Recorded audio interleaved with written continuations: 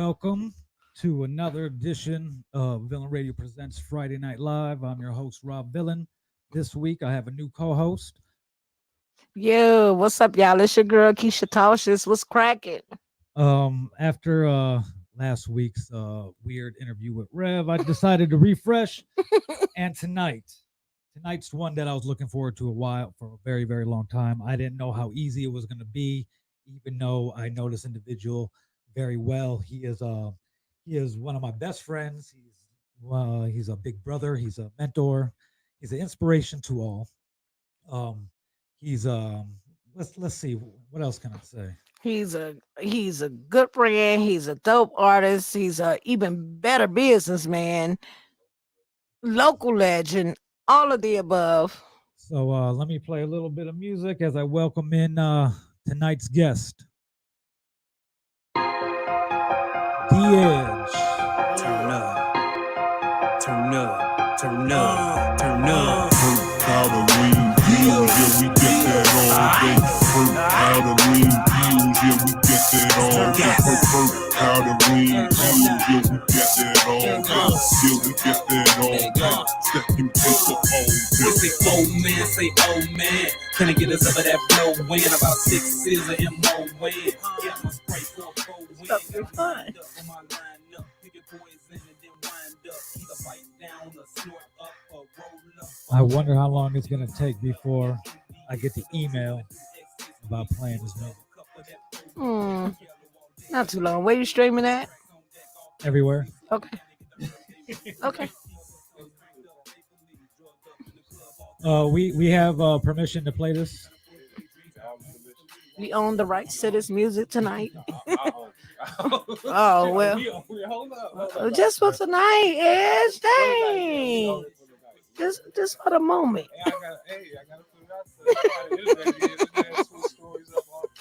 Yeah. Keisha, oh, Edge, like the fuck? I don't even know girl like that. I don't even know you like 30 years. We telling our age. So, like I said to start the show, I didn't know how easy this interview was going to be to obtain. I didn't know if you wanted to do an interview, if you were even cared about anything like that. If you wanted to talk to the masses, if you even cared to be in the public eye at this point in your life. I don't really, but I don't, but it's it's a story out there that needs to be told, and it ain't being told right. You know what I'm saying?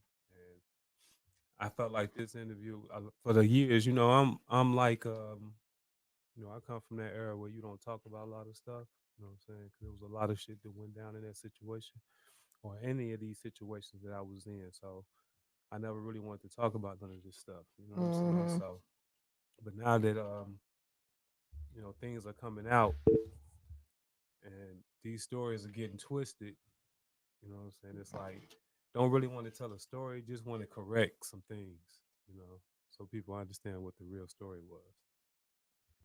All right. Well, before I don't want to dive into that. You've been gone, like I said, from the public eye for a while. Mm-hmm. You have been doing your own thing, living the private life. I mean, I got married. I'm happily married. You know what I'm saying? I'm happy right now. Mm-hmm. I'm dealing with a lot of shit, but I'm happy. There you know go. what I'm saying? I'm healthy and, just taking a break from it. But now, we back to it. Good. I'm glad we're back to it. So we're gonna start off with who is the Edge? Mm-hmm. You've gained a lot of fans over the years, in particularly like the 2009 to 2013 years that we'll get into later. But you came and like boom on the scene. People that the new fans were like, where'd he come from? And even to this day, they just know you're a rapper from Gary, so to speak. Right. They never got to know who you were. Because even though that it was a 4 year period, it was a quick 4 year period, Right. you know, and then you retreated and did your own thing, you know. So who is the Edge?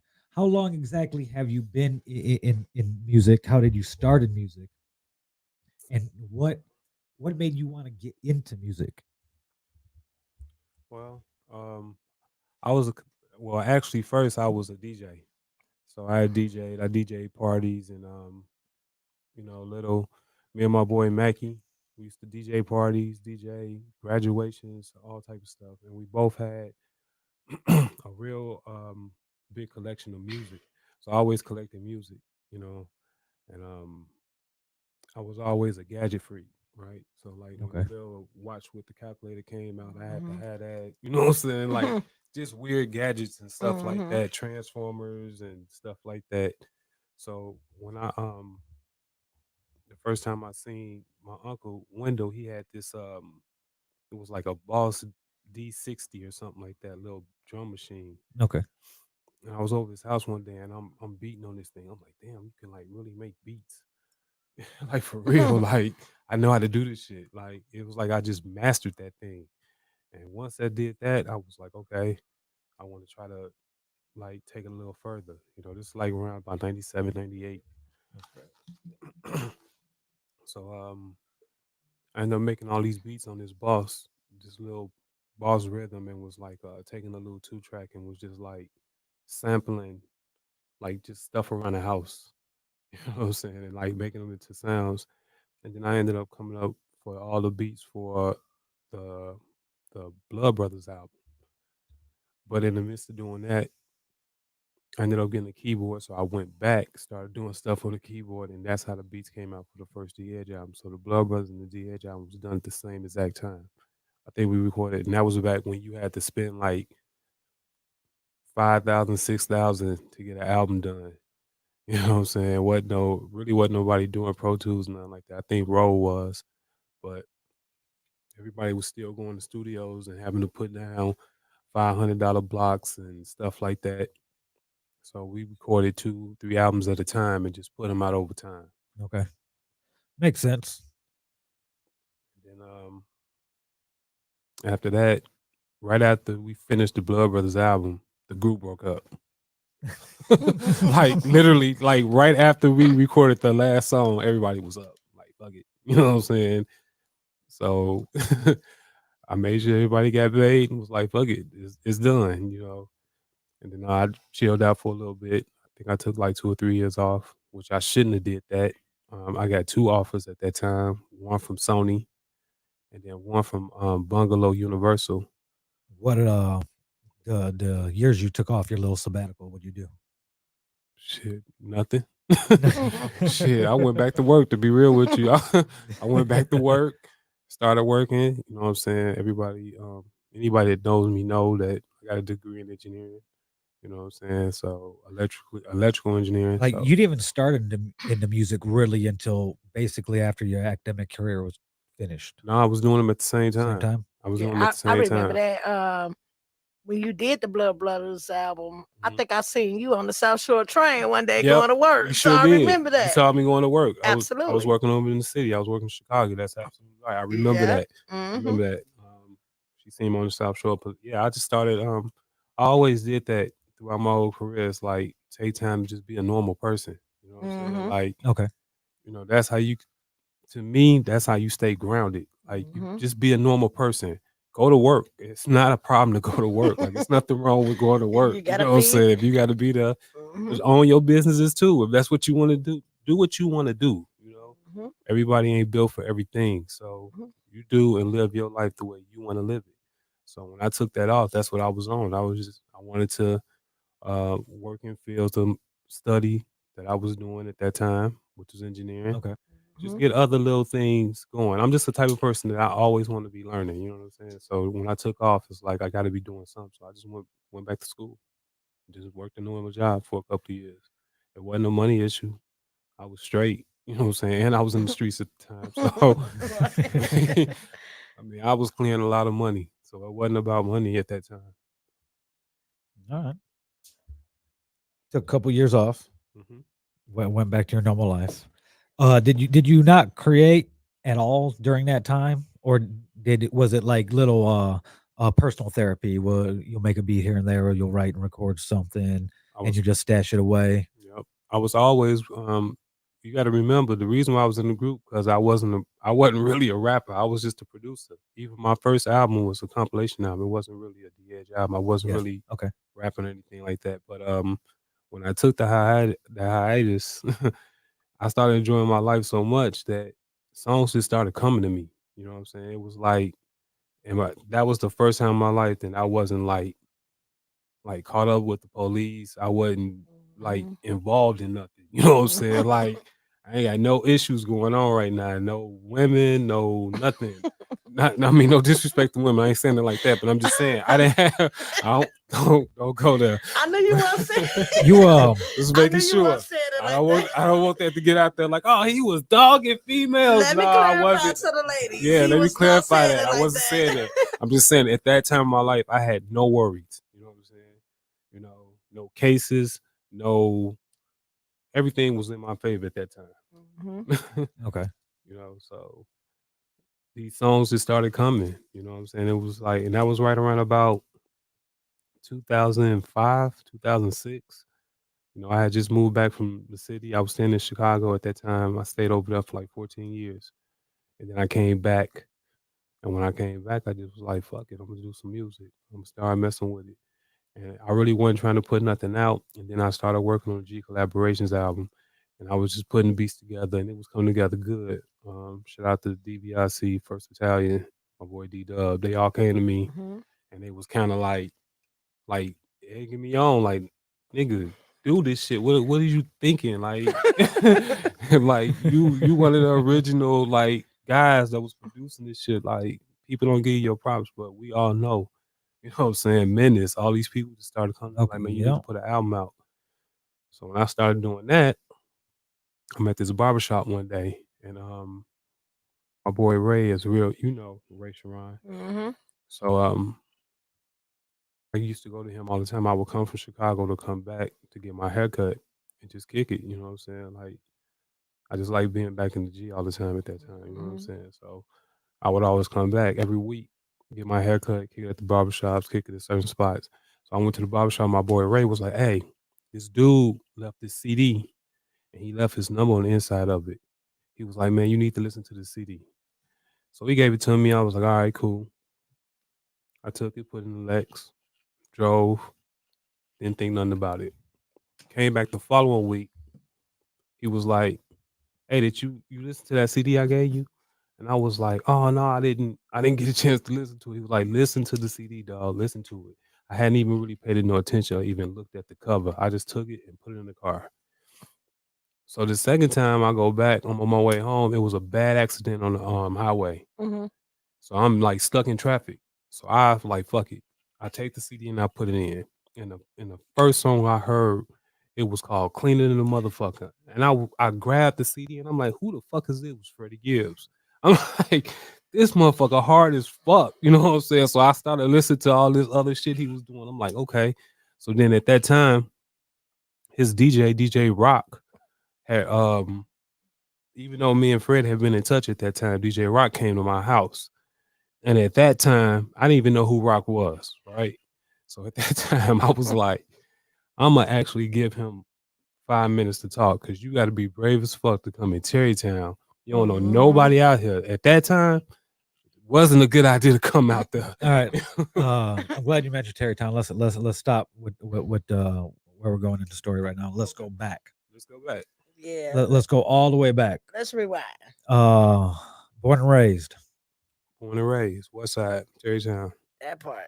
You were All right, all the time. you're kind of a high school basketball standout. I Mhm. was. Yes, I can vouch for that. Yes. I've seen that standard definition Yes. footage. Yes. I'm still not that bad neither.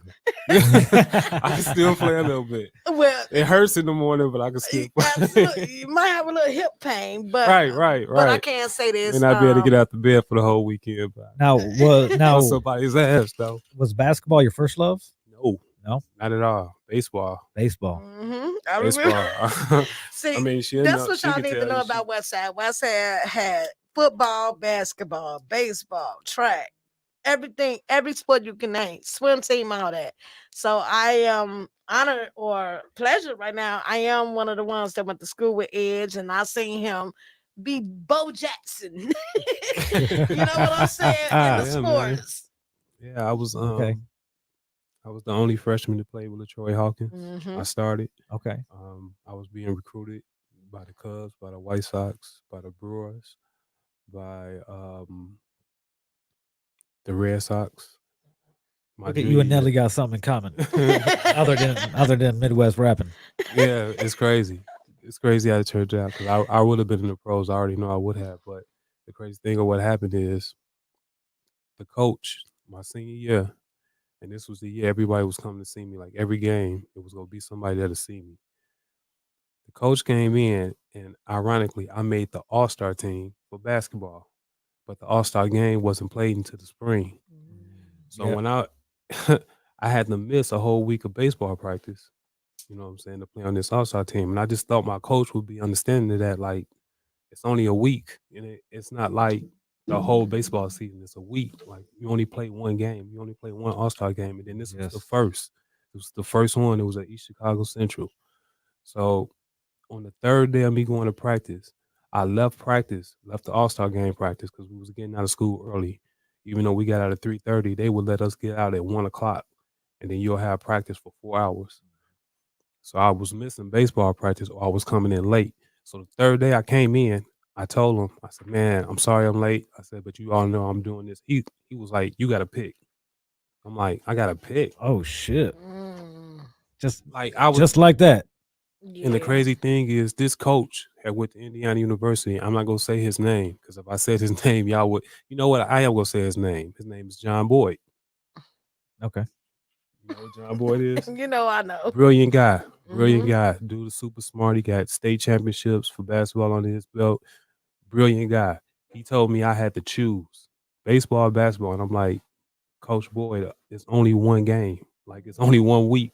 Yeah. He made me choose and I got upset and quit the team. You know what I'm saying? I was like pissed by that shit because I knew I was about to make it. You know what I'm saying? I had no doubt in my mind. Like the Cubs was already interested. They had been watching me for 4 years because they came to see LaTroy Hawkins when I was a freshman. Yep. And hmm So I started there you go. every year. You know what I'm saying? So they were seeing me like, okay, you know. Makes sense. And when that didn't fall through, it was like, all right, well, nobody from basketball recruited me. You know what I'm saying? Because we didn't have nobody that was like sending out hmm video to none of these colleges and none of that stuff. So nobody knew who I was. And then my uncle Dennis, he came through and made this highlight reel of me. And then the guy from Post Tribune, he passed away. I think his name was Jim Mucker or something like that. He made one. And I took it. My uncle took it and sent it off to all these colleges. This was after the basketball season of my senior year. And just by him doing that, I was being recruited by Oregon, Oregon State, Northern Arizona University, and Georgetown. The other ones I went on college visit was cool. Didn't like it at that time. The West Coast was dope, but it was like Northern West or Southern West. It wasn't actually West Coast, so I didn't really feel it. You know what I'm saying? It was like, nah, I go crazy out here. You know what I'm saying?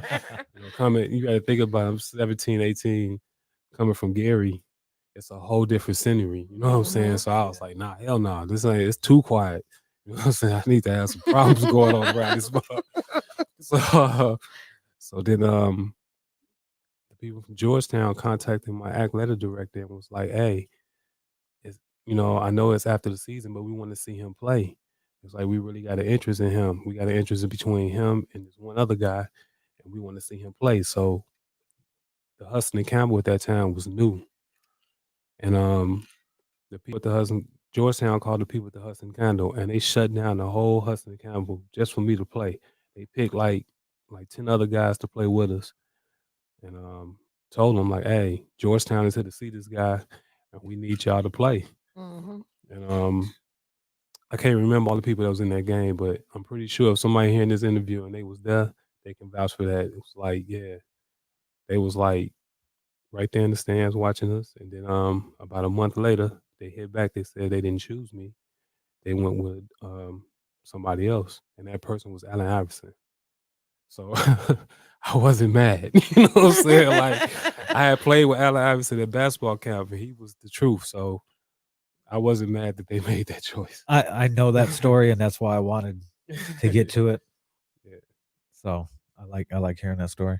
Um, the growing up in Gary during your era, how how much different is it was it than it is say before you moved out of the city? And how did it shape you and your music? Um, when I was coming up, Gary was like real heavy into gang culture. You know what I'm saying? So that was like the start of gangs. You know what I'm saying? And the crazy thing about it was, you you really didn't even have to be in a gang, but somehow you ended up being in the gang because it was just like your neighborhood. You know what I'm saying? So like I never wanted to be in gangs. You know what I'm saying? I was like, nah, I ain't gonna never do that shit. Somehow I ended up being in the gang. You know what I'm saying? So it was like, that's how Gary is. That's how it was at that time. It was like you could really be trying to do something right, but because you live in a certain neighborhood, either you go get down with it or Right. you go be getting shot at every day. You go be getting picked on every day. You know what I'm saying? It's like automatic absorption. That's Yeah. what it Yeah. is. And honestly, I didn't think I was strong enough at that time to just deal with things by myself. I wasn't that strong. You know what I'm saying? So I was like, well, guess I'm out to shoot up some niggas. You know what I'm saying? Shit, to save my life. You know what I'm saying? Like, but no, seriously though, but it that's what it was when we came up. You know what I'm saying? It wasn't a lot of talking. It wasn't a lot of obviously it wasn't no social media, none of that stuff. It So is what it yeah, is. Yeah. it was what it was. So But did you feel that groomed you a little bit more to become who you are right now? yeah. Hmm. I always say just people from Gary, just people from Northwest Indiana, we got a whole different way of thinking. You know what I'm saying? They used to ask me when we were younger and we was the murder capital. My friends from like California, Denver, used to be like, man, we be reading about y'all in the newspaper, like Gary, East Chicago, y'all are crazy up there. And they was like, why is it like that? I was like, because I said that lady that you think is just a normal grandma could kill you. Hmm. That guy up the street that everybody think that he a pushover will kill you. Hmm. You know what I'm saying? Like Gary just it is what it is. It's built off of It's his own world. yeah, I mean, we Absolutely. talking about the city and the state of legal guns. You know what I'm saying? That Like, part. stand your ground state. Hmm. You see what I'm saying? And they put all these minorities and play us against each other in these positions. And all we do is kill each other and go to jail. So at some point it was like, I gotta find a different way, dude. like, Hmm. like I gotta get out of here. Niggas around me getting killed.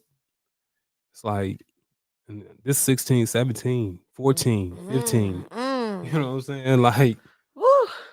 You done took me it was back. time to go. You know what I'm saying? It was just time to go. Niggas fighting every day. Going to school, just trying to get to school, fighting every day. Leaving from school. Yeah, Fighting leaving from school. shootouts in the surge. You missed the bus. I stay in Terrytown. I go to West Side. Guess what I gotta walk through? I gotta walk through Concord. Hmm. Like these are arch rivals. You know what I'm You gotta walk saying? through the hood. You gotta walk through the hood. Yep. You know what I'm saying? Hmm. So at that time, either you was respected or you wasn't, and there was no in betweens. And people played off of it. You know what I'm saying?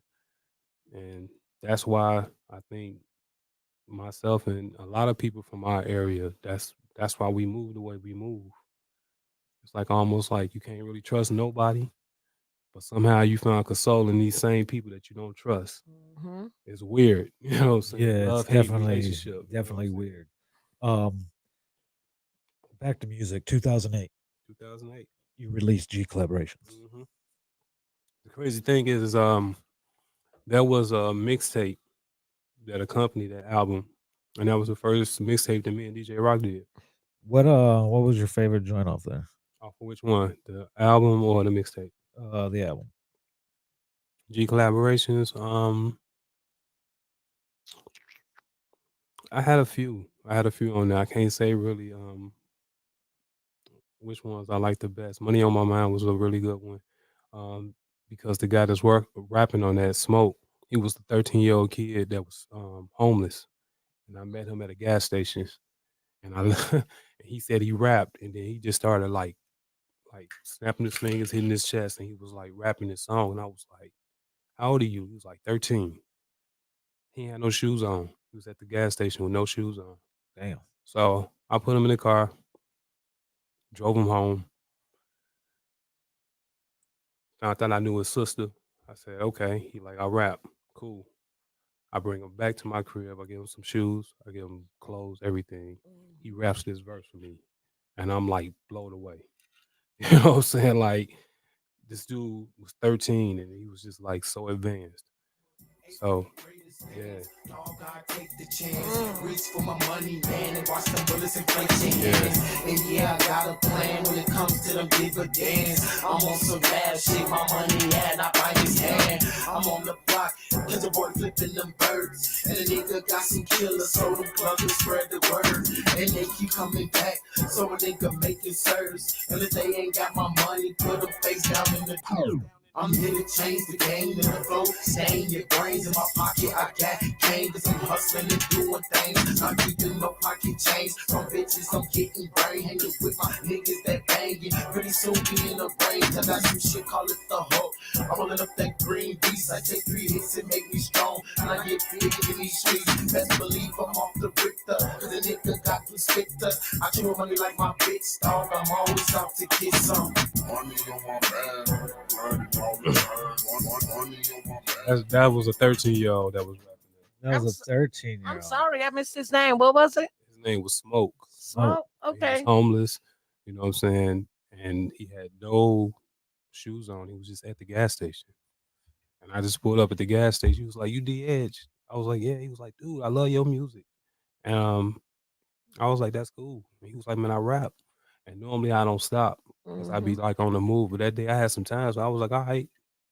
Let me hear Because you. I was interested because he didn't have no shoes on. Mm-hmm. So I was like, let Got me your see. attention right off the Yeah, bat. that caught me because I'm like, damn, why you? All right, let me see. He rapped like 3 lines, and I was like, get in the car. Let's go. Let's get you right. Mm-hmm. And I mean, it's a lot of people that could tell you them stories about me. Like, I bought niggas cars, all type of stuff. You know what I'm saying? We're gonna Like, get into that a little later, I guess. but that Yeah. that was one of my favorite songs. And then obviously, Lex Ball Whipping with Freddie Gibbs. Was let's get back to let's go back to Rock coming to your house first time Mhm. you met him. Okay. He comes to Terrytown. So he comes every time, like it's like 8:30 at night. Okay. Um, To the house? to the At a house house, I know. right? Okay. So you know what goes on at that house, yeah. right? Okay, so I know. That's exactly why I asked the house that I know. so he's beating on the door like the fucking police. I'm looking out the window, That like, something you shouldn't be doing right? at all. I was like, man. So I go to the door. I'm like, like, who are you? May I help you? Yeah.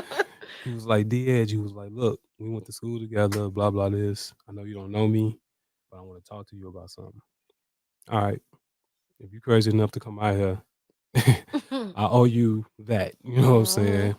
Shit. So he sits me down and he's like, look, I'm working with this guy, Freddie Gibbs. I was like, oh, yeah, I talked to him. I talked to him a couple of times.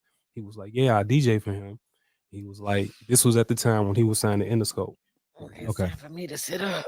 So he signed to Interscope and Rock was running this down to me and he was saying how Fred wanted to come back and work with some specific artists that he had liked. His exact words was that they dope and they got hustle, but they doing it wrong. And we looked at it like that, like, well, he got a deal.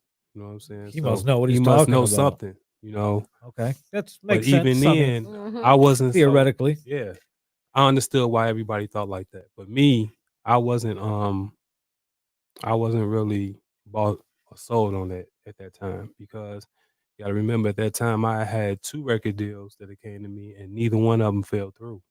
So at this point, I was like, fuck labels. You know what I'm saying? Like one of them is like, Yeah. oh yeah, um, we'll pay you 10,000, pay me 10,000. I'm like, dude, I got $10,000 in my pocket. Like, you gonna have to Like, pay what me a- more than that. You know what I'm saying? Like, how I'm gonna get an album done off $10,000? Like, so I was just like, fuck labels. Like, I can make enough money. I'm selling at that time. The albums that I put out sold 5,000 copies of each one of them. I'm selling these at $10, $15, $20 a piece. So I'm making roughly 45, 50 racks off of every album that I put out. Okay.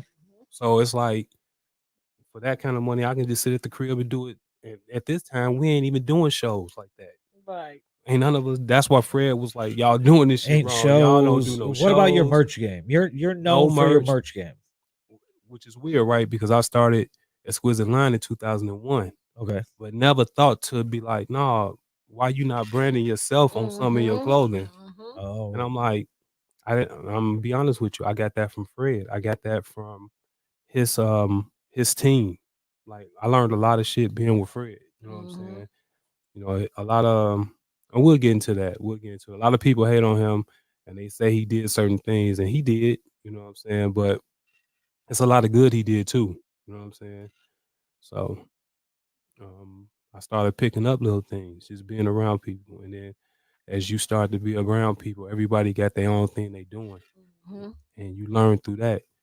Um, so Rock came and he was trying to catch me. So I was like, no, I'm straight. So he kept coming like to the crib. I'm like, maybe like every other day. And then I think on the 4th time he came, I was like, okay, look, what are we trying to do here? You know what I'm saying? Like, what are we trying to do? Because he was adamant. He was like, no, man, we ain't a group or nothing like that. We just trying to get a group of people that he want to work with. All right, so who he working with? Who we talking about? He like, at that time, the only person he had mentioned was Hit. Because he had a relationship with Hit already. Hit Screwface. Absolutely. Hit Salute. Screwface. When he said Hit, I immediately was like, I'm in. Because me and Hit, we go all the way back. You know what I'm saying? Don't we? And I had right, you know what I'm saying? He another one. We all real close, real cool. Been knowing each other for years. You know what I'm saying? And Outside of music. outside of music. You Outside. know what I'm saying? Absolutely. Outside of music. We talking about IVH, Terrytown type shit. You know Okay. what I'm saying? And school and sports and everything. We playing on teams together, all type of shit. So that was my Middle homie. school, all that. Yeah, Exactly. absolutely. So So when you he were said him, I was in. You're in open for, boom. Yeah, this bro right here, you know. And that was in a way basically the birth of the straight slamming era. Not quite. Not quite. Not quite. Because at the time, it wasn't supposed to be no type of group or nothing. It was just supposed to be a group of people that he respected, he liked, and you know, we gonna make this movement. Okay. We just go support each other. It hadn't gotten to that yet. So that last meeting, I was like, man, what are we doing? So he pulls out this CD and he plays a couple of songs or something like that. And I'm listening to it. He was like, pick out one of these beats and do a song to it. So one of them was Stuck to You, which was a dope ass song that was on his mixtape. But I wrote a verse to it, but I kind of laid off of it because I thought the people that was on there already was dope as hell. And then it was another song that we did. I can't remember it. But I ended up doing the song and then he liked this song that I had on the Blood Brothers called Girly Girly. It's like one of the biggest songs on that album. You know what I'm saying? He loved that song. So he was like, man, why don't you let me put this song on my mixtape? I was like, yeah, of course, go ahead. You know what I'm saying? It was never no trip. Like that's just how we was. You know what I'm saying? It was like fam. You know what I'm saying? So we never tripped about stuff like that. You know, when I asked him to do a verse for um the G Calibration albums, it wasn't no issue. You know what I'm saying? Even though even though he chose my song to Disc Concord on at the time, they looking at me like, nigga, I thought we was good. You know what I'm saying? And I'm that like, nah, they like that, bro. I'm like, my, little nigga had to, had some stuff he had to get out of his chest. Fred had gave him some props, what I'm saying, in the magazine. They kind of shot back and was like, we don't know this nigga. So he felt some type of way. He young at the time. He didn't understand that, you could, when you're dealing with people like that, they respect it. So you gotta kind of respect Yeah. how you approach the situation. You know what I'm saying? They had their feelings of, because back you got to remember the era we come from. You don't name drop me unless you really know me. Yeah. So that's how they took it. They took it like, oh, you name dropping me, and name dropping us, and we don't even know who you is. You know what I'm saying? When he was just trying to really show them some love, like, hey, these are the people that had me, made me want to rap. You know what I'm saying? They took it the way they took it, and it, Fred took it some type of way. So he he chose my song to test them all. One nigga's like, hey man, I'm like, man, little bro has something to get it off his chest, man. I said, it ain't nothing major, nothing like that. And they was all love with it, you know what I'm saying? They was all love with it. Yeah.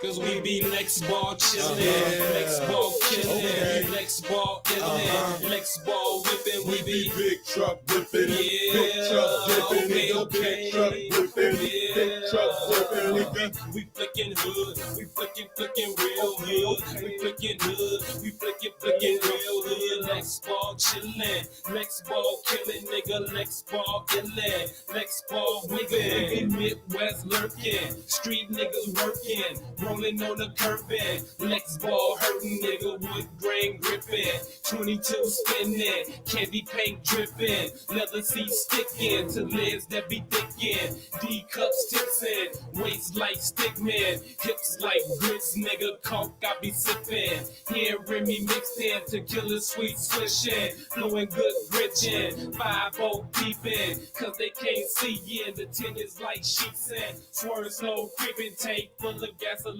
How long does it feel since you made it? How long ago does it feel like?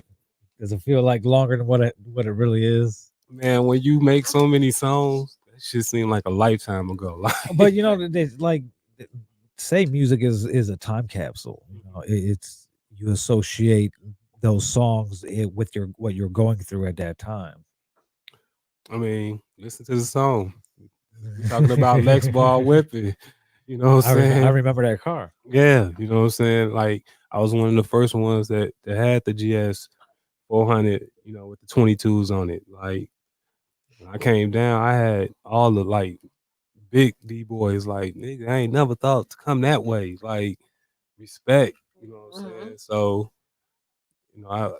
I was always that dude that was like helping move things into another way. You know what I'm It's saying? G Scott. So yeah, I was always in monumental and bringing other movements that we can follow instead of doing all the other shit we was doing. Instead of being basic. Yeah, you know what I'm saying? Instead of being in gangs, it's like you can still keep that edge, but it's a lot of shit that you could be doing that gets you some money out here. You know what I'm saying? So that's what I was on at that time. Okay, so finally to the point where you gave in to Brock to see what was going on. Open the door. Was you satisfied with everything that you saw from the beginning? All right, so let me transition to that so y'all can get an understanding of how we was thinking. So when I leave that situation, when we leave the first, conversation about us doing this, now it's just like Fred doing mixtapes, we submitting songs, we putting them on his mixtapes, which was love because Interscope, remember he signed to Interscope, so they clearing these mixtapes. You know what I'm saying? Because he got beats on there from Juicy J, all type of people. You know what I'm saying? So So leaking them. you came you came into the picture before he got dropped from Interscope. Yes, I was already in the picture at that time. So around 2000, before 2000, what? I think he got dropped from Interscope in 2007. Yeah, signed in 05, I believe, then dropped in 2007. Yeah, it was like 07, 08 he got dropped. Miseducation already was had 'em. 09, I believe. Yeah, Yeah. and you know what? I'm gonna absolutely agree with them numbers because I remember seeing y'all in Broad Ripple. Yeah. Yeah, Yeah. And Broad in Ripple, yeah. Broad Ripple. Yeah, If oh shit. yeah. Hey, I could go back My on nigga you. G Scott. G Oh, Scott just Scott walked in ain't front of the doing it. camera like it don't fucking matter. Shout out to my man. Well, in 2 weeks from today, there won't be a Friday Night Live next week because I'll be in Miami. 2 weeks from today, we'll have G Scott who just walked in front of the camera. Hey, Yes, right there. can't wait to windmill that interview. Yeah. Hey, G Scott. So Man. you're so that's let's see. I met Fred for the first time in I want to say 2003. Ooh, This was I met him through a mutual friend and rapper from East Chicago, Andrew Jones. His rap name was The Reaper. I mean that's how I met Fred. So Fred just so happened to like sell weed. So he comes to the studio, drops it off. He sits around. We're bullshit, whatever. Um, that's one thing. That's why people be like Fred this, Fred that, whatever. I met him through one of the realest motherfuckers I've ever met in my life. So that right there said something. I was like, all right, that's. And fast forward to me reconnecting with him during, I believe they were recording Full Metal Jacket 2. okay. All right, so me and I used to co-own a website called indianarap.com. Me and T Dub were setting up we were at Notamen setting up the online radio station that Roll and Rock were doing there. Mm-hmm. So and then Fred came in to get some work done and we were like, oh shit, what the fuck? So Reap had said got killed and shit like that. So we were talking about that and shit like that. So that's where me and him kind of started our musical journey working with each other because at that time I had a blog. That's Bill and Radio started as a blog and an online radio show. In fact, me and Fred did a show together called Fucking with Fred every Thursday for about 6 months. Okay. In 2008, I lived 2008 to 2009. I was living in Niagara Falls, Buffalo area. So we would be on the phone, patched in, and streaming online and shit like that. It was only your voice though, so it was pretty cool. So our careers would rise together, because from that I was getting I would start writing for other publications online and shit like that, Vibe, Double XL, Source, Rolling Stone, and that's how I got my job with Vlad TV. Okay. So it's funny because my writing sample to get the job with Vlad was on Fred, because this was right after he dropped Miseducation. And he's like, "Oh, this job ain't gonna be something for you to hype up your homies. So it's a good piece and everything. You got the job. I'll send this contract over. Woo this, woo that. But this ain't an outlet for that type of stuff." I was like, "All right." So all the people that I know like that, I'll put them on Villain Radio still. So every time I had to do 3 posts a day, on Vlad. And at the end of every post, I would put a link to that same story on my website. So I would get the exclusives from Archie. Shout out to Archie. Shout out to Arch. Shout out Arch. And I would release them before the other sites would get them, basically. Okay. So now flash forward to rewinding back to in that studio and no time that night when we were setting up the online radio station, all the bullshit for it. I didn't really do no work because I was just chilling with Fred, bullshit and smoking and shit like that. And I was always here sporadically. I'd be here like 4 months out the year, and the rest of other 8 months I'd be in Vegas at that time. So now it basically goes back to how they started growing. Now you got on board because Hit got on board, was on board. And that was about to go into my next question, Yes. because I'm trying to see how you eventually came into play with Hit and D Edge and the whole movement. Well, I had fucked around with the MCGs before. Okay, that like part. when like I've been doing the shit. We not to try to make it about bring it to like a dual interview. But like I said before we started, it's gonna end up some point where Absolutely. I Yeah, got to because dig it into both connects. of yeah, y'all. I started out here in about 97. Okay. Like before, like I'd always been into music and shit like that. But I got connected like I was working at Foot Locker Okay. in Woodmore. So the I grind think I remember you. and the grind family would come in there and like we would give them because we get shoes like Jordans like 2 weeks before. So the Okay. week before we'd give them the Jordans for Mhm. a little bit more money, but we couldn't give the box because we had to have the box on the shelf, you know. So and we just keep the money under the register. If we came out, we scan the box, boom, cool.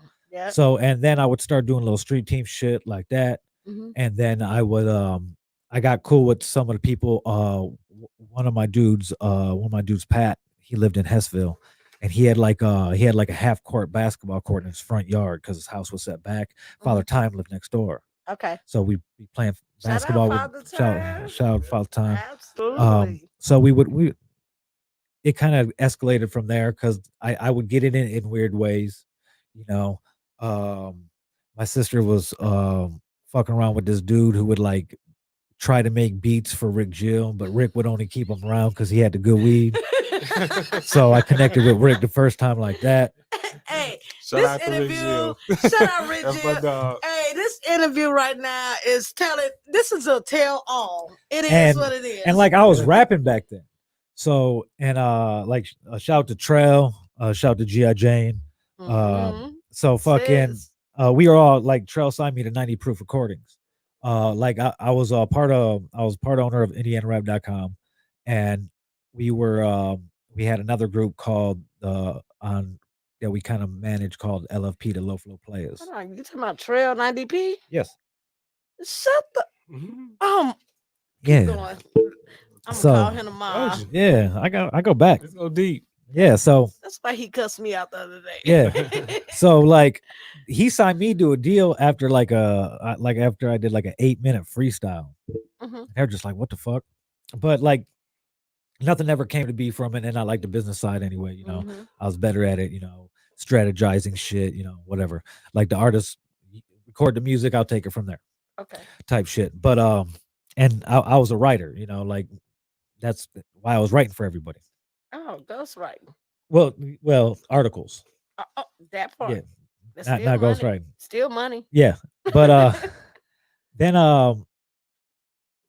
it was just weird how everything came together.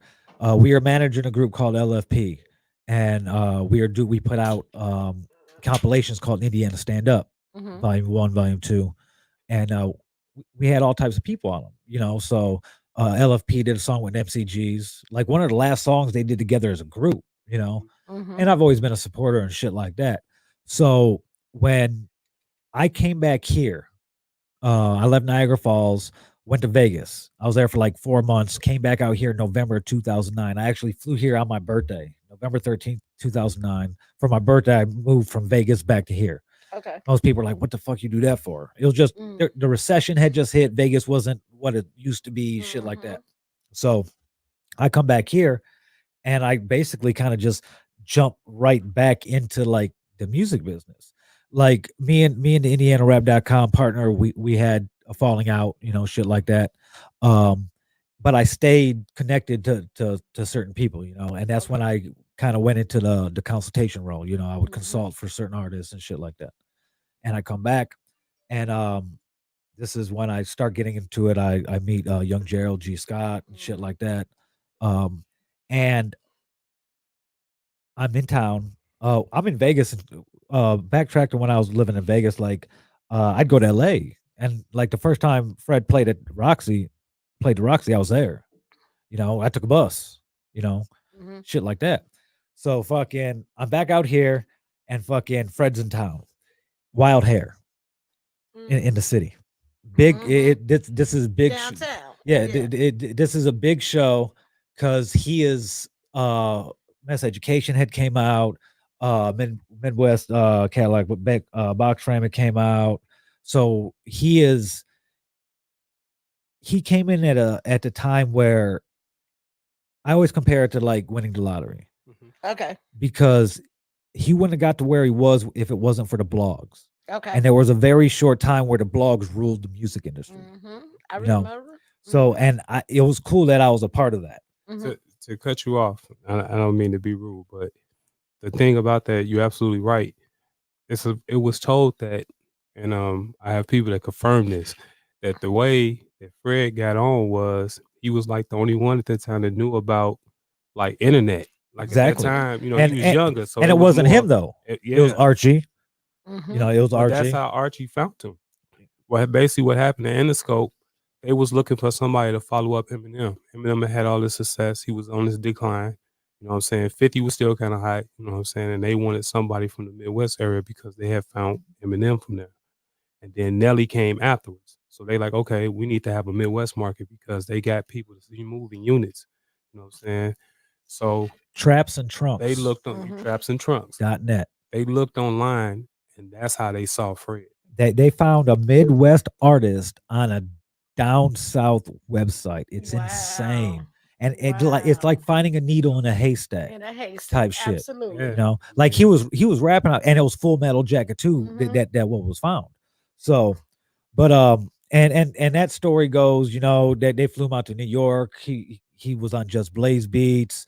That's why his first couple mixtapes were he was the first artist to have original production from major producers on mixtapes, Right. because they're all tracks that were supposed to be for his debut album on That's what I was Interscope. telling you when they first came to me and they was playing me songs, and like it was like all type of Timbaland had a track. He had a track from Timbaland. He had a track from like 2 or 3 tracks from Juicy J. Yeah. This is back then. Polo you know the Don, Red Polo the Spider, Don.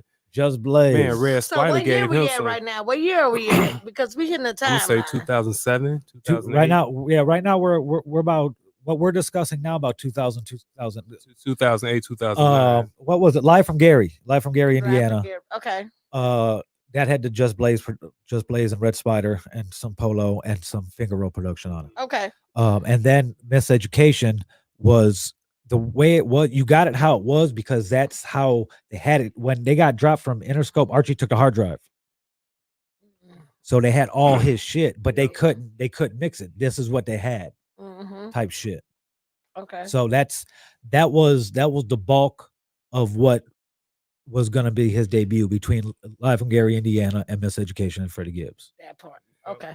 And then he linked up with DJ Ski, and he dropped Midwest Midwest box frame Cadillac music, whatever the fuck. Yeah, that was my shit right there. It was a dope album. And that was like there was some leftover shit from what was supposed to be on other shit or whatever, and they pulled full circle. That album really started my career. That's what How You Feel was on. Yes. Which Now is weird. We're gonna talk about that too. Now, Yeah, let's get it. Wild Hair. Yeah.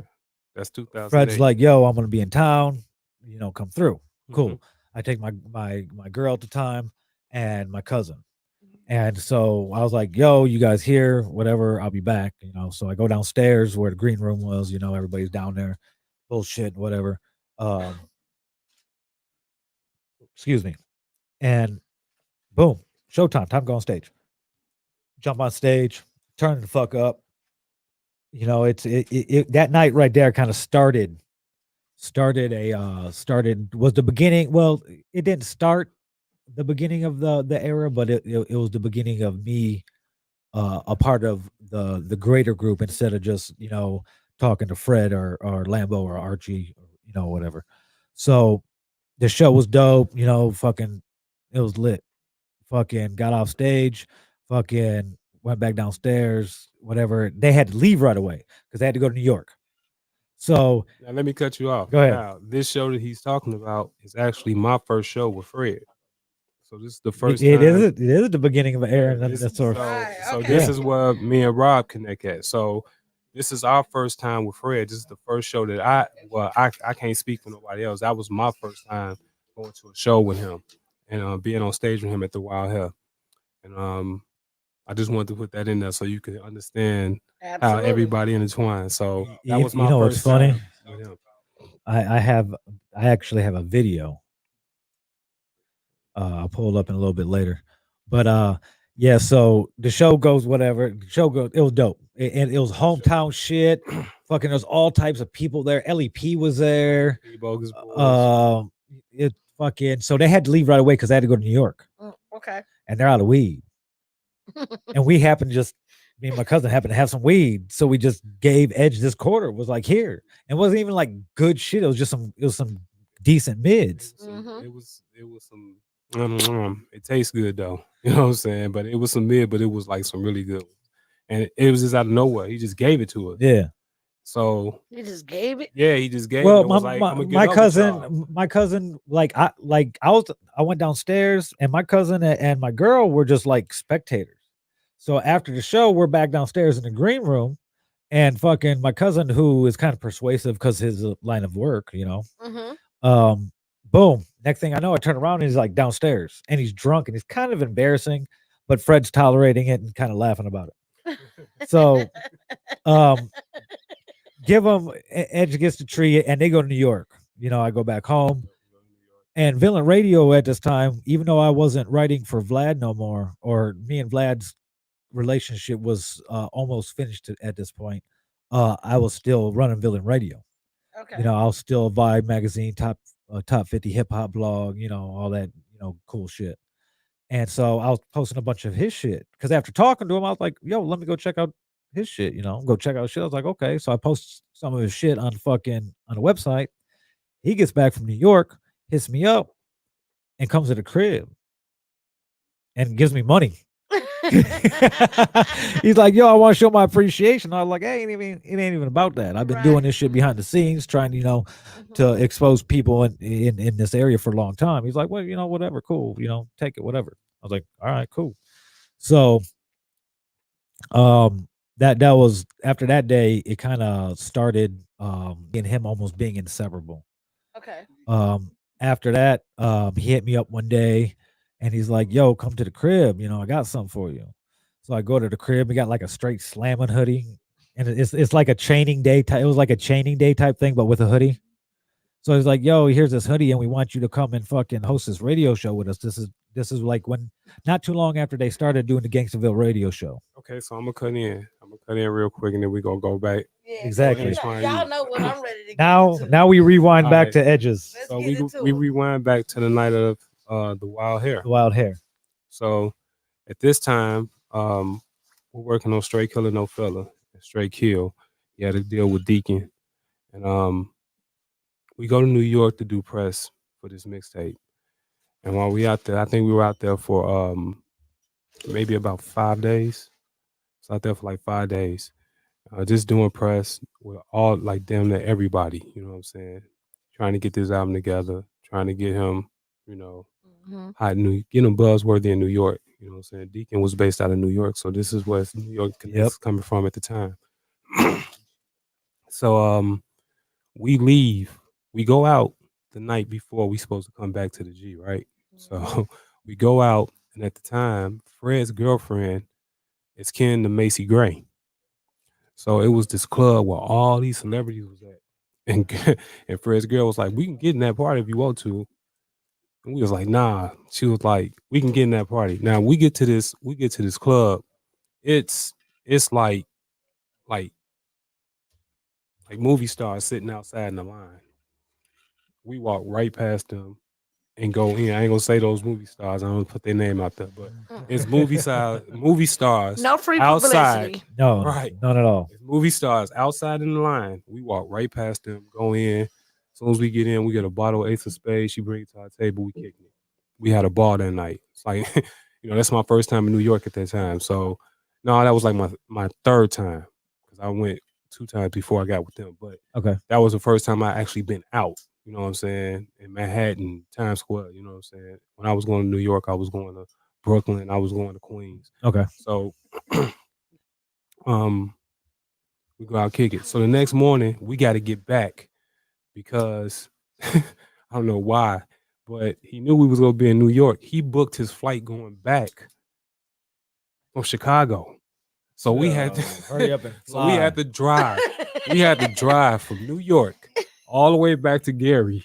You know what I'm saying? He said, hurry To up get and him fly. to the airport in Chicago. You know what I'm saying? Well, guess what happened? That's a 12-hour drive if you're lucky. That is. Yeah. Yeah. If you're lucky. So, you know, we always when we drove, we took chances. It was me, him, and Rock. We always take chances driving, you know, a certain amount of hours. So we all fucked up. You know what I'm saying? Last night we all hungover, fucked up. Fred like, all right, I'll start off driving. We like, all right, you good? He like, yeah, you good? I already Okay. know this ain't where this is going. Okay. So we leave New Yeah, York. leave me alone. I already know. We leave New York. So we riding. We on the turnpike. We leave New York. We in Jersey. We come through Jersey. We come into Pennsylvania. Niggas' eyes getting heavy. Rockton fell asleep in the front. I'm in the back. I'm nodding off, but I'm looking at Fred in the rearview mirror. I'm just trying to check his facial expression to make sure he's not falling asleep. But I'm falling asleep. You know what I'm saying? Right. Because I'm tired too. So finally, I'm looking, and then I just doze off. And then all of a sudden, it was like maybe about 20 minutes after I dozed off. All I heard was, oh shit, oh shit, oh shit. Wait, And wait, what wait, he wait. said, I just got lost. Who was driving? Fred was. He 20 said, minutes after you dozed off. 20 Okay. minutes after I dozed off in the Okay. back seat, I just hear, you know how like if you go Yes. outside tonight, The run. Rip.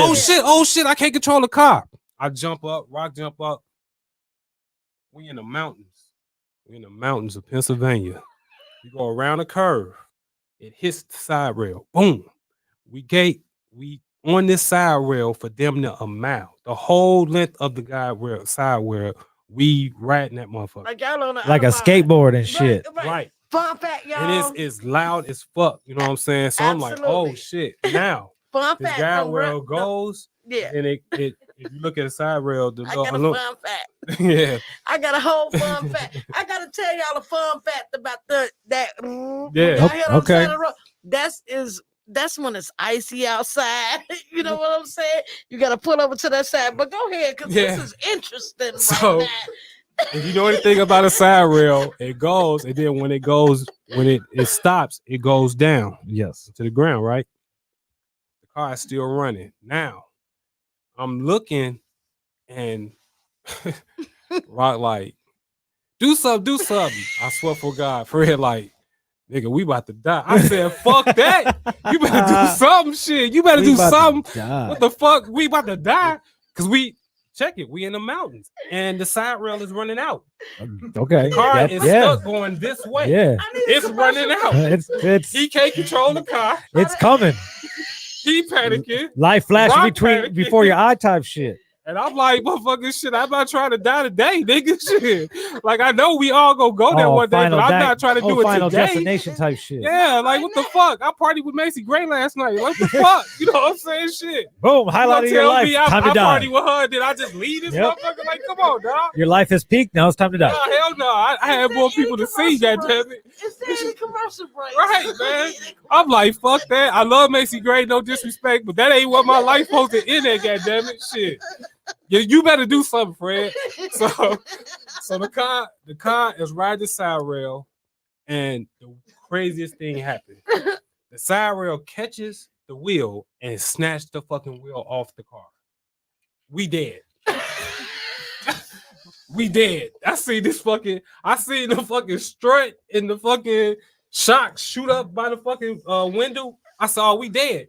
That's it. Nigga, I agree with you. We dead, bro. You know what I'm saying? You know that they're about to. You know the gates are gonna open. You know, the magic gates are gonna Ask open for and forgiveness shit. right now, nigga. We out of here. But Don't talk to me no more tonight. but thank God, for some reason, when it pulled the wheel off the car, it pushed the car all the way across the highway on the other side of the highway, on the inside of the mountain. And then the car just stopped. Okay. All of a sudden, it just smelled like it was about to burn up. So Oh, we shit. kicking the doors, trying to get out. We ain't peeking to unlock the fucking door and just open it. Motherfuckers is scared as fuck. Oh shit, kicking the door, Rock trying to kick the window out. I'm like, nigga, we spooked out. You know what I'm saying? So we in the middle. Rightfully so. Yeah, we in the middle. My lash is wet. Go ahead. Sorry. We in the middle of fucking Pennsylvania in the mountains, Mhm. and it's like 4:30. So the Yeah. sun's starting to hide behind the Okay. mountains. It's getting dark.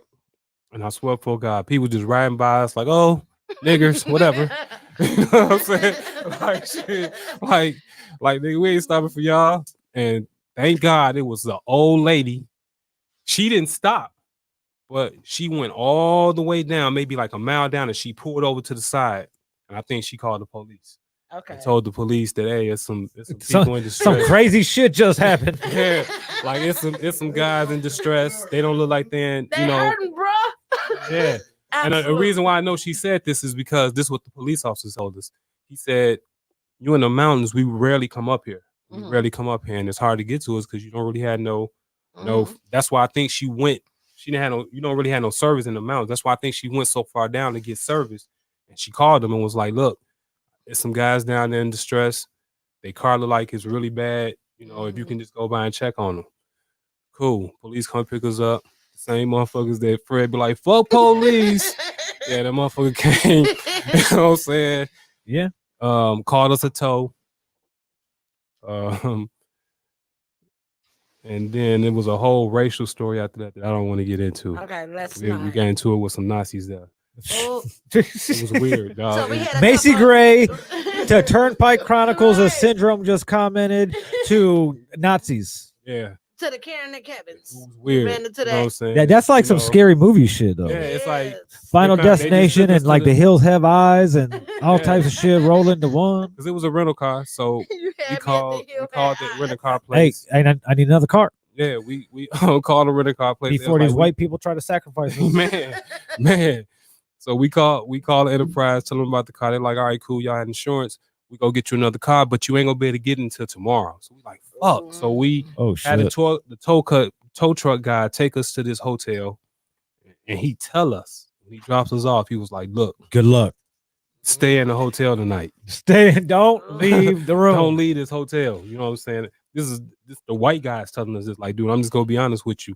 Y'all don't, you know what I'm saying? This ain't where you The want to be. next- Yeah. And This what is next city not it. was exit- y'all in at this It time? was like some little hick town in Pennsylvania. I'm sure it shit. was Trump supporters, but yeah. Yeah. Then the It ones was that was safe to demanding say. the recount, right? right. Okay. Exactly. Yeah. Okay. But he tell us like, hey, don't, you know, I ain't trying to tell y'all what to do, but it would probably be best not to go out. Like if you don't have to go out, don't go out. So of course, we've been on the highway all day. We hungry. So we like, fuck it.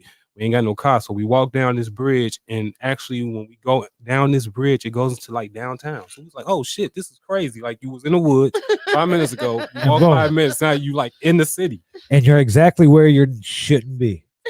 Exactly where we shouldn't be. We get down here, it's people everywhere. It's like restaurants. So we can't get into none of them. They're like bars and stuff like that because it's so packed. So we finally found a McDonald's down on the corner. And I swear, as soon as we go into the McDonald's, we just see like all these dudes come out with swastikas on their head. all Oh type of shit. You know it's deep when they You got know it on what their I'm saying? head. So it's just me rocking for it. It's like 15 of these guys, you know what I'm Well. saying? And they all just come into the McDonald's and they just kind of mug us and shit. So Rock like, yeah, man, I ain't killed the motherfucker in a minute. You know what I'm saying? Like, I'm ready today. I'm ready. You know what I'm saying? And I think they was kind of looking like, yeah, we that, but we ain't trying to mess with y'all. You know what I'm saying? But they was kind of alarmed when he said that, you know what I'm saying? And then we walked up out of there and they kind of followed us out with some words exchanged. And then it was just like, man, whatever. If we about to bang with y'all, we about to bang with y'all. Absolutely. You know what I'm saying? It didn't 3 happen, against though, did it? 15. It's like, we about to bang, nigga. You know what I'm saying? It didn't Whatever. happen, though, did it? Right. No, it didn't. It It didn't didn't. supposed It was, ironically, it was police. You got to remember in the downtown area, this is Mhm. kind of like a club district. So it was police all up and down there. You know, they kind of seen like a crowd building. Mhm. So they came over there and then we just walked back. So this is y'all coming back from Pennsylvania. This is all in 2 days. All Just in in 2 2 days. days. Coming back from New York. Coming back from New York. Macy Gray to Nazis, and they're only a state away. Hey, But the we crazy got thing Macy about that Gray is, mixed with the Nazis right now. I'm loving this. Is it? hey, it's a Yeah. true story. You know what I'm saying? And not to mention, you got to think about it. The whole time we was in New York, we was with Bun B, we was with Lupe Fiasco. Shout out You know, we was Bun B, hitting Lupe. spots. So that weekend was a real cool weekend. We was with a lot of people that was cool. It was cool seeing Lupe out there because he's from Chicago. You know, we from the G. You sharing stories and shit. It was real cool. So yeah, so we get to this. And at that point, when we walked back to the hotel, that's when straight slamming started. We was like, nigga, we done seen each other at our vulnerable parts. We almost died. We almost got jumped.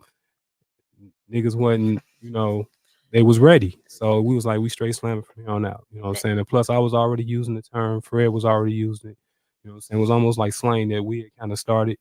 So it was like, fuck it. Let's do it. You know Macy what I'm saying? Gray, to almost falling off a mountain, to almost Yeah. getting beat up Baby, Yeah, baby. by a seriously. bunch of fucking Oh, Nazis in the and middle Hey, of man. and now we- fucking and now we hillbilly at the bar- Pennsylvania. Yeah. Hillbilly Now, wait a minute. Pennsylvania. We That's ain't finished crazy. though. We ain't finished. Oh shit! But Oh, wait, I thought we was there's at the birthday more. straight There's more. slamming. We We- met the birthday. That's what I'm saying. We formed straight slamming that day at the hotel when we walked back. We explained why we did that. We was like, you know what, man, we brothers. Who came have up been with the through- name? I'm gonna be honest. Fred, I thought Fred came up with it. You know what I'm saying? Which I agreed to it because, like I said, I was already using the term slam or slamming anyway. Like if you go back and listen to my song "Moving Pounds," I was already talking about that. It was just another word for selling whatever. You know what I'm Straight saying? slamming. Yeah, Right. So we slamming pounds, we slamming bells, whatever it is that you're doing. That's what the slang was. And Sorry, y'all. I've me been and kicking Fred, the mic it's all all good. night. Me and Fred at that time was the only one that was using that. So when he said straight slamming, immediately I agreed with it. Like, yeah, hell yeah, yeah. okay, You know what I'm saying? makes sense. So our boy Dominican H takes us back to New York because that's where he was from. He was from at that time he was staying in Harlem. Yes, He come pick us up, take us back to the crib, feed us. Like, man, y'all should have called me yesterday. No, we actually did, but he couldn't come out.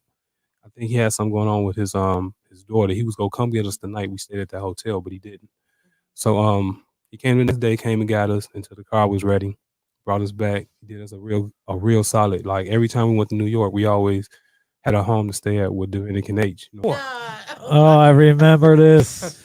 This is I all the remember same this. fucking weekend. Yes, So we the driving same weekend. and we punching it because we trying to outrun this tornado like shit. And we beating it at first. You know what I'm saying? We going. We shooting through Ohio. Everything fine. As soon as we got to South Bend, it was like tornado 15 minutes away. Oh shit! So we pushing it. We trying to get through Indiana. We get to like what was we at? We was like Maybe LaPorte maybe no, we wasn't that close yet because we ended up having to pull over one of the gas stations on the gas stops. You know what I'm saying? Because we couldn't outrun this motherfucker. You know what I'm saying? We couldn't outrun it. They was like 5 minutes away. Take cover. So we go pull up into this gas station off the toll road, run up in the gas station, go in the bathroom, and just chill for a minute. You know what I'm saying? Till this shit pass over. This is all in the same 3 days.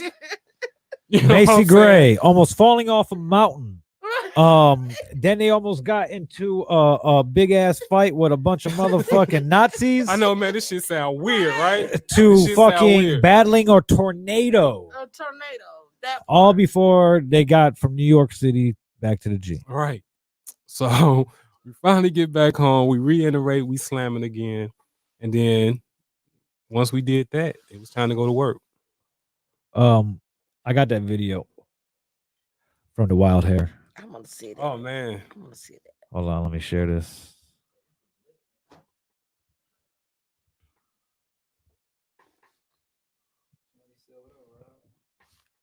I used the restroom. I shall return. Oh, he doing. Rob Dylan Radio, man. We doing this motherfucking thing, man. Straight gangster shit, dog. Straight killer, no filler. Fuck with me, nigga. I'm back home, man. Shout out to you. We home. March 30th, 2010.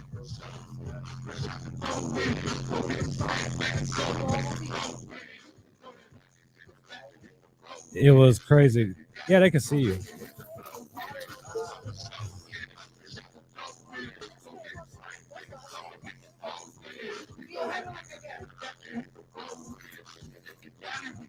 Uh, 35 seconds.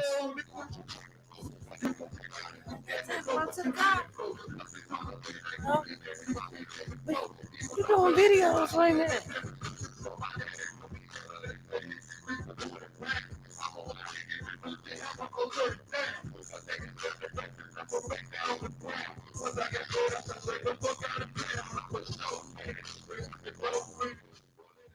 It's crazy because it's terrible quality, but that everybody on that stage was there was Fred, Big Kills up there, DJ Stannon's up there, Rock somewhere up there, I believe.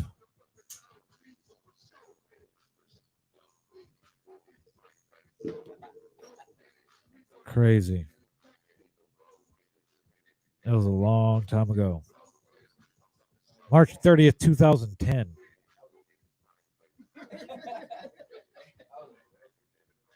Long ass time ago.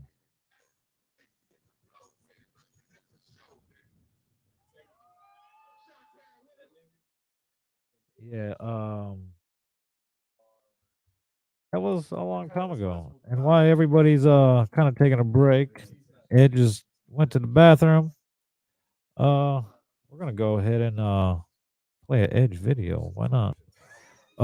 We got permission to use this shit, even though that shit don't work. I don't know why everybody posts that shit all the time. I have permission. It don't fucking matter what you think you got. That's not how it works. We'll be back.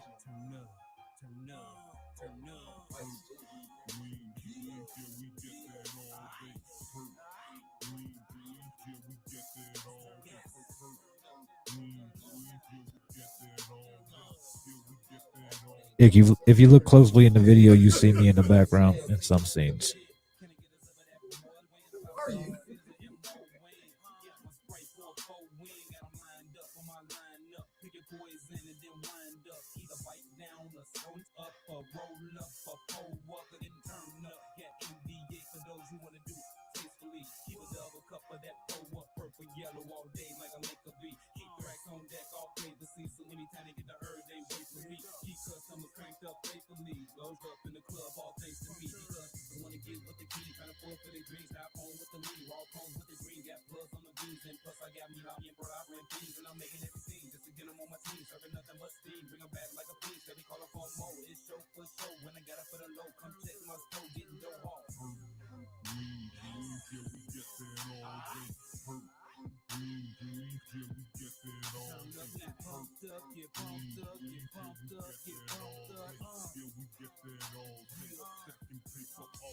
Got a good price on them toys.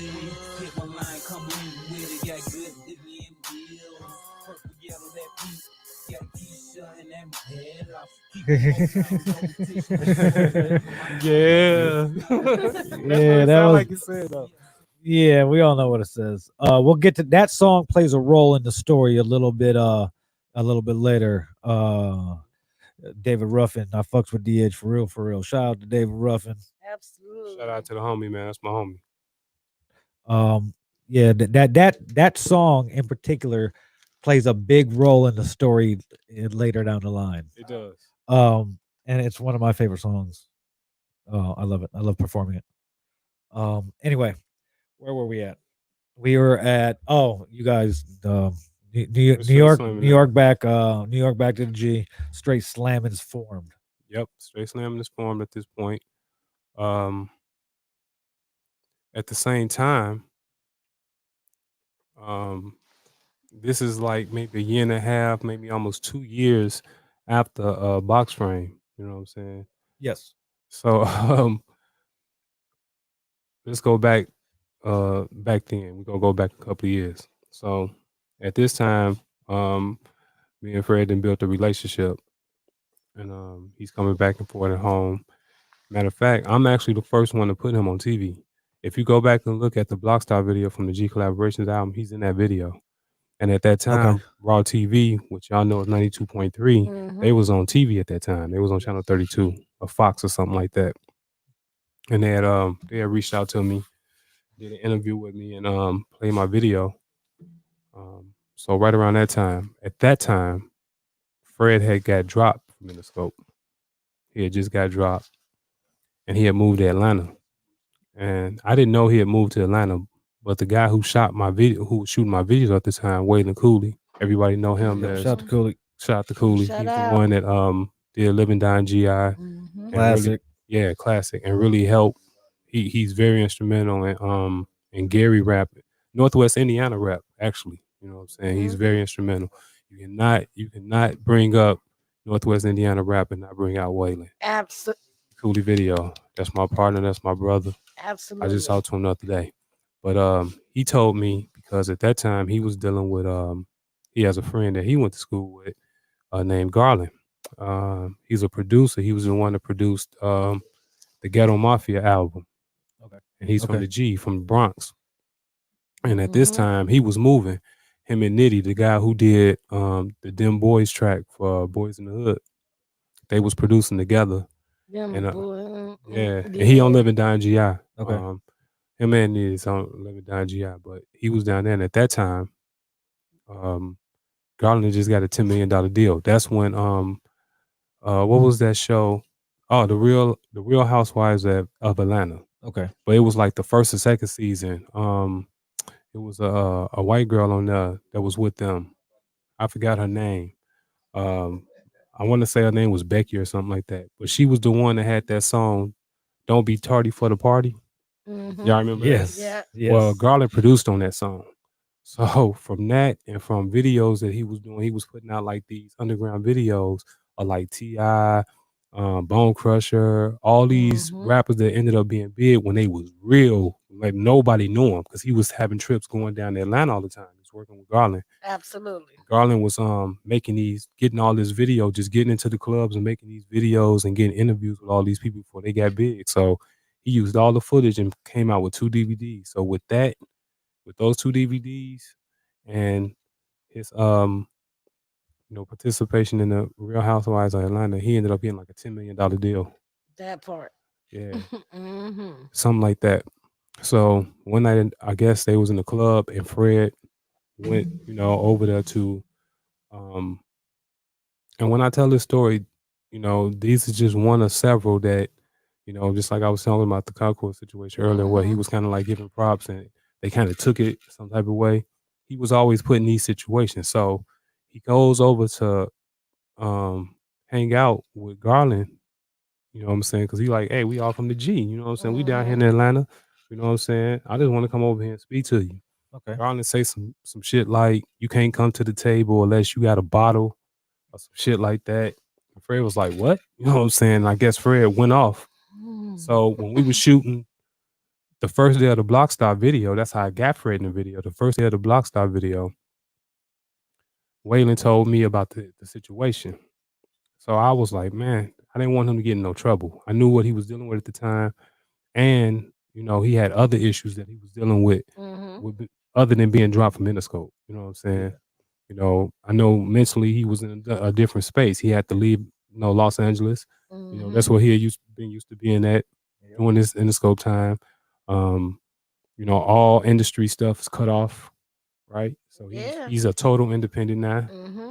Only thing he got, At that time, he wasn't even doing music. he wasn't doing music. He was honestly, he was and I'm not saying this to put this out. I'm saying this to let you know what he overcame. He was He was addicted to really dealing with pills and yeah, lean. he was addicted to drugs. You know what I'm saying? And that's why I asked him to come back up. I said, That hey, come back codeine. up here. Codeine. He was going hard. You know what I'm saying? And then that's what the industry do to you. Yeah, I When you mean, make it to a certain point. especially when you as good as him and he felt, think about it at that time, he's putting out this amazing music and people like, and this is no disrespect to nobody, but I'm just saying this is what his competition was at the time. So like the Yang Yang twins. Who else got a single deal through Collie Park? What's my man? A Bay. A Bay. Okay, yeah. He got a single Chris. deal. Yeah. Yeah. Okay. Chris. Yeah. Yeah. Yeah. Soldier Hurricane Boy. Chris. Yes. Hurricane Chris. Okay. Yeah. Right.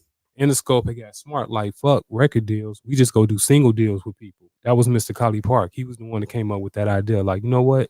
I don't have to bring no album to you. I'll bring you 3 singles. You know what I'm saying? And if they pop, then we'll do an album. So that's what he was doing. He did that with Soldier Boy. He did that. These are all the people. And Mr. Collie Park plug is who? Interscope. So Absolutely. if you go back and listen to Midwest Malcolm, he say a line where he be like, Interscope thought that this was a joke. It was not so. They wanted me to rap some type of way or whatever it was because Dre, I mean, A fast food pop flow. yeah, something like that. Yeah, something They was like trying that. to change him, and it's crazy because Fred was in the studio with Dr. Dre. He was about to do some writing for Okay. Dr. Dre, and Dre Dre didn't like what he was doing, and it's like to us, we was like, "Nigga, you crazy," and I'm the biggest Dre fan. Like anybody know that? That's like a mentor of mine that I've never So met. Dre didn't like what Fred was He doing. didn't. I don't think he liked what Fred was doing. You know what I'm saying? He wasn't ready. You know what I'm saying? Okay. I don't think he understood that flow yet. You know what I'm Mhm. saying? Because you got to think about it. He had just came off of at that time. He had came off, the whole Death Row thing, and then went into, the Eminem thing. If you listen to all those songs, most of them songs they not high tempo songs. You know what I'm saying? Yeah. They more kind of catchy swing type beats that Eminem could flow over. Fred is like rapid firing over songs. You know what I'm saying? Absolutely. And I mean, he's saying this with clarity, with no issues. You know what I'm saying? He just had a different type of flow. And I don't think they liked what he was doing at the time. So RV right here, we're at the birth of straight slamming, right? We got the birth of straight slamming. Okay. So, Yeah, right.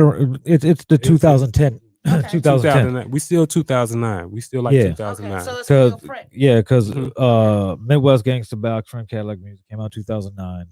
Then Straight Killer came out in 2010. Yeah, like the Okay. end of 2010. But you gotta remember, it was two projects. It was the Straight EP. Killer No Filler and then Straight Killer, Kill. yeah. Straight Killer. Straight Killer. is the What EP. is the EP? Straight Yes, Killer No Filler was the mix. was the mixtape, which was Okay. so dope. Oh my goodness, man. You know what? Shout out to DJ Static Selector. That dude is so cold, dog.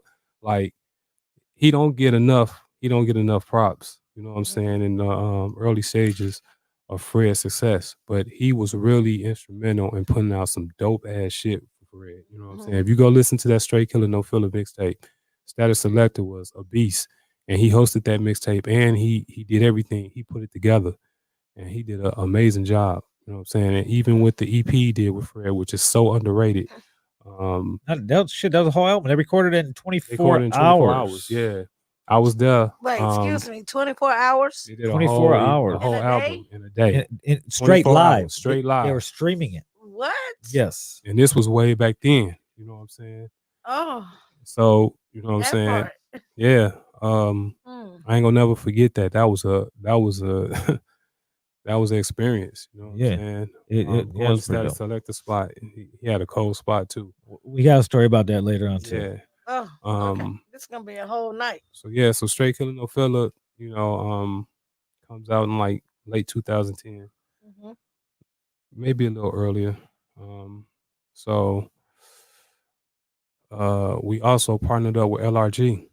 So LRG is like, okay, cool. We go shoot your videos.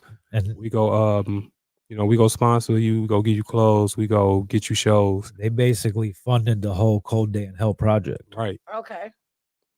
Man, the experience, dog. Like I again, here we go again. So it's like all these bad things that homie been accused of, but then he did so many great things. So Mhm. he brings me on the Straight Killer No Filler tour, and it's just like crazy. Like everywhere we go, like we had shows where it was like nobody knew who he was, but then you had shows like Pitchfork Fest, and it was like you see all this sea of people. You have shows like the Mad Decent Party, and you see a sea of people, and they knowing like all the words, and it's like shit. This shit is crazy. Like this shit is for real. You know what I'm saying? Like Mhm. you know, at that point, I had never been on no shit like that. I'm in the street selling shit straight out the trunk. That's how we did Yeah. it. You know what I'm saying? And we shot videos when we could. Nah, I'm going on tour with them and I'm learning about merch. I'm learning about, how to conduct yourself, with these promoters and just learning stuff. You know what I'm saying? It was like a crazy experience. And then after that, um, Fred finally was like, you know what? Let's put something together for real. Like let's put a group. No, Rock said that. Rock wanted to put this group together.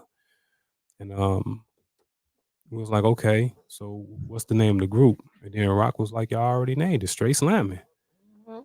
So we was like, all right. So he was like, okay, who we bring into the picture?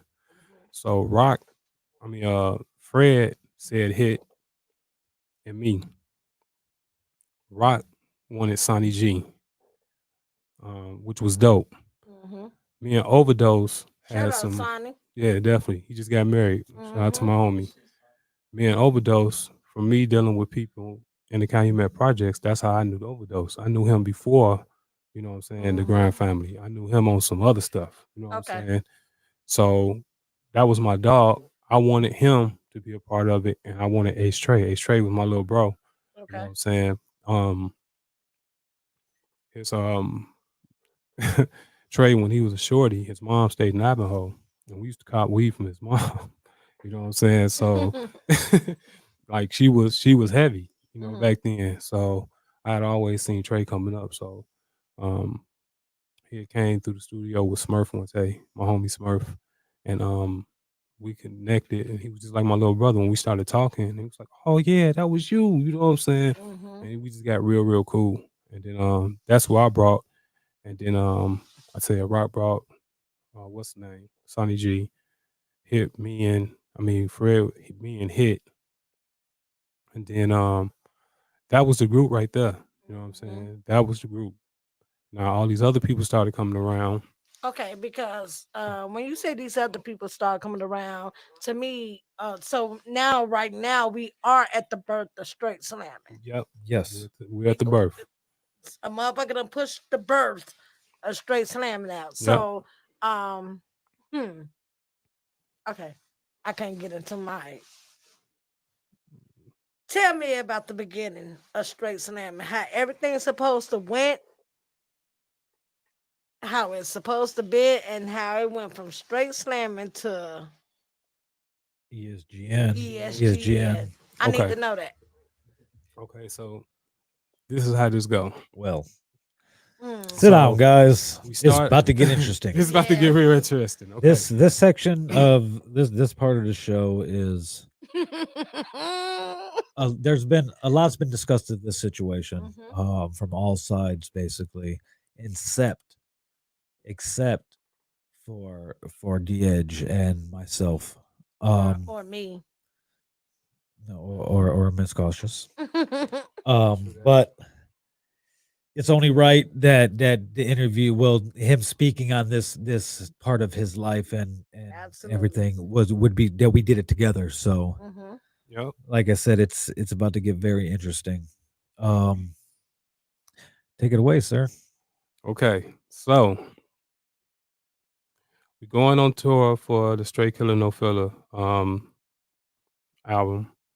And the first stop is 7 shows at South by Southwest. Now, this is at a time when South by Southwest was strictly independent. There was no majors involved. I'm telling you, this was the best place to go to if you was an independent artist trying to do something. You needed to be at South by Southwest. So we went there, and Fred had 7 shows in 4 days. 7. 7. Mm. And And this is after me and you already connected. this is after me and Bill had connected already. Okay. So we all go to South by Southwest. Now, understand this is 2 years after Box Frame Cadillac album. It's 2 years after. Yes. So I decided because at the time, um, I had paid up, and this was when videos was like $4,000, $5,000. You know what I'm saying, for just like a regular video, 2 or 3 scenes. I had paid up 3 videos, and I had already shot 2 with Blockstar, and this other video I shot called Transport. So Waylon was like, "Well, you got one more video with me. What we doing?" And at the time, I didn't have an album out, so I was like, "Fuck it." You know what I'm saying? Yep, we gonna shoot this video for how you feel. It's like I know what I'm doing. Right. And Oh, we you go do? back. We go and it's an interesting story too. We go back to how we did this song. You know what Okay. I'm saying? And how this song came about. So um Fred come to the crib. And when he come to the crib this time, this motherfucker came. I feel like I need to be smoking while we're telling the story. Right, Hey. right. I don't feel right. Because it's about right to go now. there. Because I like this joint anyway. So Yeah. Yeah. So Fred come with this book bag and he got all this Cali cushion. I mean, it's like jars and jars. He might have had about, I don't know. He probably had about at least a half pound of like 8 different weeds in this book bag, all in jars. So we in there and we getting towed off. You know what I'm saying? Mhm. And he trying to get it off. And at that time, my spot, you know what I'm saying? So I let him work off, my phone, let him work my spot. You know what I'm saying? He like, man, I'm like, dude, these my people. When they come through here, I'm just gonna tell them to see you. They go get it. You know There you what I'm go. saying? I let him get his whole wop off at my crib. And didn't ask for a penny or nothing like that. That was like my little brother, you know what I'm saying? So in the midst of us doing this, Another business relationship flourished. right, I'm in here making beats and he like, dude, what the fuck is that? You know what I'm saying? I'm like, just some shit I'm fucking with. Mhm. He was like, turn it on, let me hear it. So I turned the song on and this motherfucker started singing. And he was like, man, I always had this dream to be a singer. You know what I'm saying? And I was like, And if what? it, You know? yeah, like Yeah. yeah, and So I excuse me. yeah, it's like he always wanted to be a singer. So I was like, all right, fuck it. Do what you gonna do with it. So he listened to the song and then he come up with this hook. I'm just rolling, smoking, whatever. Mhm. So Edge starts the song out. right. That's him right here that you guys hear rapping. Do it for real, cause nigga, that's how the real does. For real, cuz they rolling like I'm on pills, cuz official woodsman turned it into a skill, cuz As I'm smoking a wood. where we be blowing that kill, cuz sit back, relax. Yeah, he comes up with this hook. Rolling, smoking, going through the motions. Load as I roll to kill. I got the roof wide open, backwood token, doing what the fuck I feel. That's how I feel. You know the deal. Right. He comes up with this hook. And I'm laughing because I'm like, that shit cold as fuck. I know it's a dope You know what I'm ass saying? hook. I'm like, that's a dope ass hook, dog. Run that back. So yeah, I'm like, man, that shit dope as fuck. So he go in, he dropped that hook, he knocked the verse out right after, and then I came back and put my verse on it. And then if you really, really listen to the song, because the crazy thing about it is when we did it, we didn't mix it. You know what I'm saying? Because we ended up doing another song called Brand New Cooch. I'm gonna get back to that one. But Wait. yeah, he had the song. This shit was dope as hell. It was actually we was Ah. doing it for a soundtrack. And Okay, let's get it. it was a skeleton track. So I didn't get a chance to finish the track, but we just had like records of it just to listen to it. And that's how we did How You Feel in that song, Brand New Cooch. And then my fucking hard drive fucking burnt up. Didn't Yeah, crash. you guys did a video. So we never had a mix to neither one of these songs. Fred just took the song and put it on box frame. And right there, that made me feel like this was my brother because it's like that release was damn near like a real release. You know what I'm saying? This is with DJ Ski. You know what I'm saying? Like this is one of the biggest DJs at that time. At that time, you know what I'm saying? Like if you got a Ski already co-signed the game, all these people. So you get a co-sign from Ski, you that dude. You know what I'm saying? Absolutely. So fast forward 2 years later, we on tour for the Straight Killing. Oh, okay, we back. Oh, okay, I just see. Yeah, the video. This is epic. And that's actual real footage of me on the plane going to California. Like I paid for a whole camera crew to go to California to shoot this video twice. Definitely California. Yeah. Like, hey, he still has that car. Who still got that car? Fred. He want to sell it? Shit, he's redone it like 3 times. Oh, you know what? It's all white now. It's all white. Yeah. But yeah, we had a ball that time. Like I said, we was out there twice. Just Look had a at ball, you, man. all young and shit. I know, right? Look at you. I'm I know, sick right? of this shit. He said all young and shit. I know, man. Hey, I salute everything y'all was doing. He looked the same now and said he got braids and The crazy thing a beard. is, now you see that exchange between him and Rock in that video. What a lot of people don't know was Fred and Rock was beefing at that time. But Rock had at that time he wasn't straight slamming. You know what I'm saying? It was just me and Fred at that time. That interaction was I brought Rock to California with me and made them niggas sit down and talk. This is no lie. You know what I'm Okay. saying? This is you can ask Rock, you can ask Fred wasn't fucking with him and Rock wasn't fuck. They was mad about some street shit that went on that went they was fucking over each other. Basically, I'm just gonna keep it a Yeah. buck. Yeah, just You know what I'm fuck it. Let's saying? get into it. So I ain't gonna get into what was going on, but I had a Right. talk with both of them. Like y'all both kind of like did some bullshit. You know what I'm saying?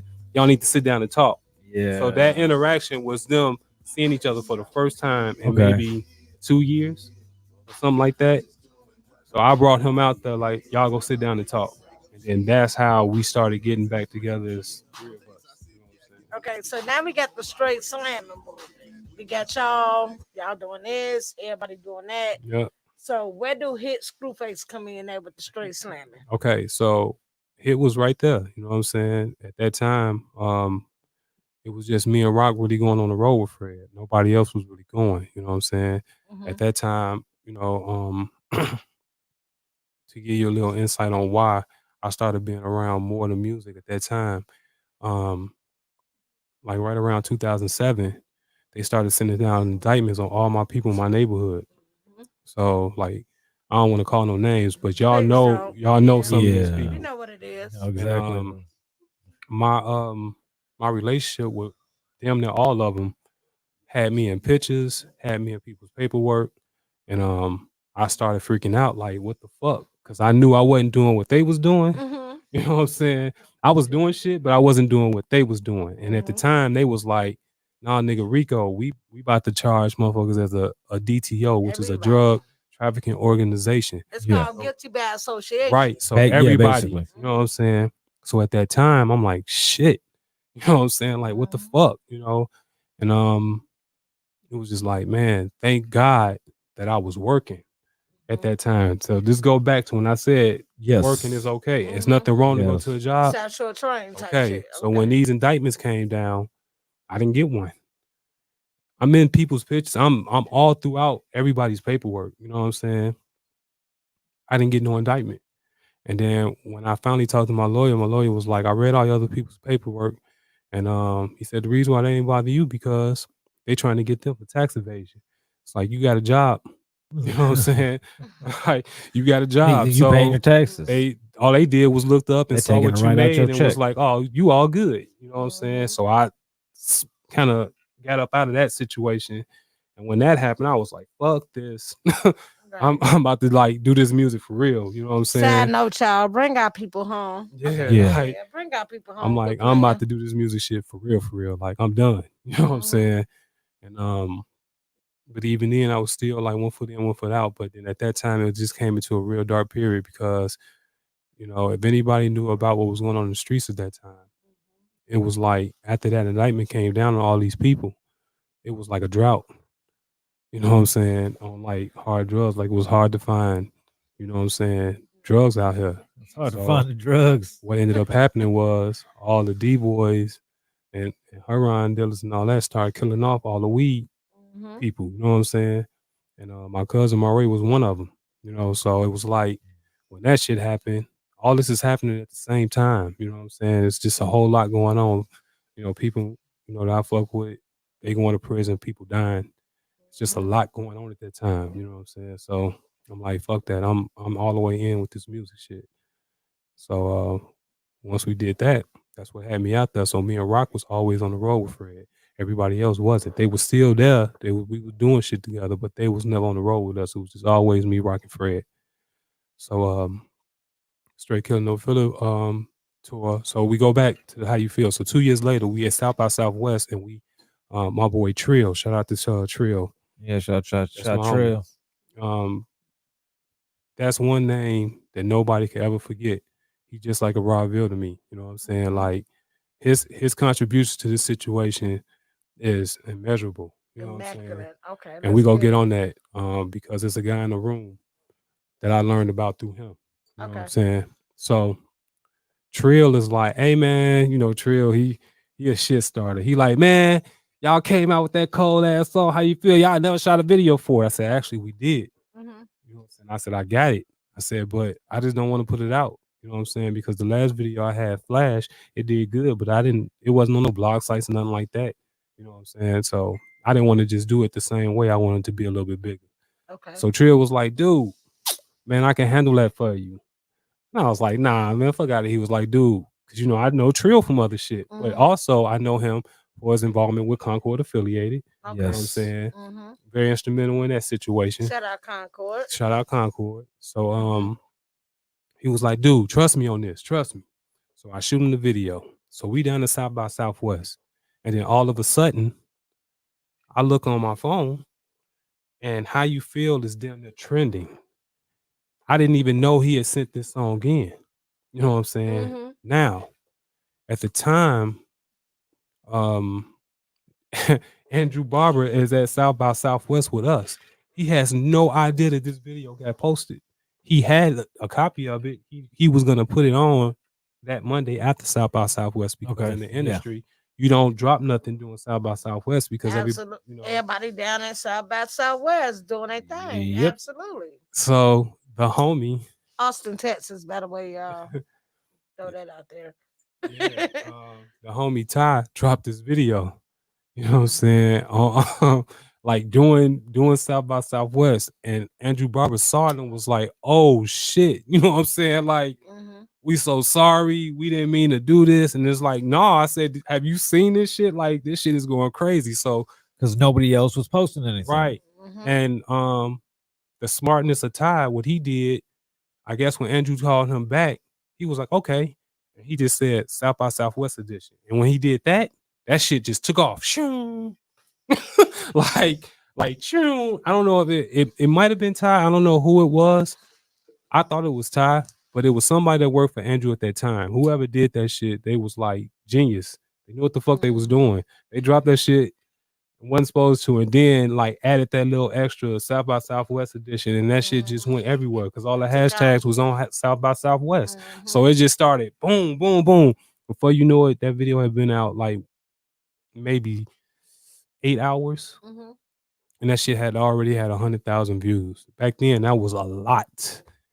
It's a lot right now. World Star picked it up back then. You know, that's when they charged 50,000 to get on their site. They picked that shit up for free. Like that shit just shot off. Like, damn, you know what I'm saying? And then after that, that's when my career really started at, right there. When that happened, you know what I'm saying? That's when my career started. Just like that. Yep. And then here I come. And then here come Here come Bill. Yeah. So now we get the straight slamming movement. Y'all got that going on. Then come Rob Bill. Okay, so we're on tour for no, this is before the tour. We're in the mixing stages of Straight Killer No Filler. So they trying to pick out the first single, and what they ended up doing, they used a single from the mixtape instead of the actual album, and it was called The Ghetto. Okay. All right, so The Ghetto was filmed in Chicago and Gary, and I think a lot of people need to see that video because there's a lot of epic shots in that video. It's a lot of stuff that was filmed that's not around no more. You know what I'm saying? But Is a it big on YouTube? Can they it's on YouTube. It was the first video that he had on MTV. Okay. So a big portion of that video was shot in front of my house. Okay. So a big portion of it, like every time, like all throughout the course, all the shots where it's a house and all of us are standing there. I'm actually in the video. Right. You know what I'm saying? At the end. Did you in the video? Yeah. What the hell? Was in the video. All young Rawville. Yeah. What the hell y'all got me wrapped up in? Yeah, what the fuck? You know what I'm saying? Yeah, so most of that was shot in my house. Are we going into the video, Bill? Yeah, this is the video right here, The Ghetto. Dope video too. Yeah. I think this video was shot by Andrew Barber and you, wasn't it? No, I was just there. Fred hit me up and said, "Yo, come to my grandma's house." I know Andrew. Yeah, I know Andrew. Andrew was there. This was the first. This was actually the first day that I met Barber. Yeah, and he told me how much he fucking admired me and how much Fake Short Drive was based upon like IndianaRap.com because he was a frequent visitor to the site when he was in college.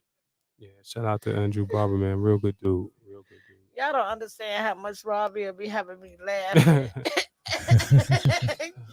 People don't understand. Every time he say something, I just understand what he's saying.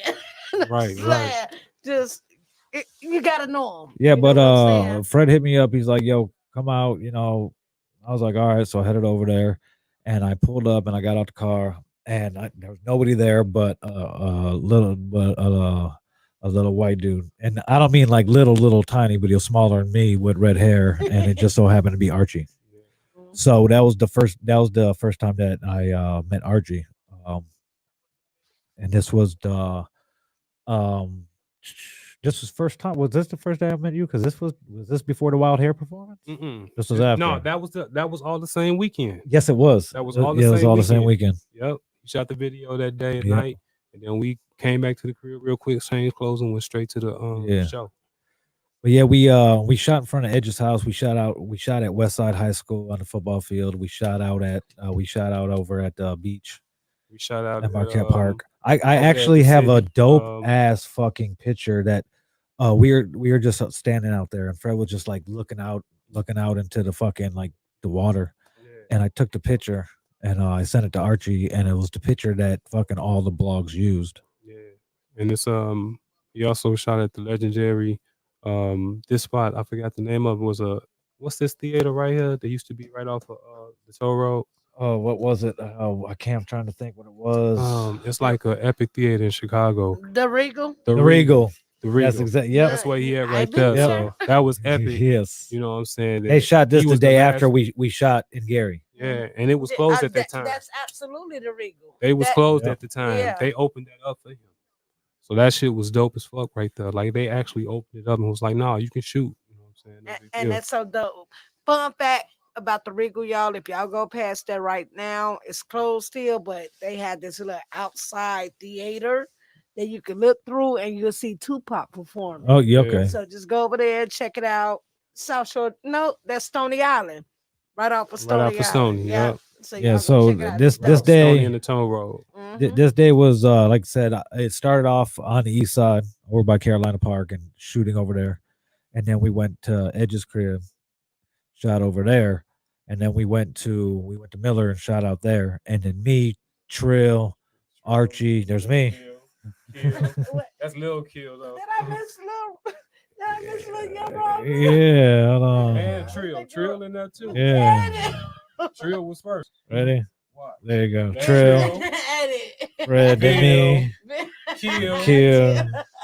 Yeah, Trillville and Kill. Yeah. That's crazy. But Little yeah, ass with your little ass. it was it was a dope weekend. Yeah, it was a Yeah. real dope weekend. It looked like Um, I was having fun. We Yeah, did. definitely. It was a good weekend, and we wrapped it up at Miller Pizza. Yep. I didn't go to that, but Yeah, it was me, Trill, and Archie, and Fred. But like I So- said, it was kind of like when me and him started working together, Cahooting. Yeah. Okay. because I No. took it as like I said, he called me that day. I went over to his crib. He gave me the hoodie, and I started doing the show with him. Yep. Okay. And then I started doing music shit with him. And the whole time that I'm doing it, I'm like, all right, you know what? I was like, this is kind of helping Fred out. And, Archie and Lambo don't got to fucking do extra shit.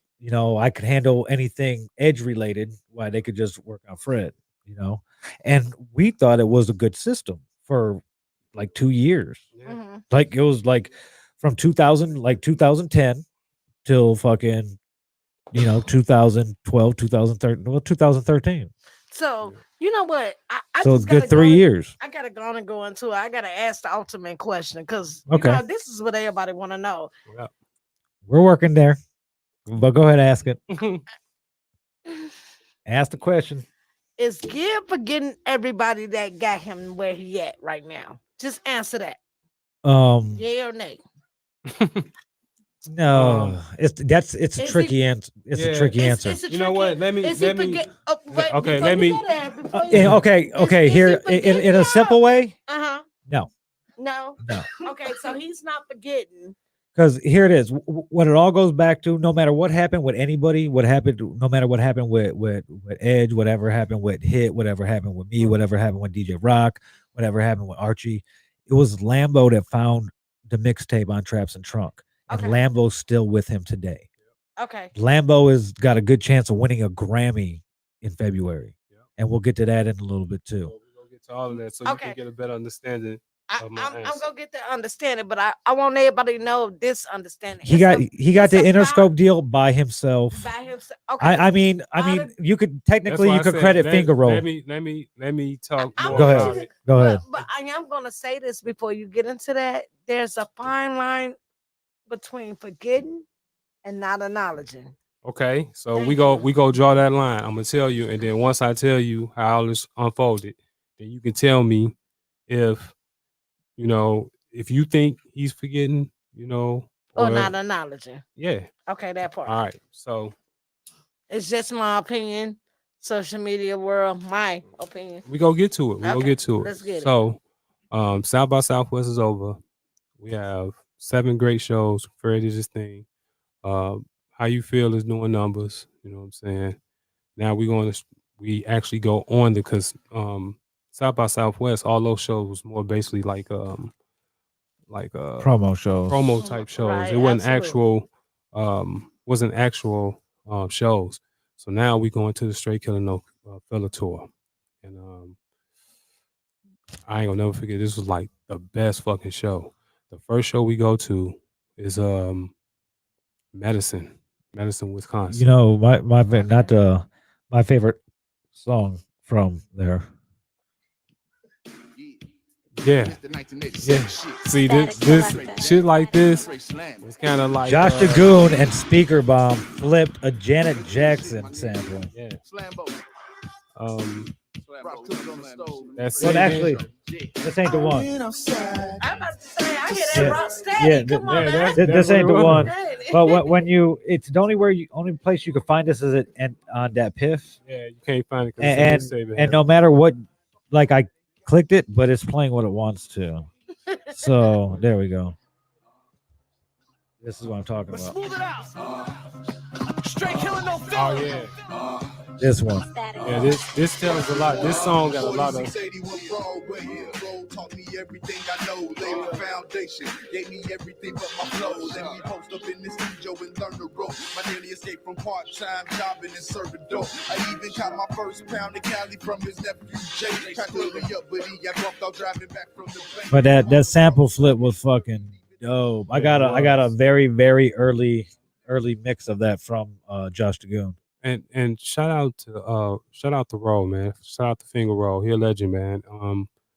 He you heard it for yourself. He don't get enough credit. You know what I'm saying? No, I don't. Very He don't get enough instrumental credit. He in was- the birth of this Very, this area's industry. very, very. Whether it was a instrumental. Solid Gold or whether it was at Entertainment itself. Definitely, Mhm. definitely.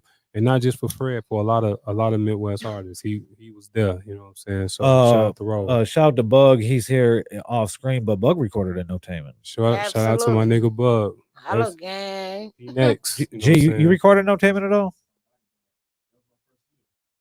See, even G. G. Scott. Scott G. even Scott recorded. Your it. first studio? Yeah. Okay. So I even recorded at Entertainment. I What were recorded you in like Entertainment. 10? Still young ass. I recorded in Entertainment too. So yeah, it was an institution. Yeah, and his name is gonna come up some more in this interview. So, I'm gonna get through it because I don't want to Yes. have y'all out here all night. So, Let's get okay, so now we on the Straight Killer No Filler tour, and it's going really good. We go to Madison. I ain't gonna never forget. This was like one of the best shows. This shit was at Madison University, and it was outside, and it was like around October, so it was like cool outside. But the adrenaline from the show was keeping you warm, and everybody in Yeah. the crowd was drunk. not even because they were noticing. trying to stay warm. You know, when you're in college, you drink to stay warm. Absolutely. Yeah. Nobody got coats and shit, so Mhm. they drinking, and it is just crazy. And we killed this show, and then these little 16, 17, it was like a 16, 17-year-old and like 2 18-year-old dudes. It was like, man, come back to the crib and smoke some blunts with us. So we go back, and these motherfuckers live by themselves. They like kids, you know what I'm saying? And one of the dudes was this producer named Johnny Emo. At the time, he was 16 years old. You know what I'm saying? He was like 16, and he was playing baseball for his high school. And he always had this dream of being a producer. So he gave Rock some beats. And we actually started using his beats for the original Straight Slamming album. Yeah. He had a man, this white dude, this Fun little white fact. man. He was only 16 years old and he's making these soulful ass sample beats. It Mm-hmm. sounded like some thug life shit. And it was like, oh yeah. So we took all of them beats and then he started coming to my studio. And that's how we made him part of the production team of Straight Slamming. He produced some countless hits for everybody. So now that's jumping off, and then we go to our next shows. We're going everywhere. New York, SOBs, Mm-hmm. Houston. We stayed, man. Houston was like second home. You know what I'm saying? We was always in Houston and Dallas. Like they showed so much love. You know what I'm saying? Always down there. Bun B, Zero. Um, shit. Megan the Stallion's mom was rapping at that time. She used to be Okay. around. Megan used to be around. Mm-hmm. You know what I'm saying? We used to always be in Texas all the time. Fun fact that you guys probably never knew before. Right. So That is okay. yeah. Very informative But show tonight. it was always in New York, always in Texas. So we finished up the Straight Killer No Filler tour. And then Fred says, you know what? Fuck it.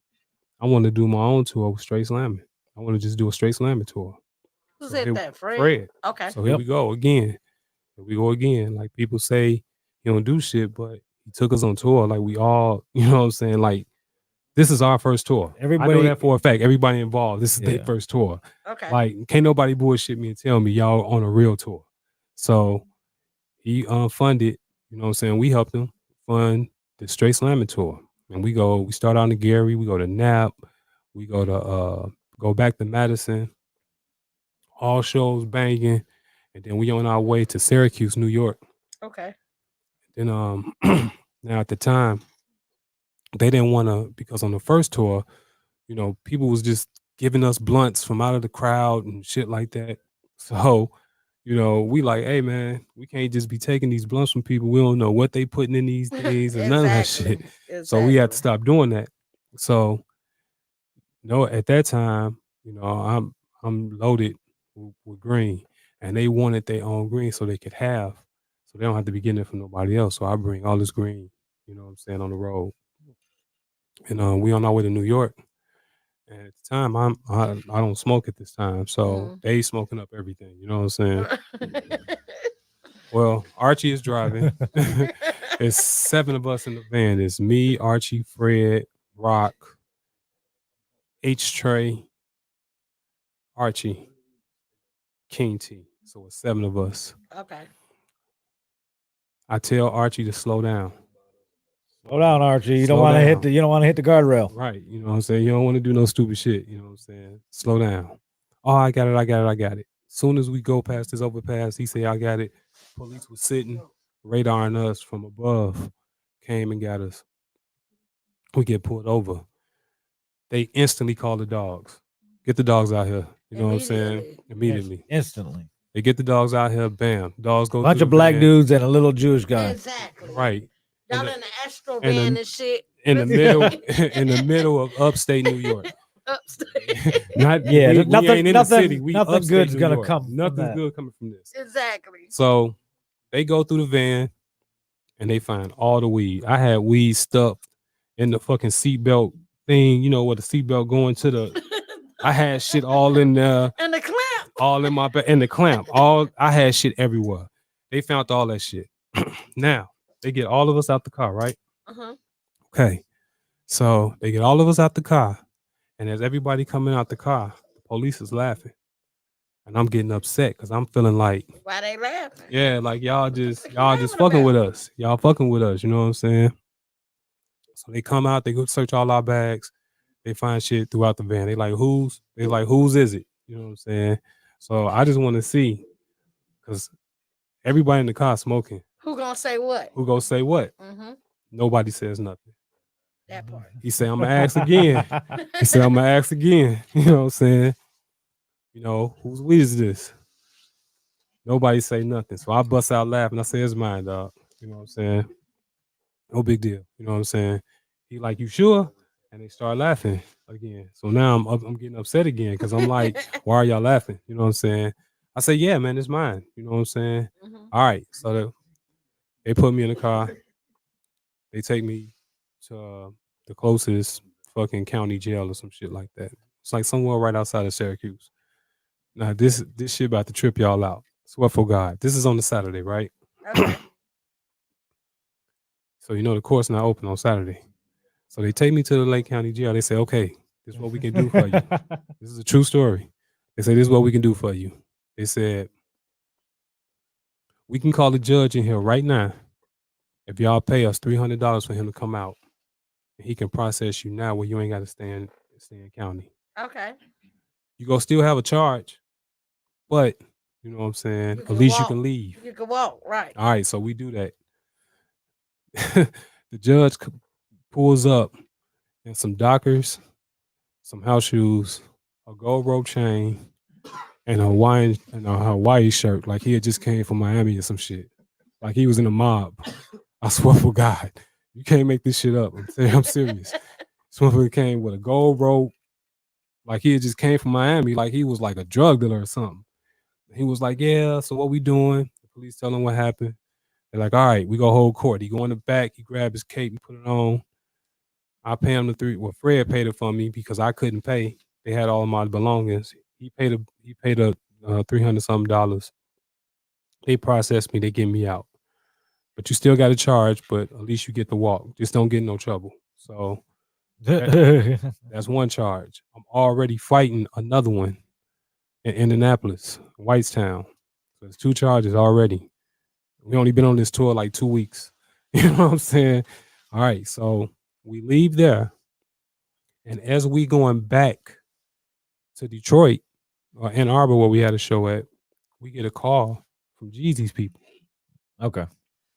So they like, yeah, we fucking with Fred, you know what I'm saying? We want to fly y'all out.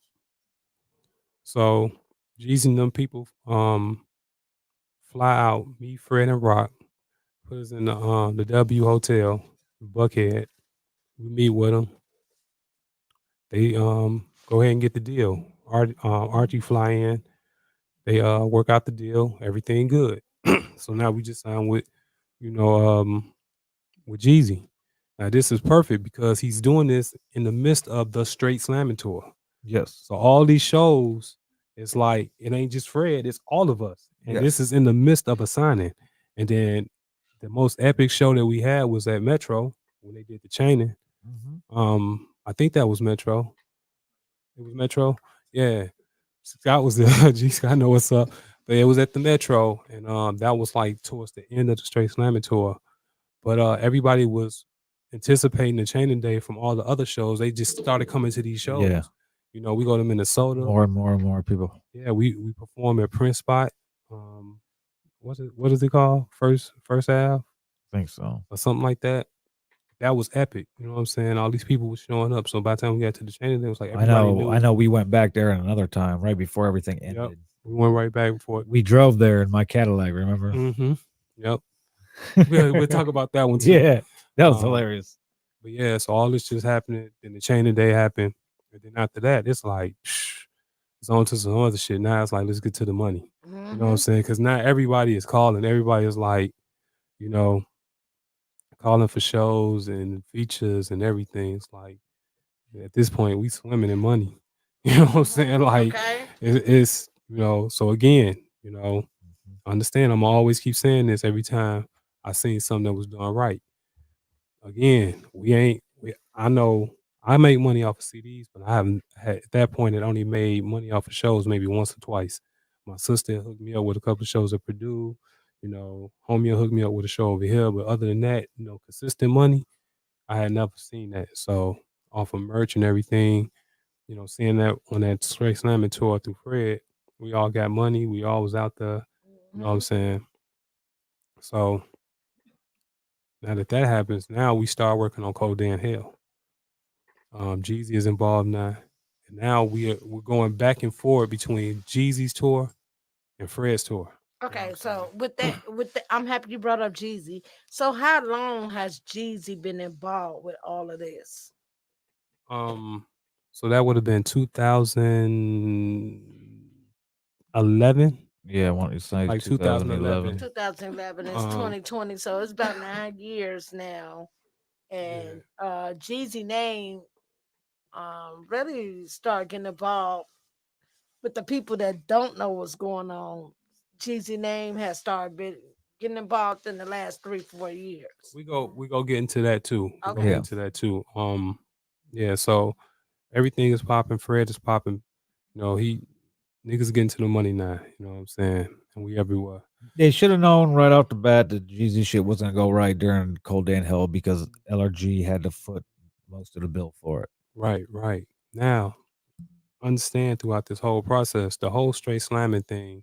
You know what I'm saying? Is really we don't know this, but really it's just a front to get Gary behind Fred Okay. because a lot of people didn't know Fred back at the crib. And the way music works is like if you can't go back to the crib and people respect you and people know who you are, then they ain't gonna really take you serious. You know what I'm saying? Because it's like your own people don't even respect you. You know what I'm Yeah, saying? but that's still like that for him right now, and it's a lot of clarification that need to be done behind that. And it's unfortunate, and we all go clarify that. But so that's really what it was because here it is. You got all these respectable people behind him, Mm-hmm. and it's to the people outside of us, it looked like we following him. When everybody back at the crib knows, like, Yeah. nah, For like them, them that's what it powerhouses is. you with, you know what I'm Mm-hmm. saying? So it's respect for people, you know what I'm saying? It's hit highly respected, you know what I'm saying? Absolutely. Edge highly respected, Mm-hmm. Dose highly respected, you know what I'm saying? These are people that you know That's when other highly people speak, respected. they respect it, you know what I'm saying? Absolutely. So that's how it was being. We didn't look at it at that point like that, but that's really what it was. At that time. Yeah, because at that time we coming, we acting like we a family. You know what I'm Mm-hmm. saying? In the process, you know what I'm saying? We don't even have contracts.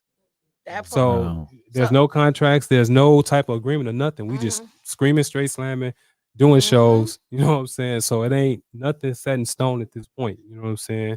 So And then I'm about to start on me and you with the straight slam and shit, but I'm gonna let Go you get go that. on because it's down the line. Yeah, It's yeah. way down the line So for you everything's and going I. good. Everything's going good.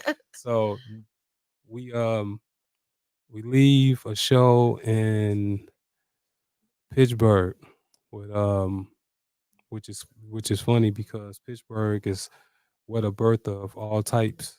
The song I produced with him and A Stray, all type of Mhm. hoes came out.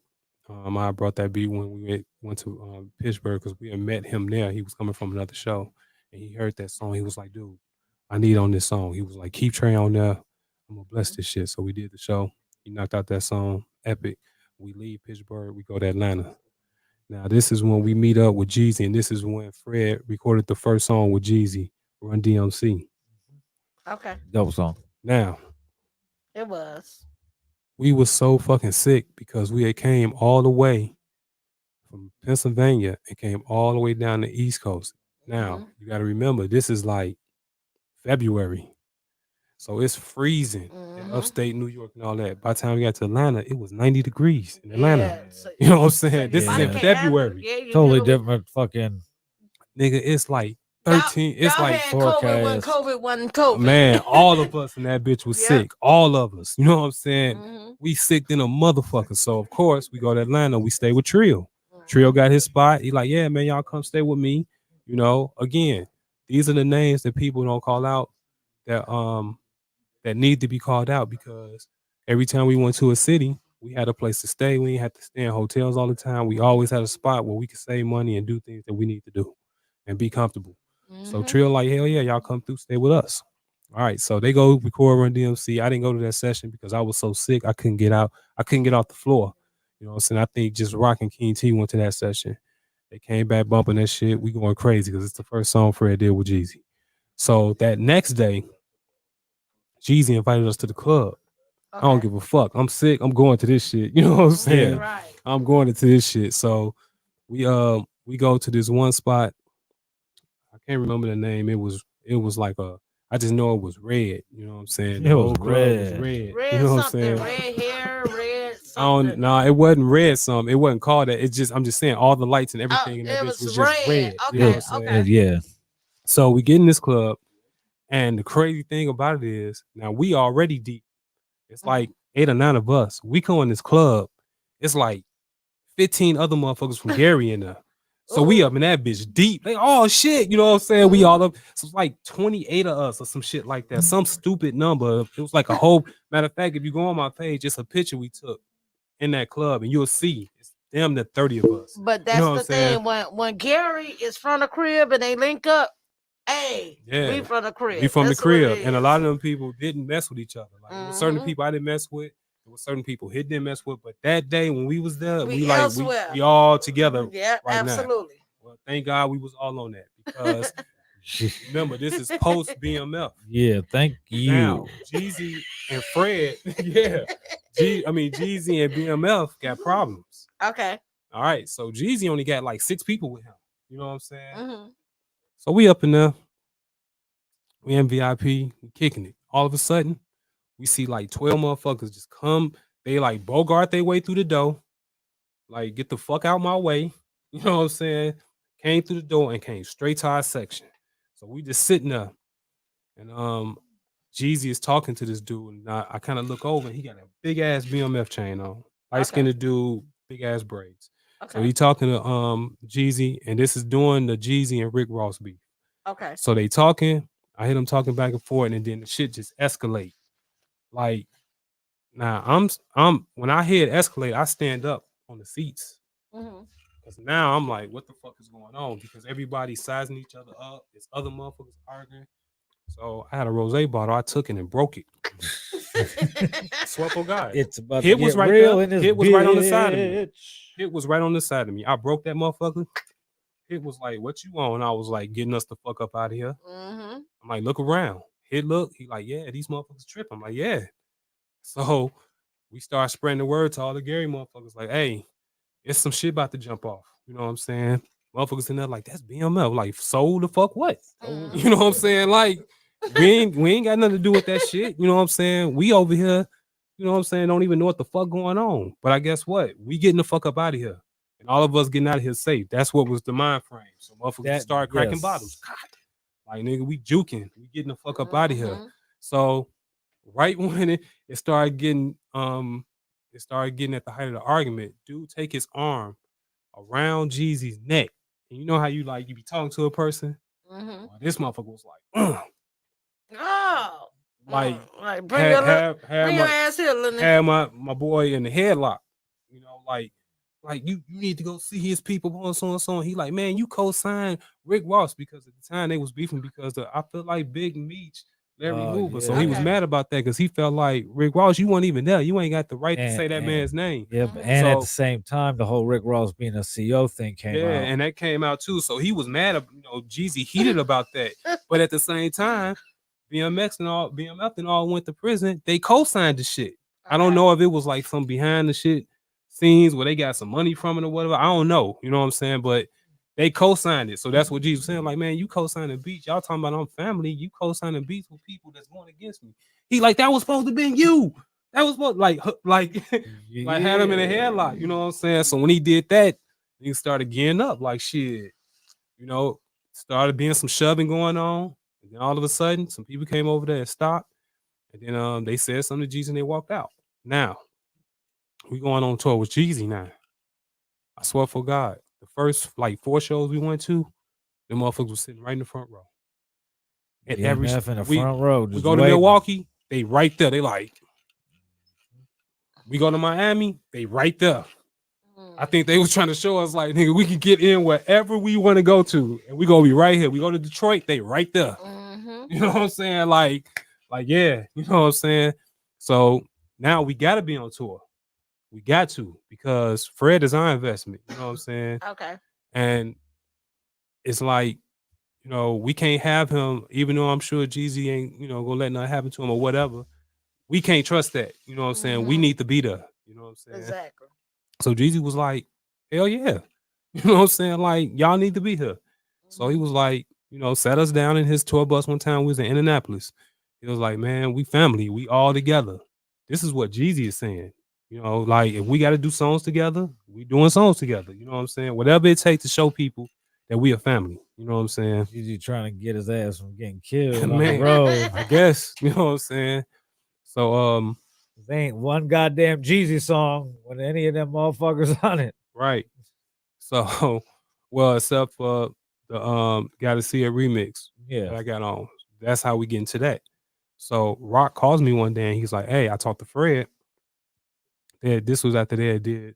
You think you balling? Fred played the basketball player. You think you balling because you got a blog. Yeah. All I right. think you better. Yeah, with Hey, Jeezy that and Lil shit really Wayne. shit, yeah. So if you look at that video, the video is about Fred. You know what I'm saying? Yeah.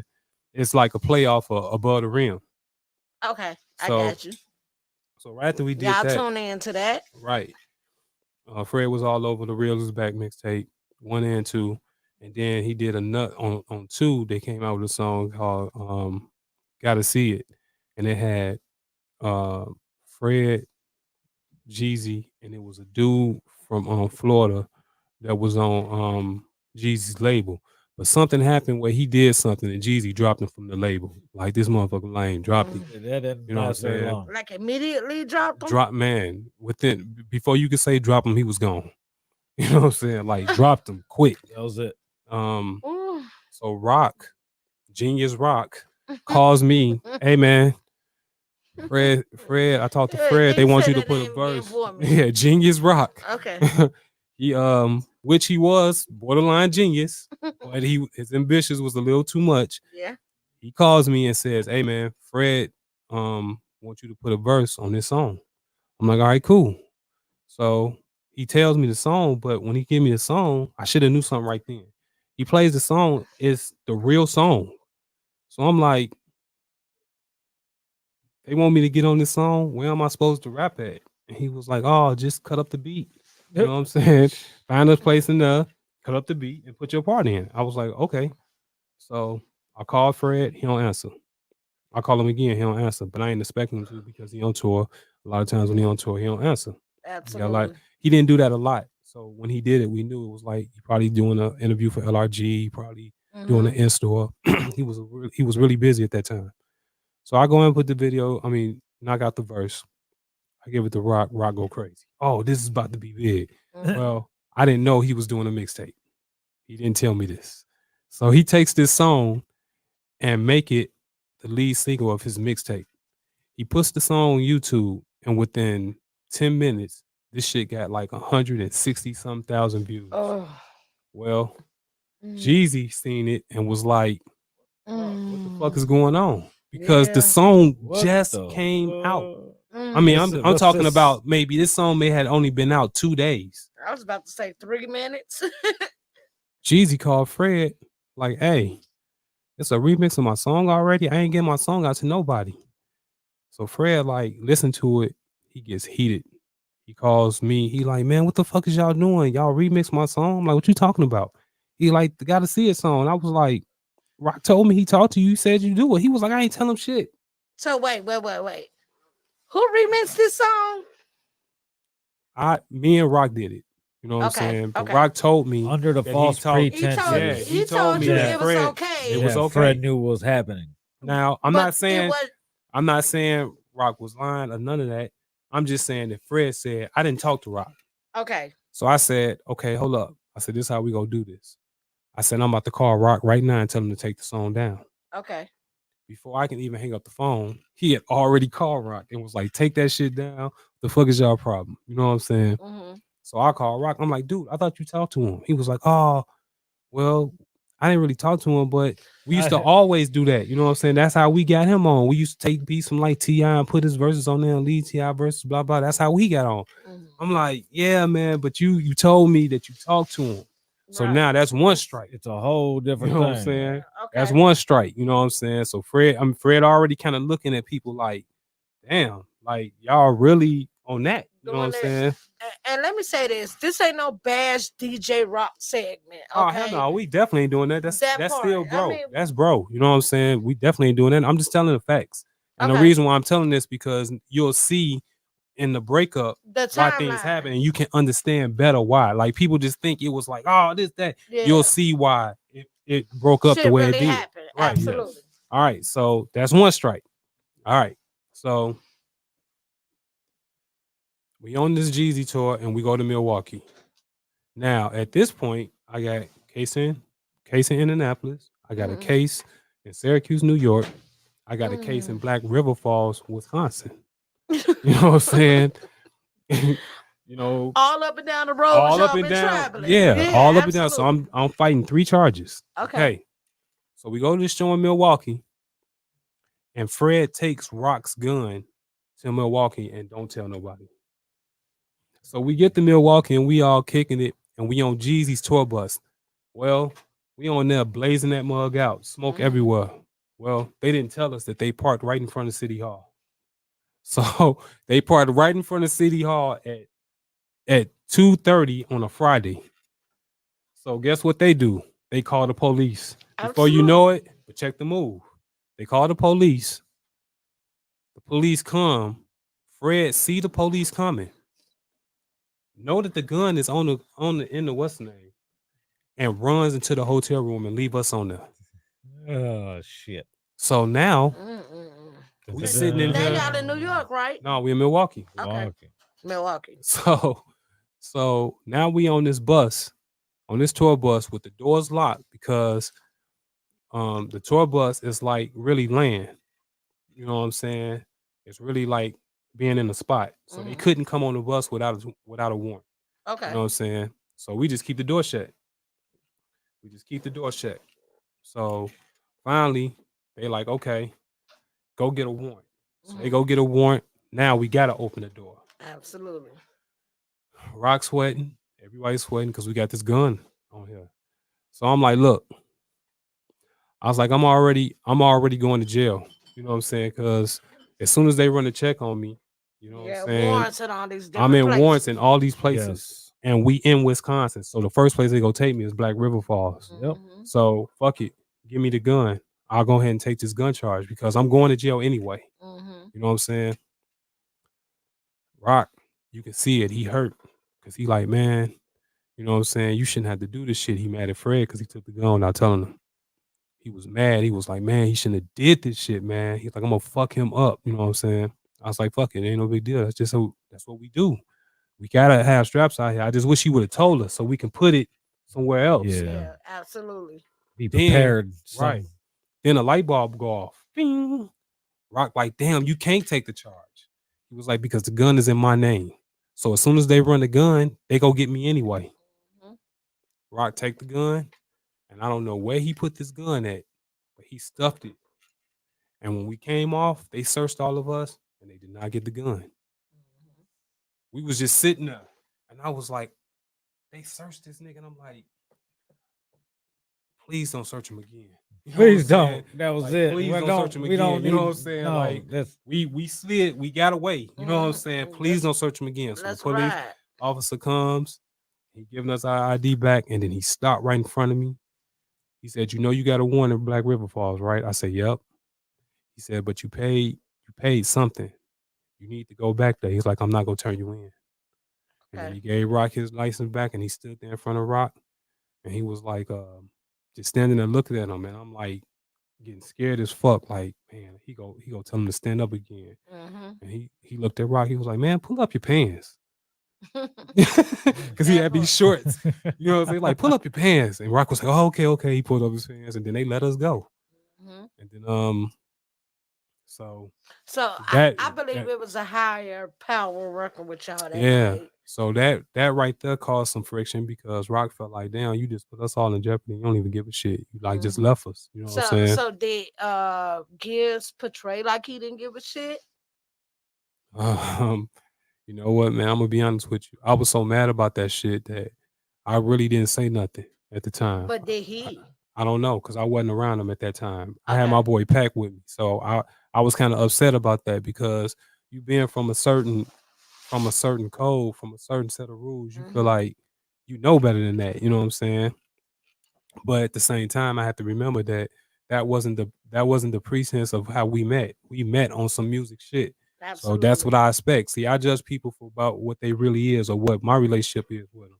You might be a drug dealer, right? Mhm. But if my situation with you is about, you know what I'm saying, About selling business. CDs, Yeah. then that's what it's about. It ain't about what Whatever I she do doing, on the that's their side. business. You know what I'm saying? Absolutely. Right. So when he came to me, it was on some rap shit. and it was on some green shit. You know what I'm saying? That's what our relationship stemmed from. So anything outside of that, I had to look at it like, what do I expect? That ain't where Okay. we come from. You know what I'm Alright. saying? That's not what our relationship started as.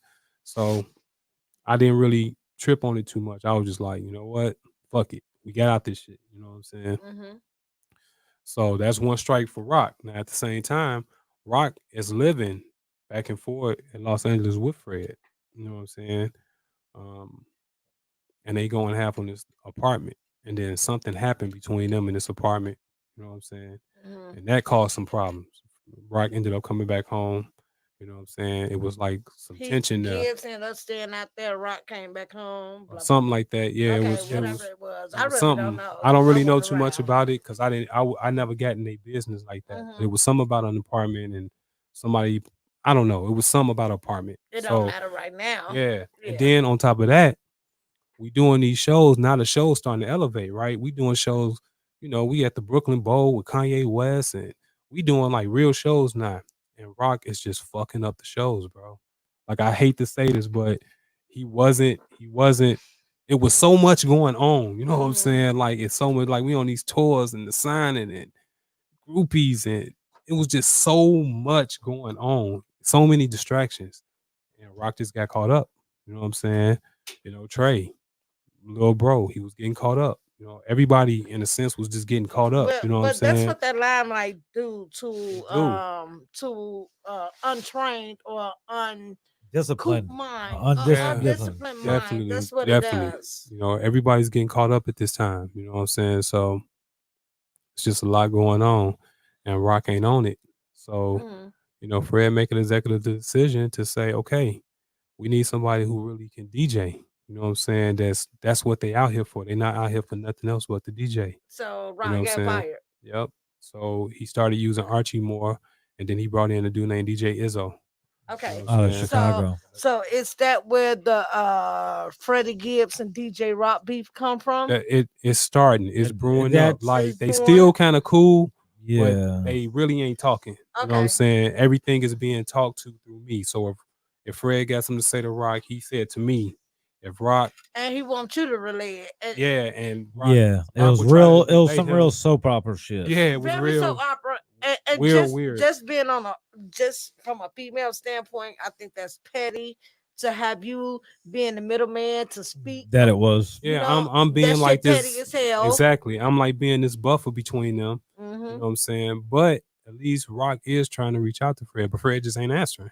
Okay. So Rock would call Fred. Fred don't answer. Fred would call me and be like, "Yeah, man, tell him so and so, so and so." So So Rock getting so mad. He like, did Fred have a legitimate reason not to answer? I don't know what. Again, I don't know what they was beefing over. I knew about the apartment, but it was some other stuff involved Okay. that I don't really know about. You know what Okay. I'm saying? Enough said. So, for what I was heard, for what I was told, and I'm not gonna get into what really happened. For what I was told, it has something to do with you know Rock kind of disrespecting Fred's mom or some shit like that. I don't know how true that is, Hmm. but Okay. that's what I heard. I don't know how true that is. I'm not confirming that or saying Mm-mm. that it ain't true. That's off the record right now, So, y'all. and I'm only saying that because you asked, did he Yeah. really have a reason? So, if that was true, Mm-hmm. that really happened, then I can see why he wouldn't be answering.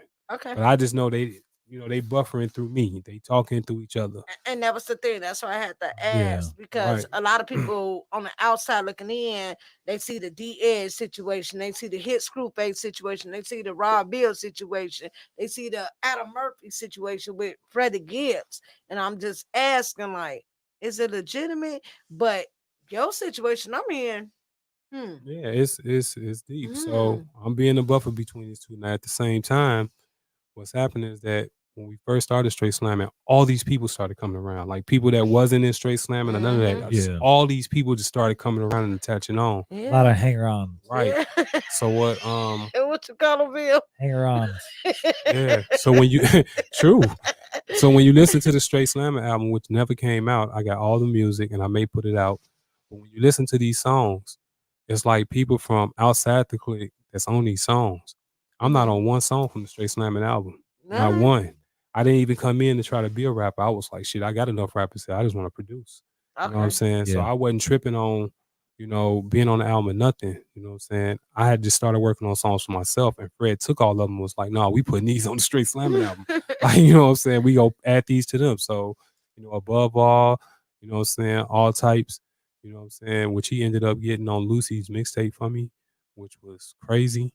But we working on this album and all these people was on the song. So what Fred did when all these guys started tripping and hating, because now he's starting to get big up and people starting to hate. You know what I'm saying? People putting bounties on his chain. I intercepted that for him. You know what I'm saying? No, and people act like that didn't happen. But I found the dude who was gonna do it, which they knew me. I called them, like, hey man, what's going on? Mm-hmm. He like, man, $5,000 a lot of money. I'm like, fam, he with us. You can't do that. You know what I'm saying? And my man, respectfully, it wasn't no gangster Mm-hmm. shit. Respectfully said, all right, we gonna do it because of you. We got a lot of respect for you. Okay. Hung up the phone, got with Fred, called the guy in front of Fred, let Fred talk to him. Okay. This is a true story. You know what I'm saying? There's people that can verify this story. Skurlock. Yes. You know what I'm saying? He was there for the whole thing. He played a part in it. You know what I'm saying? That's how the guy got in touch with me, was through Skurlock. So um they talk it out, bam, squash it, we go on to the next city. And this is how this was going for this is how my situation was going. It was like saving motherfuckers or either going to jail for motherfuckers. And it was like this is what my life about to turn into. You know what I'm saying? Like, Right. This is what it's come down to. yeah, you know what I'm This is saying? it. Like, I could have just went back to work for this shit. You know what I'm saying? Like, you know what I'm saying? So I'm losing money through cases. I'm still on the road. I'm not really making no money because we not doing nothing. Everything is focused on Fred, which that's okay Mhm. because that's who we out here for. It don't matter. So now we relying on merch to make money. Right. Thank God for Archie. Archie and Fred allowed us to do merch, with his stuff on it, and we was able to make money and not, So again, here we go. So when people All the say, early ESGN shirts, yeah, you know what I'm $sign saying. G shirts, Now remember, all that shit. he had just put the ESGN shirt in the Win video for Jeezy. So this Okay. ESGN shirt got dumb, That's footage. where I'm like, how did it go from straight slamming to Well, ESGN? we still in straight slamming. Yeah, Straight Oh, we're so getting slamming. to it's that. Yeah. everything is all in All cahoots. Jeezy and all that Okay. stuff is straight slamming. Yes. Okay. So now at the same time when all this is going on, you got more members that's on the West Coast Mm-hmm. that, what I'm saying, nobody is really knowing about, but they part of straight slamming, which was G Wiz and rest in peace, the homie Fleazy. Yes. So Yeah. they Fleazy. they doing shit out in Cali. They making noise out there. You know what I'm saying? So I started linking up with them. I started doing songs with Fleazy and Wiz. Trying to make that connection. You know what I'm Mm-hmm. saying? Wiz, a very man, like dude is talented. He can do a Very lot of talented. shit. You know what I'm saying? Super talented dude. You know what I'm saying? Creative. You know what I'm saying? Understand this shit to the fullest. So we started building a better relationship because when I came out with G Collaborations Volume 2, Mm-hmm. he heard this video that his son produced, Cappy, called E9, and he just loved this song. You know what I'm saying? So he calls me, he said, look, he was like, man, you need to come out to Los Angeles and I'm gonna shoot this video for you for free.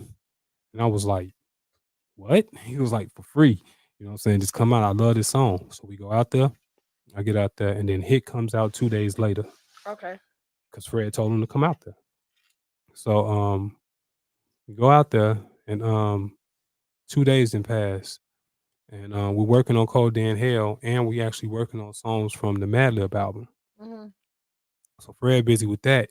Hit got kind of upset because he felt like, man, we've been out here 2 days, we ain't did no work, we ain't did nothing. Now remember, Wiz is coming over to shoot my video for E9. So he comes over with the camera, Hit pissed, you know what I'm saying? Fred frustrated. So I told Wiz, I said, look, instead of shooting a video for E9, let's shoot the video for Mafia. Okay. You know what I'm saying?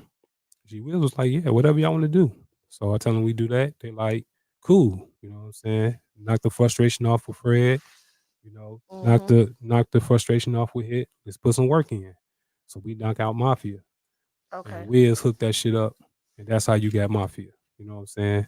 Now, Mafia had like 8 motherfuckers on that original song. Fred told us to take all them people off and just leave y'all verses because it was a DJ over in Chicago named what's that DJ's name? He did that with it's a big DJ over in Chicago. He did a mixtape with. He asked Fred for 2 songs. Fred hosted and he asked for 2 songs. So Fred took everybody off of these songs and told me and Hit to keep our verses, which was Mafia and Bitch I Got Money. Okay. Well, when he did that, it caused a whole lot of mess. All You know what I'm types of saying? shit. A whole bunch of the bullshit. Man, a whole bunch of problems. People mad. Oh, y'all took me off the song. And, you know, I know it was Edge because he the one engineering everything. Dude, that ain't my song. I did what the owner of that song asked me to do. Asked you to do. You know what I'm Okay. saying? Yeah. If you got a real problem, talk to the owner. Fred, Mhm. like, yeah, tell them motherfuckers to come talk to me. Fuck them. You know what I'm saying? Yeah. You know, And that's the problem with the game. You Yeah, know, you they know, like to blame the person. they blame the person who they know they don't want to see the person, you know, because they know Fred moving. They still want that relationship. So instead of Mhm. being mad at Fred, they come to for me, you, you know, or Rock. for him, You know what I'm or saying? yeah. Yeah. Okay. So when that happened, everybody that was around us just kind of dropped off. You know what I'm saying? So now what's starting to happen is Fred is going through, you know, Codeine Hell dropped, another classic album, dope album. Mhm. We go to Atlanta, we shoot Neighborhood Hoes with 2 Chainz. Yeah, That 2 was an Chainz. epic night. 2 Chainz at Finger Road Studio. Mhm. We had a ball, kicked it, you know what I'm saying? Codell Hell's moving. LRG set us up with a nice budget, got us all clothes, gave a photo shoots, the whole 9, shit moving. Right after that, I started to see ESGN form. Now, this is what things started to get kind of weird because now we working on BFK and we still working on Madlib, Mhm. and his buzz is like, shoo, it's going now. It's You know what I'm through the roof. saying? But at the same time, even though this is a Gangsta Grills. A lot of people don't know that the BFK is a Gangsta Yes. Grills, DJ Drama. So in the middle of recording this album, Fred does this interview. And in the interview, they asked him something like, how do you feel working with DJ Drama? And Fred gave him these props. He was like, man, DJ Drama is a staple. But, you know, staple in the mixtape industry. He's a legend, blah, blah, this. But then he says, this gangster grill that I'm about to do is going to be better than all of his shit. DJ Drama didn't say well to that. I guess he was listening to the interview. DJ Drama calls Jeezy, like, dude, what's up with your boy? You know what I'm saying? Jeezy like, what? He like, man, the dude up here talking about his mixtape with me gonna be better than everybody's, blah, blah, this. He didn't like But the that shit. question was about DJ Drama. Yeah. It was about how he felt about doing this mixtape with DJ Drama. Absolutely. And he gave him his props, but he just felt how he felt. He felt like, hey, Why wouldn't he you done think done that some yours is dope going to be shit. better than Yeah. everybody else? In the he done same done some sense- dope shit. That in you're the But saying same that's I'm what about sense, you're to, I'm about to supposed come to. out with something better. yeah, I'm Right. about to take it to the Yeah. next level. I didn't take it as disrespect or nothing like that. Mhm. I just took it as, and it's consistent with his view of himself. Hey, So but I you didn't know think what, nothing about it. Edge, I gotta say this to the meek mind.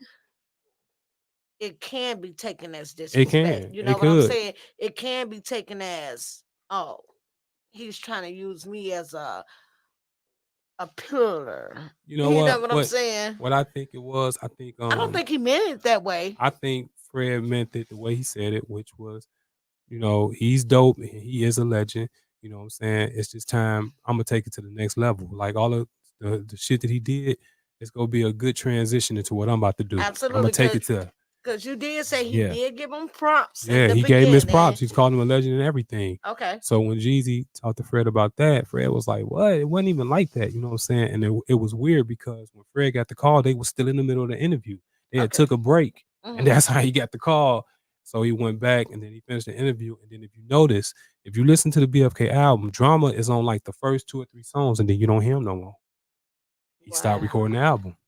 That's why if you look at the BFK album, it just say BFK. You would think that Drama's name being that big, you the go one want it on to be the one on Apple Music, the version on Apple Music is just BFK. Yeah. Just BFK Yeah. all together. So you would think that Drama having a name like that, Mhm. yeah, we putting DJ Drama in that's why that didn't happen. They Came kept him out on the too- first couple of songs, and then after that, Yeah, they dropped it as an album through the ESGN imprint in 2012. yeah. Okay.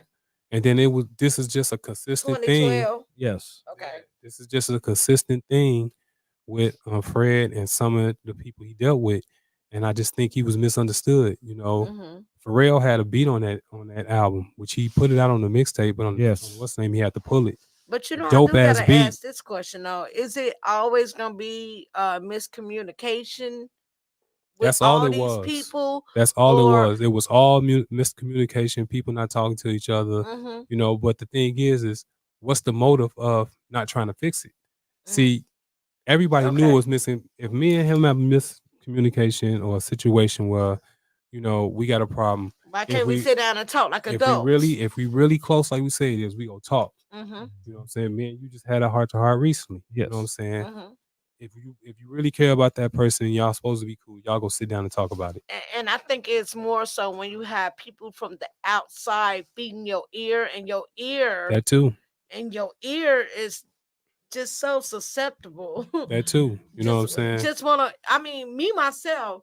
It's sometimes like people come back and tell me some things, and I be like, look, I don't want to hear that, because it ain't gonna do nothing but damper my spirit. It ain't gonna do nothing but make me feel some type of way towards this person. Right. But I'm already mad at this person. Now you got me more mad at this person Right. over something that me and this person could have just sat down and had a powwow about.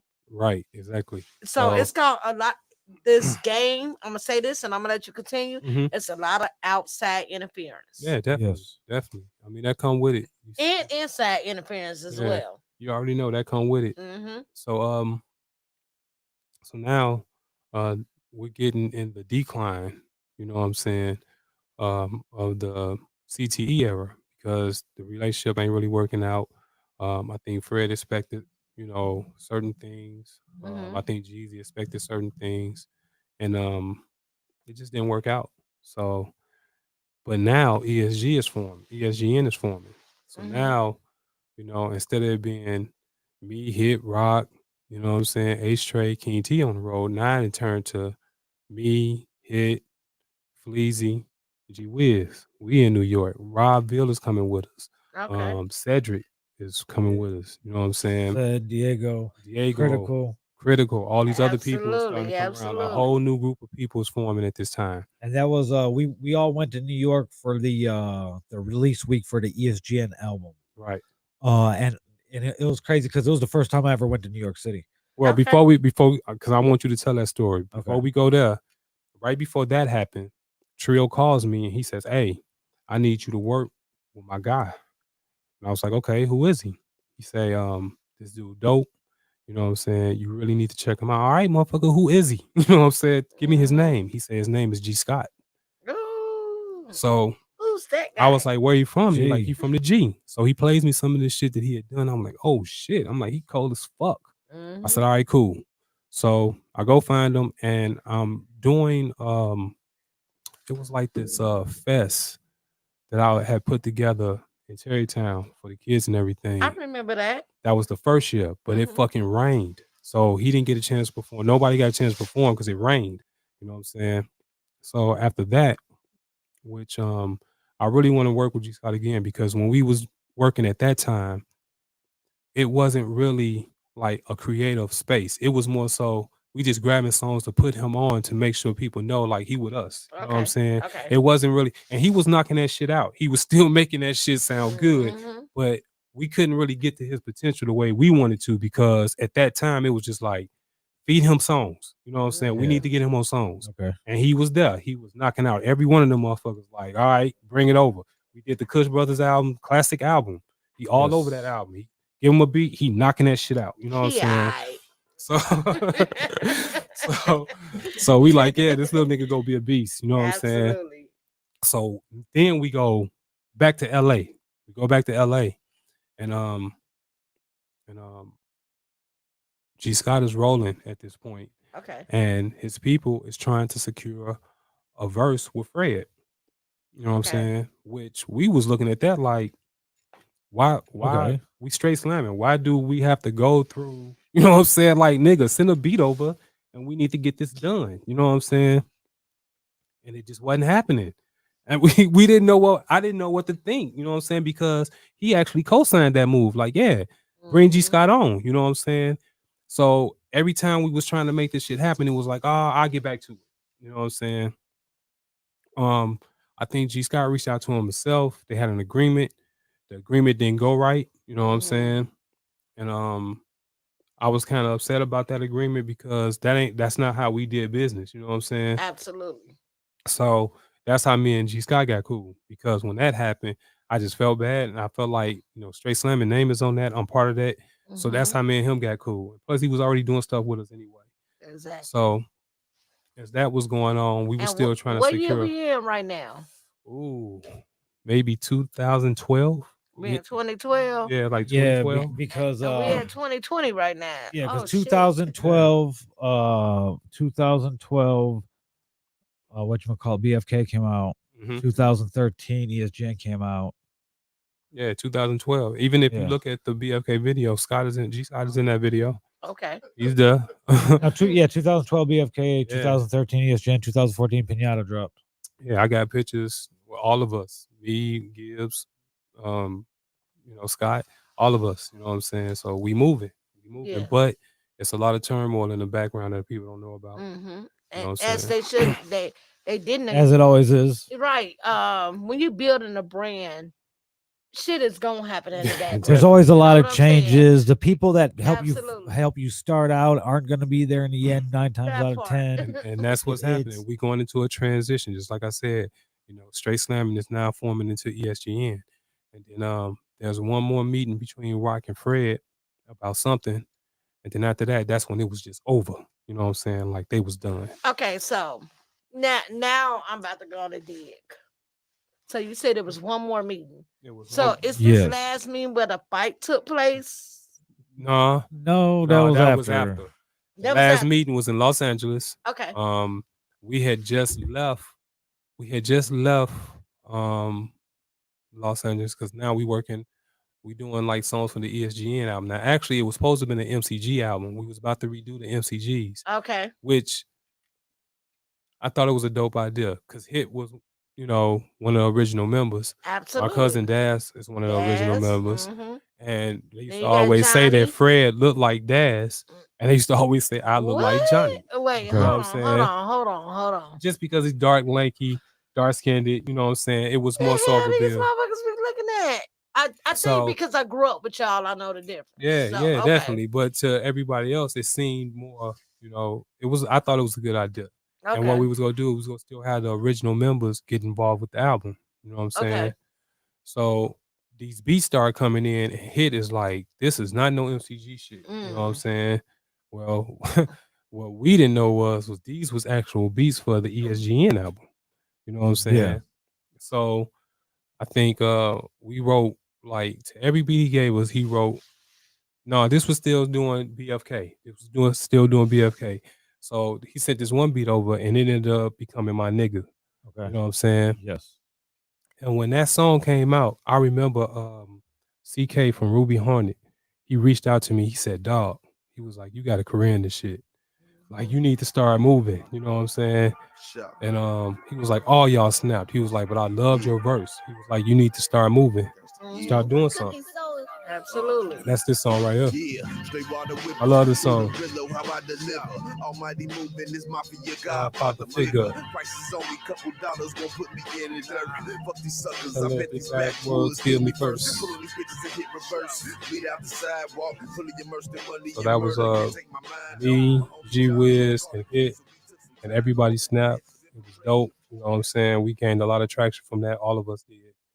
And then once that happened, um, again we in the decline of the Jeezy stage. So when he left Jeezy, that's when ESGN just really took forward. It's like we Yes. focusing on ESGN now, Okay.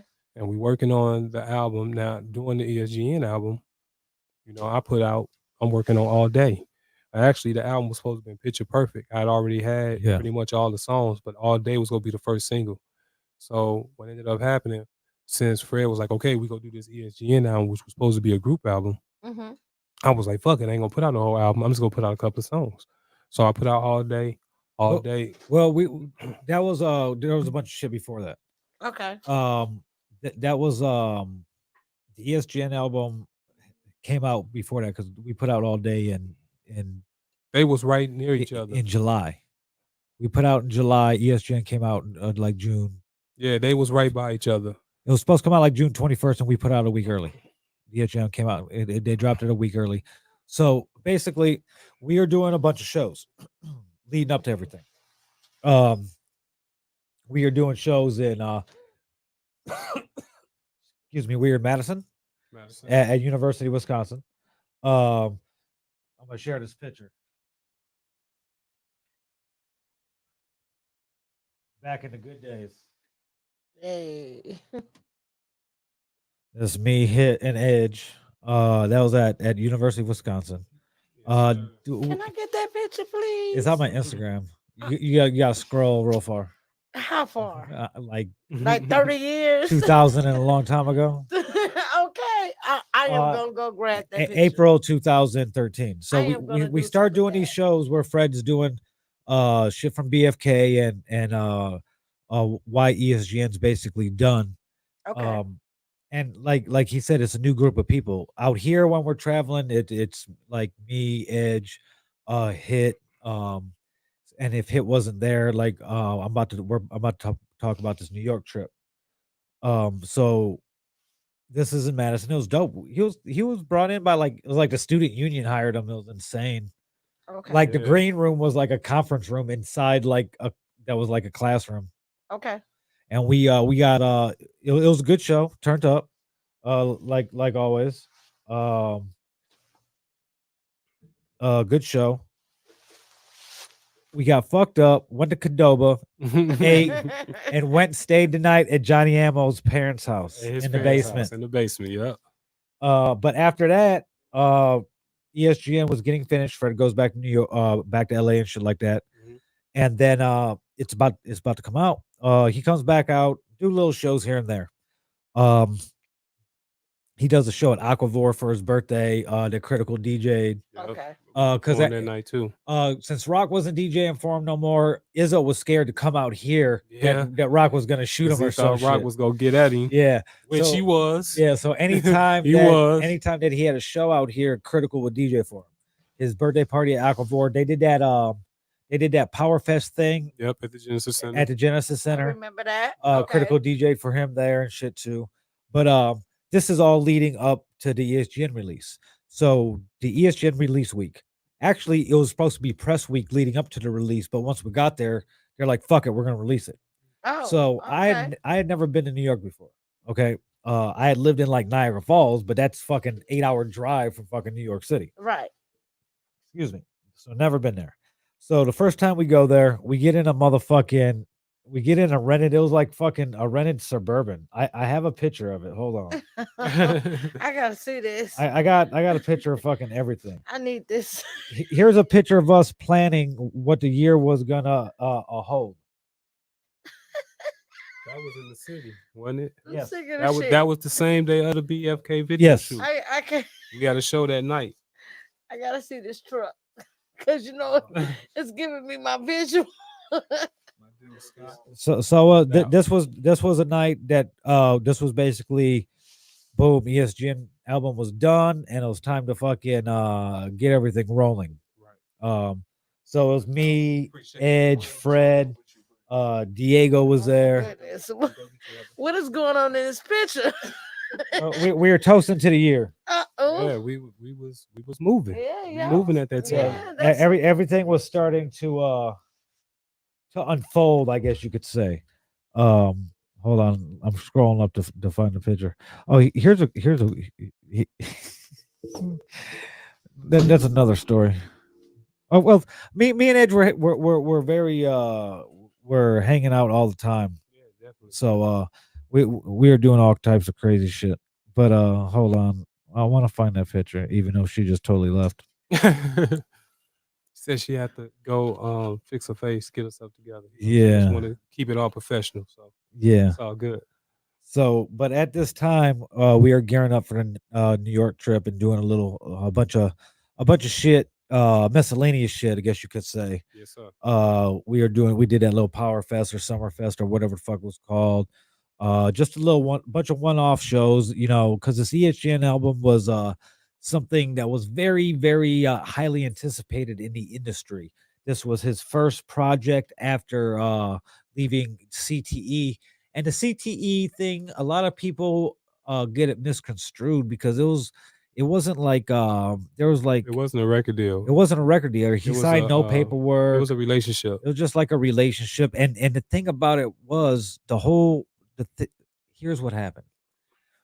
Fred had at that time that Jeezy was trying to make that comeback. Fred had the fan base, I guess the demographic that Jeezy himself had when he was at coming into the game and shit like that.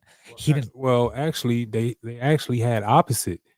Fred had more of a white base at that time. Like Fred was doing, Well, a lot of let me correct. Not fan base, but the type of music. yeah, the type of The music. type of Yes, music. definitely. So he instead I mean, why try to battle this person that's in the same lane as you and somebody that you clearly ain't gonna be able to lyrically outdo?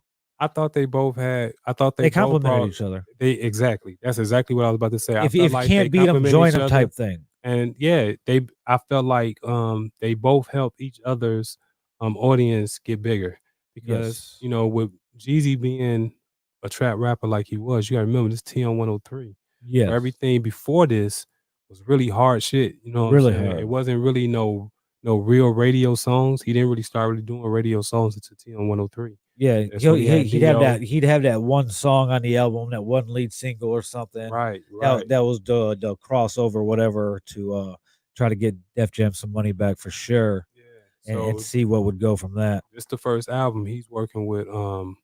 He's working with legends now. He's working with Warren G. He's working with DJ Quick. People we didn't out know. west with him. You know what I'm saying? People didn't realize Jeezy had two separate deals at the same time. Mhm. He had the Boys in the Hood deal Mhm. that he was a part of. People don't even remember that shit. They're like, "What do you mean the Boys in the Hood?" Yes, there's a group signed to He signed that deal first. Yeah. Yeah. He was a member of a group called Boys in the Hood. It was a bad boy group, Mhm. and then he signed his solo deal with Def Jam. Definitely. And we were introduced to him solely.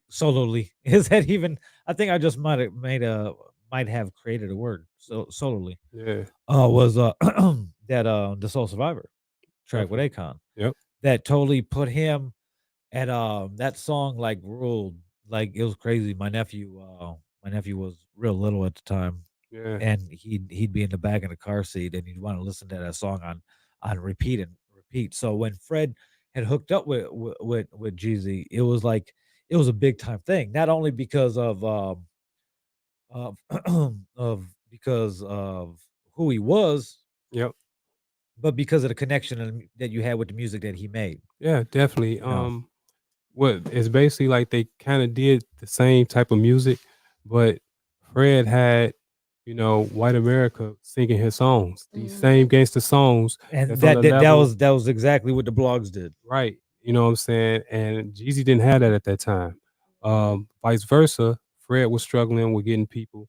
You know what I'm saying? Getting over that hump, Getting over that a hump little more with- mainstream. Well, not really getting over the hump to be a mainstream, but establishing his street presence as far as music, like Yeah. putting that realness to the music. Exactly. So when they came together, it made it perfect. It was like, okay, because Jeezy got the streets, you know what I'm saying? And Fred got this whole mainstream market that loved gangster rap music, you know what I'm saying? So Yep.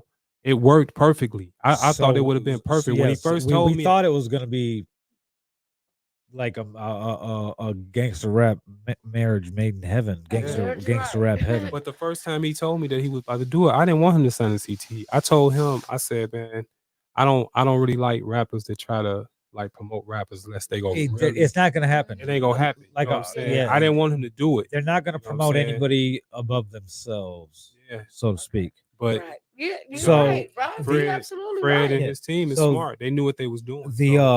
So it fell apart, and the ESGN project was basically, it was the first one where past the CTE thing. Yep. And like I said, we go to New York. He made that clear on the Real G Money. Yes. If you listen to that song, he made that. That is still that's still fucking like probably one of my top 3 of his albums. And it's Man. called The Real G Money. The Yeah, real G Money. yeah, on Check that that song. out. Okay. Just for the simple, I think it might have been the role that I played in the album and shit like that, you know, Yeah, yeah. because it was personal, you know, it's Mhm. on a personal level. But so we do these one-off shows and then we go to New York. My first time I ever go to New York City, and it's I don't Fred like I got you. He got us the hotel rooms, whatever, you know. So it's me, Critical, Said, and Diego, Okay. Mhm. and we're in a Me motherfucking and Fred. yeah to go meet Fred in New York. Fred's flying in. We actually our rooms are actually in New Jersey, which is cool because I was like, cool, I get to see more shit. You know, I'm excited because I've never been there, and I'm when I go places, I'm like a history type person. I want to go. Mhm. You know, you go someplace. You know, here I am having a smoke break. Mhm. So we pack up in that SUV, and we don't even get to Pennsylvania, and we already had stopped 3 times so Critical could go pee. Um, but it was a dope trip. So we get there, and not only are we there for the rollout of ESGN, so I'm kind of shitty because I don't get do no tourist shit. Like I want to go to like the motherfucking Statue of Liberty and shit like that, Mhm. but I'm there for work, you know. Right. Absolutely. So Archie couldn't be there the whole time because Mhm. he had to get back to LA. So Archie was there the first couple days, and then Archie left, and then I was kind of like tasked with making sure everything ran smoothly. Okay. So the first couple days, cool. Even though I didn't do no tour shit, I got to do shit that like every rap artist would love to do. Like Mhm. we're at MTV doing interviews. Oh, okay. We're at Rap Radar with Elliot Wilson, who is one of the people why I like kind of fucking why I even like write, you know, why I started writing, you know. Okay. He was the editor in chief at fucking at the source at double XL, shit like that. Okay. Excuse me. And then when it went from print media to the blogs, he started Rap Radar. So Okay. anyway, so I'm doing all that cool shit. And then we go to the strip club. Uh-oh. Fred get a We little go to the appearance strip fee. club, yeah. Fred get a little appearance fee first. Go to strip club. They got midget strippers and shit running and jumping off the stage and fucking trying to land on motherfuckers. Leave me alone right It was wild. It's probably the greatest way to experience New York City for the first time. Mhm. And like, and that wasn't the end of it. Because after we started doing the rollout for ESGN and doing all these interviews, he has like he's one of the like co-headliners of the Governor's Ball, Okay. which is one of the biggest music festivals in the country. Okay. You know, so we go there. We got a trailer and everything. You know, it's fucking dope as fuck. I'm trying to look for these one pictures because there's a picture of us in the trailer, and I'm fucking fucked. Like I'm high as shit.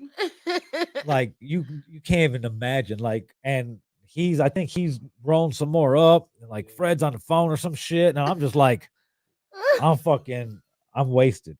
But I'm gonna try to find it. But like we go out there and it's probably the greatest thing you could do with going somewhere for the first time because it's even though it's work and shit like that or whatever, it's a once in a lifetime opportunity. It's a moment. You know, Right. and we go up there.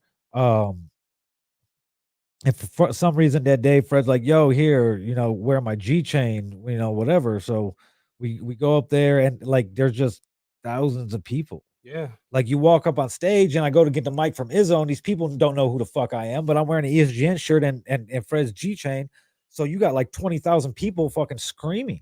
Yeah. And I'm just like, Right. oh shit. And before we go further, man, I have to give out some shout outs because it was a lot of people throughout the whole straight. I know we went through the straight slamming story and went into the ESGN, but there was a Yes. lot of people like in different cities and states that helped us. Like when we came to Chicago, my boy Eugene, YP, Yeah, shout out to Jane. Chella That's good. H, Oh yeah, shout out Chella. yeah, She D Mose. She's still doing her thing. Yeah, Mhm. man, I'm proud of Chella. That's my sis right there. You know what I'm saying? You know, it was a lot of people. Dominican H, Pud, you know, from Los Angeles. Like it was just a lot of Yeah, people. Kelly Pud. You know, Trio, all these people behind the scenes that was helping us. You know what I'm saying? That was, you know, giving us, you know, places to Pointers stay and yeah, you know, absolutely. making sure that we ain't in the wrong spots. You know what I'm saying? It was just a lot of stuff that was going on, and these guys helped us out. You know what I'm saying? We was, on tour with a lot of these people, LEP, you know what I'm saying? All these guys, you know what I'm saying? Big Crit, you know what I'm saying? We was on tour. We had a tour with Big Crit, you know what I'm saying? It was just a lot of shit moving at that time. And I just wanted to make sure I get them shout out because they played a part, you know what I'm saying? Ill Will, you know what I'm saying? Ill Brown, my fault. Absolutely. Ill Brown was there, Shout out you know to what I'm Ill saying? Brown. Shout out to Ill Brown. He was they had a magazine, I think called WB magazine or WC magazine or something like that. They covered the Chaining Day and they gave us beats. They did a lot of stuff for us. It was a lot of people that don't get their props that helped a lot. You know what I'm saying? Right, a lot. LRG, Converse, like all these people was like giving us shit. Woo-well, you know what I'm saying? The Wu-Tang Yep. dude, all these people was giving us shit, really it was for Fred, but they would give us shit too, you know what I'm saying? So Absolutely. everybody Edge. always treated us like fam. Absolutely. I just want to go into some comments I see. I know we live and Bill looking for some other little pictures and everything y'all got going on, but I'm about to give you a couple of shout outs. These are people that's in the background that's looking at the live. We salute y'all for doing that. Bill and Radio. You got Illy King, like, oh, you was nice, Georgetown. I want you. He rapping better than most of these cats out here. I see my brother Terry Town from Ronald Franklin. David Rupper said I fucks with D-Edge for real. I fucks with him. That's my dog. J25 said loyal. I mean, Mr. Nola, my main man. That's what I'm talking That's about. another one. That's another one.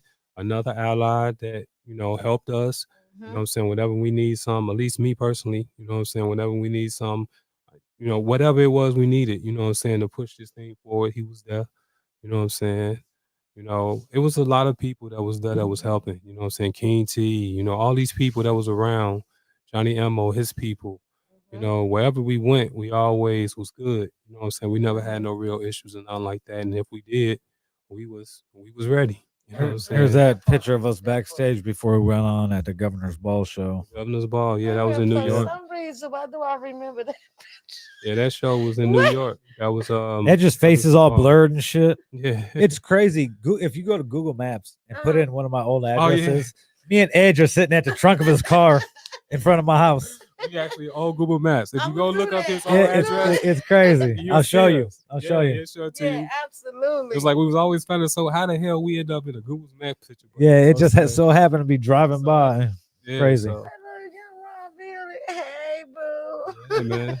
So, yeah, that was high as shit. Bars. And so now now y'all been doing this for a long time. Yeah, we've been doing it. Absolutely. So we do the New York run, and I'm starting to feel like I'm not really a part of the ESGN. Even though we finished the album at this point, everything's cool. We do the New York run. We do the New York run. That's like the second week of June. We come back from that. What year is this? It's 2012. 13. Yeah, 2012. 2012. Oh, okay. Yeah, I believe 2012. I'll tell you right now. Hold on. But yeah. Okay, wait a minute. So before we do the New York 2013. run, yeah, that's when I thought that was 2013. Okay. So before we do the New York run, before that, they were shooting videos for Lay It Down, and Have You Seen Her with Hit. Okay. So at the video shoot for How You Seen Her from Hit, they were shooting the videos, and Hit, Fred was making posters of the video. We all making posts. Well, that same night, Rock had Straight Slamming Night at the Link Bar. Yeah. So they see the videos. Now remember, Fred and Rock ain't really eye to eye right now. They beefing. Yes. So Fred, Rock put up a post talking about Straight Slamming Night. They throwing little shots back and forth, little darts. You know what I'm saying? So Fred didn't know it was Straight Slamming Night up there. He just knew Rock was up there. So Fred was like, man, we going up there. We going up there. I was like, man, I don't know if you want to do that, you know what I'm saying? Because it's, when that was going on, there was text messages being sent back and forth to me, like, So it was a lot of tension. It was tension. Again, you in the middle. In the middle, again, as usual. You know what I'm saying? Just trying to, because my thing is if you got two brothers and they fighting, you don't choose sides. Absolutely. You know what I'm saying? Absolutely. You don't get involved in that. You try to mediate it the best way you can. Mhm. But you know, when people Try to got rectify it how yeah, you can, when you but got people they got issues with each other, they got issues with each other. They know you could do about that. mm, So did I not say earlier? right, Mhm. right. So it's text messages going back and forth. People mad in their feelings, you know, because people doing their thing. You know what I'm Mhm. saying? So Fred say, "Fuck it, we going up to the link bar." So I try to talk him out of doing it. You know what I'm saying? Like, fuck it, man. We go to Adriana's. You know what I'm Mhm. saying? Fuck the link. You know what I'm saying? Right. He like, nah, fuck that. So I'm trying to tell him, like, look, man, you know, that's straight slamming night up there. Them niggas, you know what I'm saying? You know, them niggas gonna be tripping up there. Fred, like, I don't give a fuck. And Hit was feeling like that too. So I tell everybody when they ask me about this fight, I feel like everybody got what they asked for, right? So everybody, you know, Rock asking from them, you know, to come I up I there do and gotta cut you off and go ahead. clarify for the audience. So when you say it was straight slamming night, who all was a part of straight slamming at that time? We had let go of straight slamming, but when the breakup first happened, Mm-hmm. Fred wasn't gonna let go of it. He actually hit me up, was like, "Yo, can you redo the logo? I want a new Oh, logo." okay. So we made it to look like kind of like the Monte Like Carlo the Monte SS Carlo logo. SS, Yeah. yeah. Okay. So and that's what it was gonna be for like the first 2 months. We were gonna push that. That was it. There's gonna be new straight slamming and So shit like what a that. basketball with the wings and That shit. that was gonna be. We were throwing that out because that was the old shit. Yeah. Okay. Okay. So There was the Monte Carlo SS version, and there was a version with the wings, but Yep. instead of a basketball, it was the $G. it was the $G. Enough said. Say So that. Yeah. so as this transition going on, they beefing, you know they beefing. So we go up to the link bar. Mm-hmm. So when we get up in the link bar, I go to VIP. I'm sitting there, I got a bottle. You know what I'm saying? The stage had like King T, Rock, um, Mikey Callow. Mm-hmm. He was there. Um, you know, everybody just looking for a problem. You know what I'm saying? Of course. So they walk through the door, and then with us is me, you know what I'm saying, Hit, Big Hill, and Rock. Fred. And Gibbs. Okay. All right. So when we come in, they come over to VIP, they dap me up. What's up? What's going down? Because at the time, I don't have no problems with nobody. You know what I'm saying? We all supposed to be brothers. I didn't know it was a problem like that. You know what I'm saying? I knew it was tension between Rock and Fred, but I didn't know it was tension between Hit and whoever was they mad. I didn't know it was that much going on. It was some other shit going on, and it just happened that everybody that was against each other was on different sides of the fight. You know what I'm saying? And I'm in the middle of all this shit as usual because I don't want to pick sides. I don't want to. It's like either we brothers or we not. But at the same time, if y'all not gonna be able to get it together, then I can still be cool with y'all, you know, and keep it cordial. So they come over to me. Everybody in the club, what's up? What's up? Kick it. You know, Rock say something like, "Man, why your boy won't talk to me?" I'm like, "Hey, man, I don't know. You know what I'm saying? I don't want to. You know, that's between y'all. Right. You That's know." between y'all. So Fred is at the bar, and Rock go back up to the stage and he started whispering something to Mikey Callow and King T. Justin was there that night too. So I see them start talking, and then all of a sudden I just see Rock dart towards Fred at the At the bar. bar like super fast, and then I just see them talking in each other's faces like a big back and forth, and then all of a sudden Rock just swung on Fred. Fred ducked, and he kind of like a lot of people said he was running. Um, I looked at it like he was running for cover. It wasn't like because Rock came at him in a way where if he didn't, he was gonna get knocked the fuck out. Some was coming next. Yeah, it was the blows was coming so fast, and Rock, you know, he kind of big. If Fred didn't run, he would have got knocked out. You know what I'm saying? I'm just Okay. gonna keep it real with you. You know what I'm saying? When that happened, Fred didn't know Big Kill was off to the side of him. Big Kill hit him. Big Q hit. Big Kill hit Rock. Yeah. Okay. Okay. So when that happened, Rock tried to turn around to get a kill, but Fred was going across him. He tried to grab Fred. His chain came off. I went to go try to break it up, grab Fred's chain, got them off each other. At that time, Hit is going back and forth with Mikey Callow. So it was like an argument now. Like the police came and got everything. I took Fred's chain. I gave it back to him, and then that was it. It was just a lot of talking shit back and forth. You know what I'm saying? And then we left. You know what I'm saying? Yeah.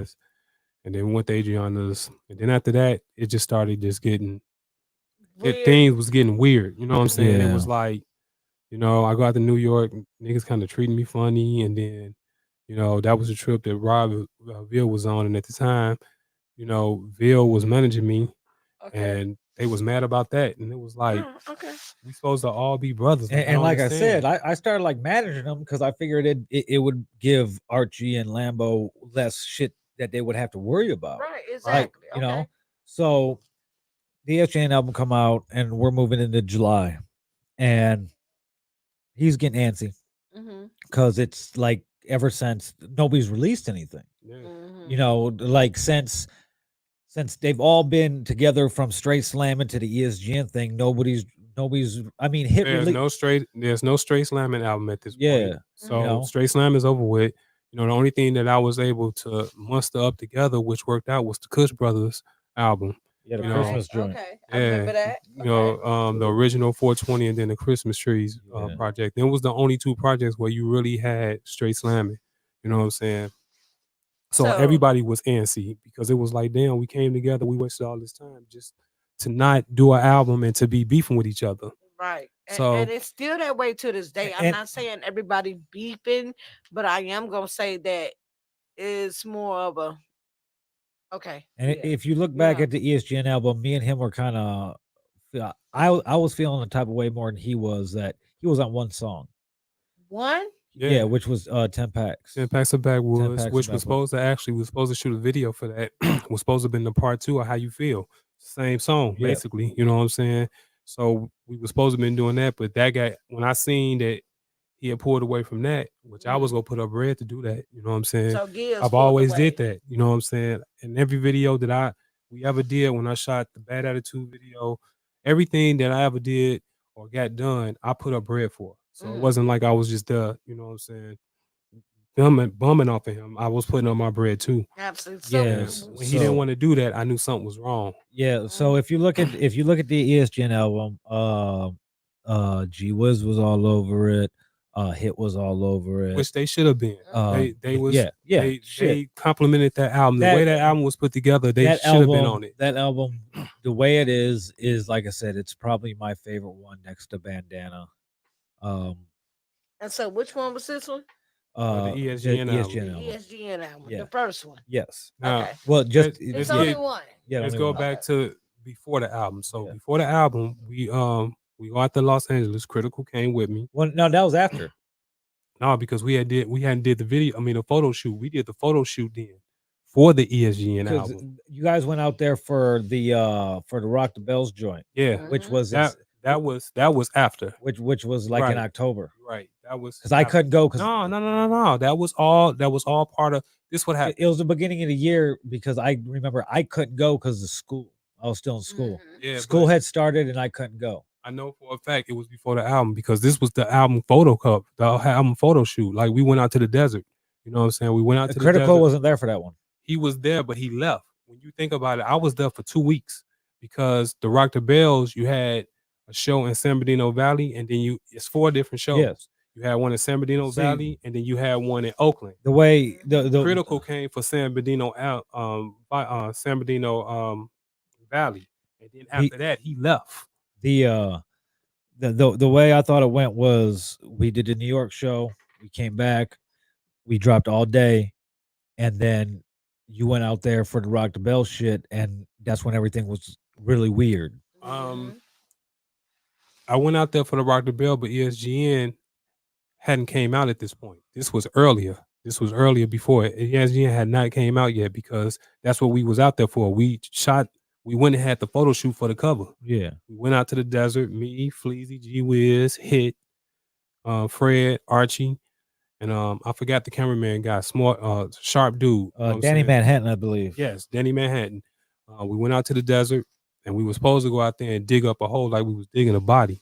Like we was burying the body, but the desert sand was so fucking hard, nobody could dig that dirt up. It was hot out there. Yeah, and it was hot. It was hot. And it was a lot of gunshots It was going on out there. dehydrated. It's like mother's getting knocked off out there or something. It was just Yeah. a bunch of gunshots. That But part. that You made part. me throw my phone. I'm just saying. You know what I'm saying? You should have just scooted it over. Yeah. So Okay. It was So- September 11, 2013 was the Rock the Bell show. Rock the Bell show. So But summer before the ESGN album came out, Yeah. which somewhere was like around May, maybe or something. that's like when that. you did the photo shoot. That's when we did the photo shoot. Yeah, Critical wasn't at that one. He was at the one in He September. was at the one in September. Yeah, Right. because that's the one I couldn't go to because school just started. Right. Okay. Right. We You're did the absolutely right. last show we all did together was right before school started. We went to Minneapolis. You're That's the one absolutely where we right. drove the Cadillac. to. Yes. Yes. We go get to that too. Yes. So yeah, we did and went and shot the cover for it. And if you look at the original ESGN cover, it was all of us on it. Yes. But then right before it was about to drop, again, we felt like our faces got used, and then it turned into basically like an East Side album. You know what I'm saying? That's why you see all the East Side guys on the album cover, which Yeah. was cool. We was Yeah. all right with that because we felt like Just like we thought that Wiz and Fleazy came out of nowhere, Diego instead came out of nowhere. right, Okay. right. So Okay. To us anyway. to us, To y'all. Yeah. On that. Yeah. which I know wasn't true I'm because starting to feel what y'all seeing right now, but go ahead, keep going. which I knew wasn't true because I was moving around, you know what I'm saying, in them streets at that time. So I knew who was with so and so. You know, I had dealings with a lot of these people. But to the They just came out untrained of, eye, yeah. So Yes. to everybody outside, it's like, Mhm. oh, Like, who these these guys new always, guys? yeah, they like Yeah. they knew guys, Yeah. but they just assuming that they was there the whole time. It's like, no, I wasn't. So Hmm. I just started seeing weird things, you know what I'm saying? And then I remember when I put out Our Day, We got in trouble. well, not necessarily we got in trouble. We but got in trouble. we I got in trouble. I seen a Lambo was mad I seen a Wait, tweet by wait, one why of the y'all get members. it? Yeah. because it was only a couple weeks, well, few weeks after the ESGN problem dropped. Oh, okay. We weren't letting it breathe, Yeah. and Excuse me one second. they had their Yeah, I'm good. they had their release, you know, little schedule that we were supposed to be following or whatever the case may Okay. be. Here's the thing. I didn't even know he was gonna drop the motherfucker. I was managing him and I didn't even know what the fuck was going on It just dropped. because he didn't want to tell me. So he's like, yo, I'm about to drop this, and he showed it to me, and I was like, first of all, no, we're not dropping that with that cover. I'm gonna redo the cover. That part. So I redesigned the cover and everything, and he dropped a single All Day, the song that I was playing when the show started, and the little video that I was playing earlier. Now that song was it was smokingsection.net, which was a big music blog, put this article up about it, and it was a very, like, it took off, you know. We got a lot of blog love, like a lot of blog love. Okay. And it kind of, I don't know how upset it made Lambo, but after that we got a little ad we gotta go through, but we don't need to see Of that shit. course. Everybody gotta get paid, right? Yeah. So it's we could only they can only be so mad at us because of it was a dope song and it got a lot of blog recognition. Okay. Like I said, Smoking Section said, unless you constantly have your ears open for Midwest hip hop, you probably aren't familiar with The Edge. No worries though, he does a fine job of introducing himself with All Day. Absolutely. Tranquil but goddamn heavy, the Freddie Gibbs collaborator delivers one of the best trunk anthems we've heard this year. Your bass and subwoofers will scream when you introduce your whip today. Give it a spin and be on the lookout for Picture Perfect, dropping July 13th. It didn't drop, but what we did is we called it a single 6. We put it out. It was a good project. It got a lot of love. But since we didn't release it on a schedule that they wanted, Mm-hmm. so to speak, they weren't very happy. That's the low cover that I did of it. And the thing was is that All Day was actually supposed to be on All Day was actually supposed to be on the ESGN album. Yes. I made that beat. I made all those beats for the ESGN album, and this is where things started to get kind of like messed up because it's like, I felt like, which I shouldn't have felt like that at the time, but I just felt like you don't really have to give us money or nothing like that, but just allow us to put us in position so we can do our thing. And I mean, I had already been proving that I had made some dope music, but none of my beats has never made none of these albums.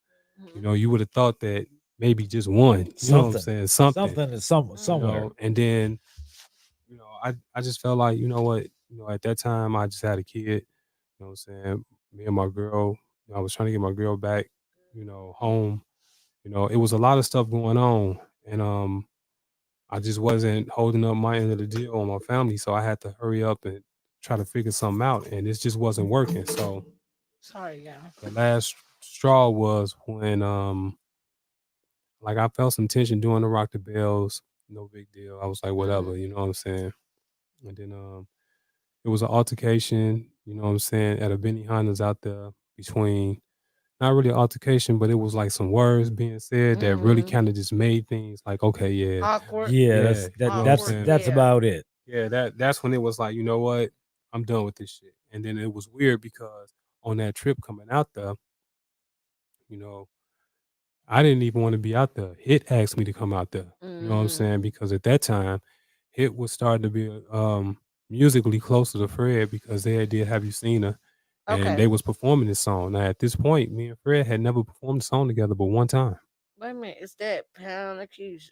Yep, Yes. yep. Y'all Which know was I a dope ass song. Yes, You know what I'm absolutely. saying? Which was a dope ass song. You know what I'm saying? That song, Very Right, had the very right to have a video done to it and everything. And Yeah. I supported it and everything. I shared it. I did everything I It's could to still a promote it. hot ass song. Man, it's still dope to Yes. this day. Mm-hmm. Still dope to this day. You know what I'm saying? So I wasn't tripping. It was getting all type of stuff. You know what I'm saying? But when I came out there, you know what I'm saying, it was like, okay, I'm at the airport, me and Critical at the airport, and remember, Hit had asked me to come out here. Mm-hmm.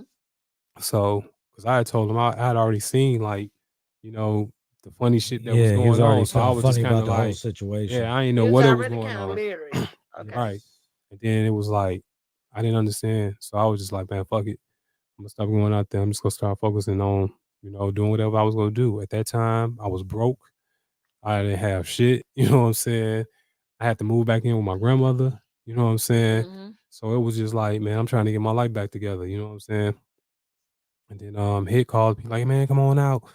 They be acting funny when you ain't around, blah blah. I said, nah, man, everything gonna be cool. Going out there and handle your business. So he's like, nah, man, I ain't going unless you go. So I was like, all right, I'll go.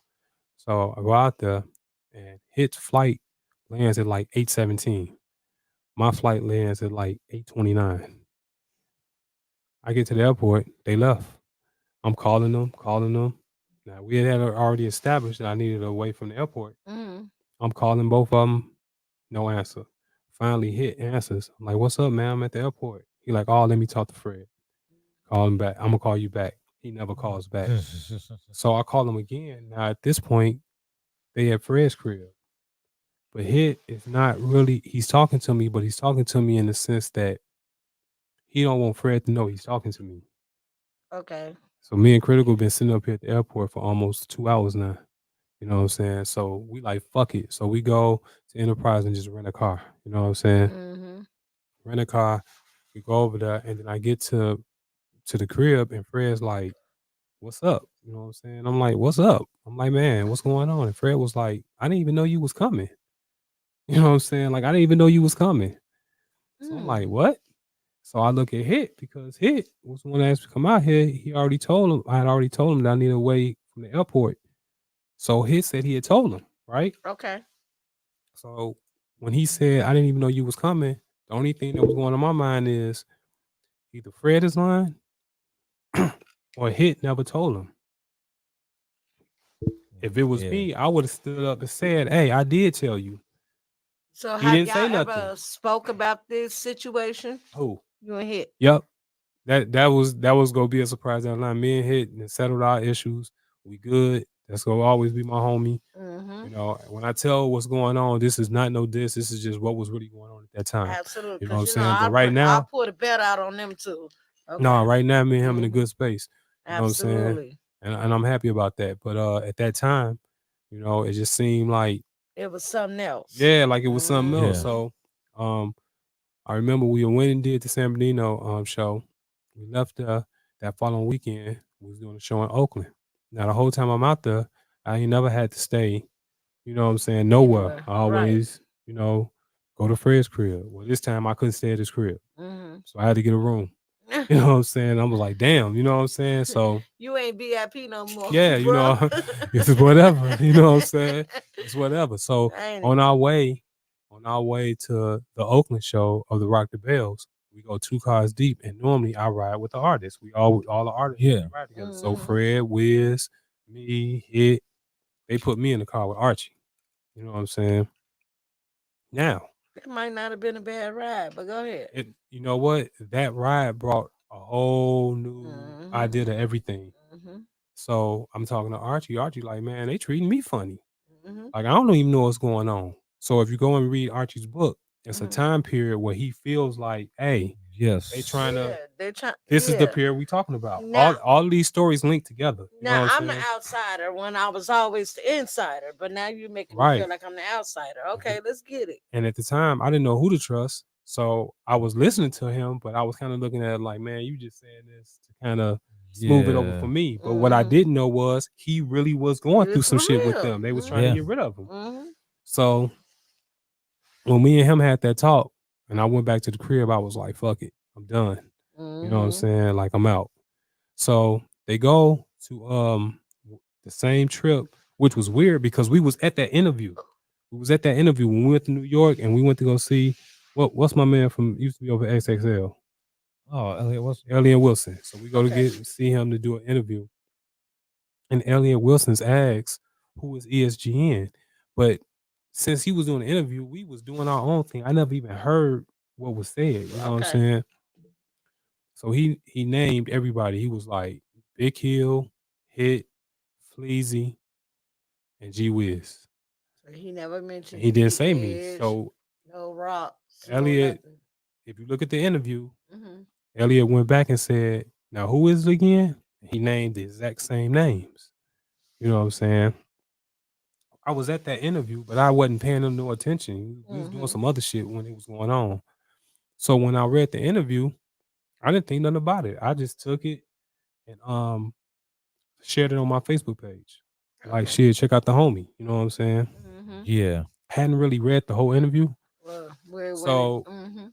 all of a sudden, everybody in ESGN started posting this interview and was tagging me in it. Like they wanted me to see what was going on. You And know what what I'm was Yeah. saying? said What was was being said. said. Yeah, Yeah.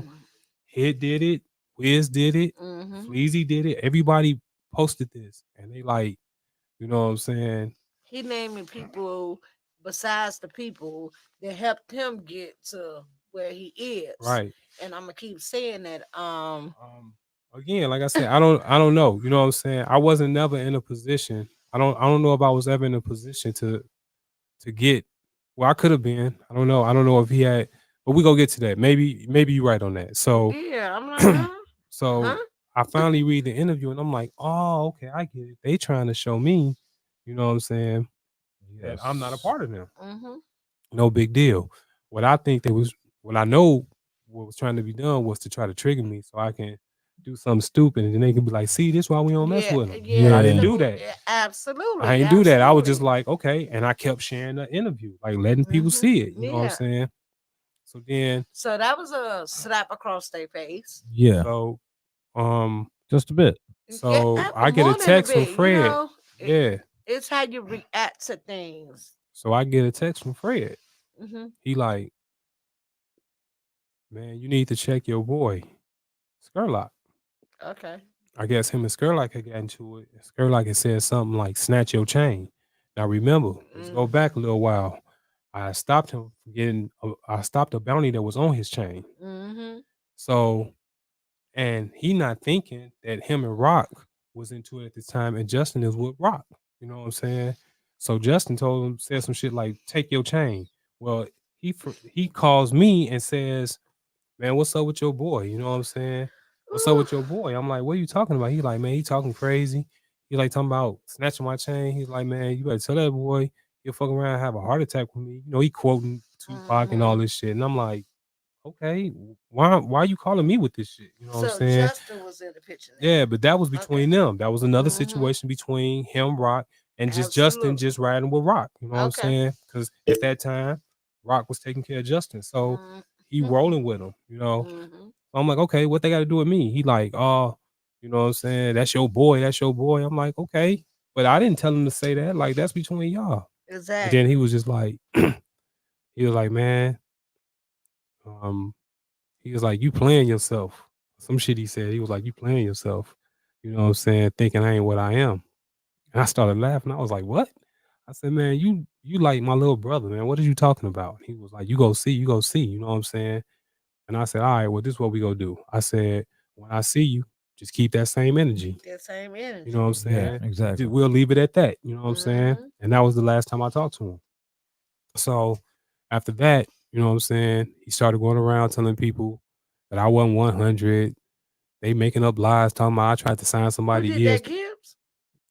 I ain't gonna say. No, You know what I'm it saying? don't matter. I don't know who It it don't was. matter. It was several people It because it don't was even people matter. saying like I tried to sign them to ESGN for $3,500. Oh, That my I was cheating Fred out of So some we gonna do this T-shirts. like this. It was rumors being spread. Yeah, and I know some it was only falsified coming from information out here. it's only coming from that camp. And Uh-huh. I'm just being like modest about it. And I'm posting shit like, you know what? Niggas stop doing business with each other every day, but you don't never read about them going back and forth, calling Period. niggas out, none of that shit. Period. We did what we did, we keep it moving. They really wanted me to do something. You know what I'm Yeah, saying? they wanted some type of reaction. They wanted that reaction. It's They had the- got it out of Rock. So that's why, you know, they So was like, they need it out of you. You yeah, know they what I'm needed it out of saying? me. And And that's it, how it is, though. People need turmoil yeah. and solidification that they was right. And the crazy thing about it was everybody that was on ESGN, I had did nothing but like show them love. Whatever they ever needed from me, That part. you know, I've always did it. Like I remember times when Fred wanted killed in New York. I drop what I'm doing, go rent a car and drive this nigga all the way to New York because Kill couldn't drive. You know what I'm saying? Because he wanted him there. I'm paying for the gas, I'm paying for the tolls, everything. You know what I'm saying? Like it was all type of stuff that I was doing, you know. So I didn't understand why, you know, This was happening. these rumors were coming up and y'all didn't want to address them. So I just took it as you just don't want to be around me no more. And it's all good. You know what I'm saying? If that's what it is, then that's what it is. But don't lie on my name. Don't try to make it seem like I'm this fucked up nigga and I'm changing because of success that you have. And like, you know, that's the big story. The Every time cliche. somebody, that's a cliche story. Every time somebody make it, it's like, oh, the niggas around me was tripping. They started changing. Nah, nigga, you started changing. And You know I'm what I'm happy saying? that Bill decided to do this interview tonight because where are you at right now? With everything that has took place, you know, Fred done been nominated for this, blah blah blah. Everybody looking at it like it's a big deal. Man, I got my own bites about it, but I'm happy for him. You know what I'm saying? This is what the work was put in for to get there. He deserved it. You know what I'm saying? I don't judge people. I don't look for to rappers for like personal advice or them to be like I just look at rappers to be rappers or entertainers or what they supposed to do. And that's what I'm judging them based off. If we talking about the Grammys, we talking about Yeah, people talents. ask me, they're like, how can you still listen to R. Kelly? I was know. like, I don't care if you piss on people. If they want to get pissed on, let them get pissed on. He can sing his ass off. Hey man, I'm it's about to timeless windmill music. you. You know what I'm saying? It's entertainment. It's timeless music. It's entertainment. Absolutely. And you know, he's earned the right. You know, me personally, I thought he should have got a Grammy nod with Pinata. You know Yeah, what I'm and saying? when he released Pinata, that was the last thing that he released that we had any type of Yes. ties to. ties Yes, to. that, and the only reason why is because Pinata has started so early in the process. Like Yes. we was working on Pinata. 5 years. Yeah, we was working on Pinata doing Cold in Hell. So you got to think about it was when Pinata came out, we worked through 3 other albums. That was Cold in Hell, BFK, and the ESGN album. So and this is what's freaking me out. So is he to the point where and I'm trying to understand him, y'all, because I have not heard him do one interview. I heard Jeezy behind the interview of the diss song. Well, here's the thing. Fred talked about Jeezy all over the ESGN album. Yeah. So that's that's neither here nor there. And for Fred's has mentioned Jeezy numerous times on numerous Yeah. platforms. Numerous platforms. Jeezy just knows better than to get into it with them. So, but Gigi did respond. He finally did. A couple of weeks ago on 92.3. Yes. He did respond, but it was so professional how he responded. He didn't even have to mention his name. It was a thing where it was like, man, you know, that's something that they had going on. Hey. You know, that's something they had going on, and I don't really, you know what I'm saying, I ain't really get involved in really get involved in too much of that situation. I just know it was just it was a lot going on, man. It was a lot going on at And that it's time. still a lot going on. Yeah, it's when he released Pinata every year, the Recording Academy members get a Mhm. list Okay. of albums, and the albums with the most votes, the five, are get nominated. Yeah. Okay. Pinata was on that list, but they didn't get enough votes to be nominated. But it was on that list. Okay. And I've had interaction with him since everything went down. Yeah. Okay. He's actually helped me out in ways that I still don't know how it happened. He's also performed at the Breaks Festival, Mhm. which my one of my good friends, Chris Figgy, co-owns. So set him up with that and everything like that. Mhm. You know, showed gave a discount for his asking fee. You know, So is he still reaching back? it's. I mean, I haven't tried to talk to him recently. He ain't reaching back. But anytime I see him, it's fine. You I mean, know, I don't, like I said, man. I mean, people do business with people, and people outgrow people, and people go their ways. I don't really trip on it like that. The only reason why I had a problem with it because that wasn't how it was presented. If it was Mhm. presented yeah, like on some business shit, then it was like cool. You it know what was I'm just saying? Mhm. see you Niggas would later. have knew how to prepare for what was going on, but it was promoted as a family. Like, oh, we fam. Like, come Yes, on, man. We've been in shootouts. We've been in all type of shit together. You know what Mhm. I'm saying? And a lot of this shit had nothing to do with us. yeah, So you know what I'm we're saying? just We there. Exactly. just Right. there. You know what I'm Yeah. saying? So Absolutely. Come you on. know, you figure like y'all family, and it didn't end up like that. That was my only issue with it. Like, oh man, y'all could have just kept it a buck and just said, hey, we trying to do some business shit. Mhm. And then that way, when niggas part ways, and it's just like, oh, this business didn't work Yeah, out. But when you say family, and then you hear rumors and all this shit, and you don't want to address them, it's like that ain't no family. That's just yeah, you know, a motherfucker trying Yeah. to look for a reason to To separate shit. So separate I'm shit. gonna do it for you. You ain't even got to do that. You And, know what I'm saying? and I'm I'm just gonna go ahead happy and we peace on out. this subject, Edge, because just to be honest, when the straight slamming, whatever y'all went through, you hear me? Mhm. When I came into play, you know what I'm saying? And I was like, what the hell going on over here? That was later down the list. Later down the That line, was like 2016, 17. 17, and That I was was after I like, dropped the True Print. absolutely. Yeah, But prior to that, I remember being in his studio with you, Gibbs, and Rock, and all that, you know, yeah, and during that era. Platt, you know what I'm saying? I remember all that. And I'm like, Yeah, I am in a different time zone right yeah. now. yeah. It's there was a lot of potential and shit like that, hmm but everything worked out for a reason, and it played out the way it was supposed to play out, even though it wasn't what we would have wanted. hmm Um, like I said, 2017, I had cancerous polyps in my colon tract, right? And out of nowhere, Fred sends me $1,500. You know, so even though like I don't talk to him all the time, it's we've never had a problem. And like anytime I need anything, I reach out to Lambo, he responds. and Okay. So again, it's so again, where people say, "Oh, he a fuckboy," this, that, and the other, he always did these things that was honorable. You know what I'm hmm saying? Yeah. Like you can't. I'm not the type of person to look at a person's bad. I look at everything. You know what I'm Yeah, saying? you got to. Because a lot of times a person's bad come from being nice to motherfuckers, trying to do whatever they could to Mm-hmm. help yeah. certain people. So it kind Yeah. of build like this The last this other time character. Like, damn, I'm Yeah. doing all this shit for And motherfuckers. then you ain't appreciating the shit. Yeah, you Yeah, know what I'm that type saying? of shit. I the feel the, like So the last time I talked to him was after he got back.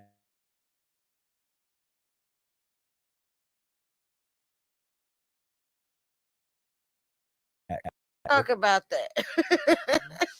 I don't know the true story. I don't know who does, I but feel like people that know him know he didn't do Yeah, or anything. I do reached it. out as And soon as just I heard. I yeah. reached out to his girl. I said, "Look, I said me and Fred don't talk no more. I said we give my wishes, and I said to you, I know for a fact he ain't do this. You know what I'm saying? Absolutely. He ain't that dude. He didn't do that. He And talk shit. He, you know what I'm saying, but he ain't no rapist. He ain't nothing like that. You know what I'm never, saying? never. And just to speak from a female standpoint on a bitter bitch moment, you know, if I could speak publicly on a bitter bitch moment, you thought you had you one. Yeah. Exactly. You know what I'm saying? And you know, when I was doing interviews at this time for the True Print, a lot of people was asking me about that, and I wouldn't answer. Mm-hmm. But the way I felt about it, I'll answer it now because it's over with. The way I felt about it like this, I felt like if he did it, you know what I'm saying, I feel for He that didn't do young that lady. shit.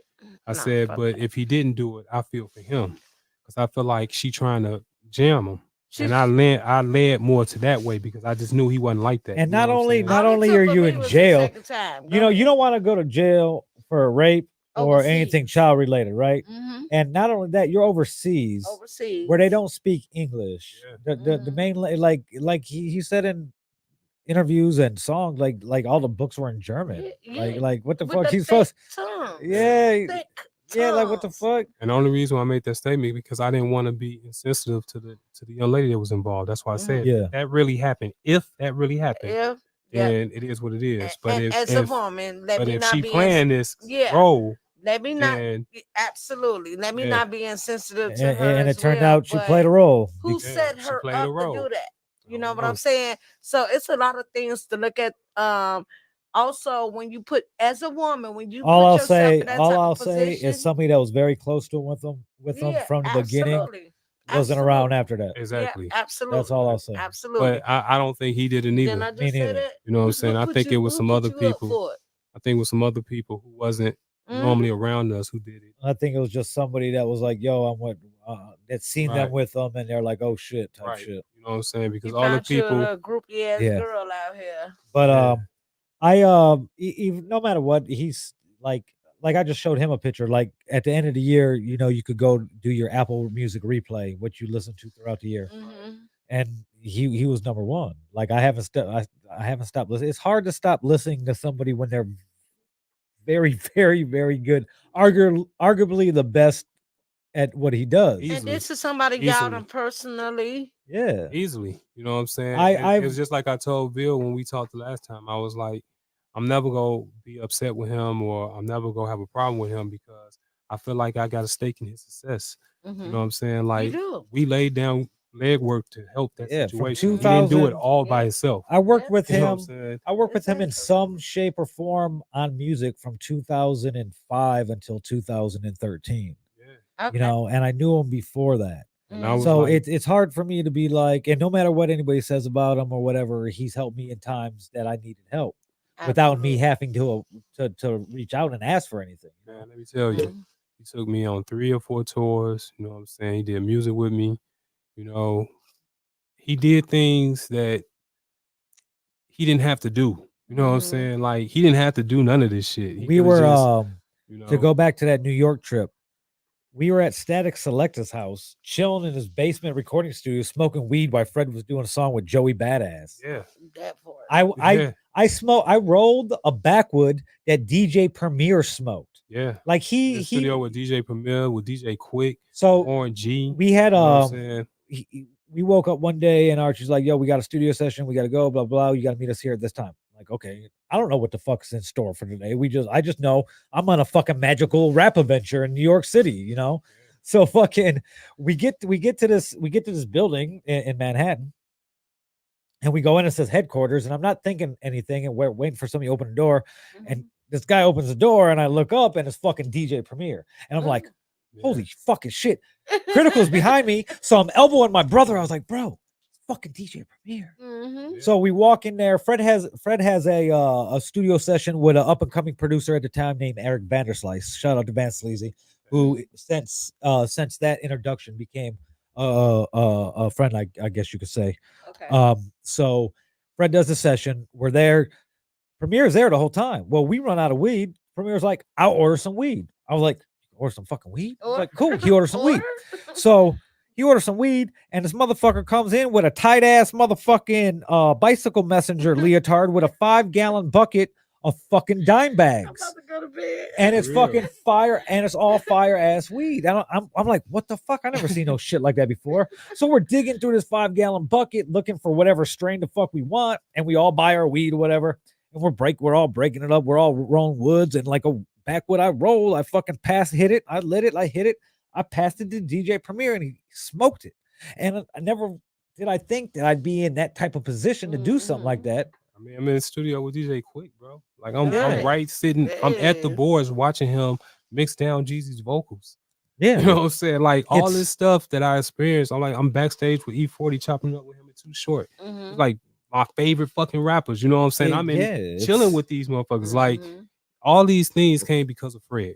So when I look at, our time together, do I think it could have been handled better? Yes. Yes. Do I fault him for anything, or do I feel like I'm fucked up with him? No, because he did more good than bad. Yeah, like I With said, me, Okay. he did. And with you, know what I I'm was gonna saying? say he that. put everybody in a position and gave them the notoriety that they needed to do something on their own if it came to that. Yep.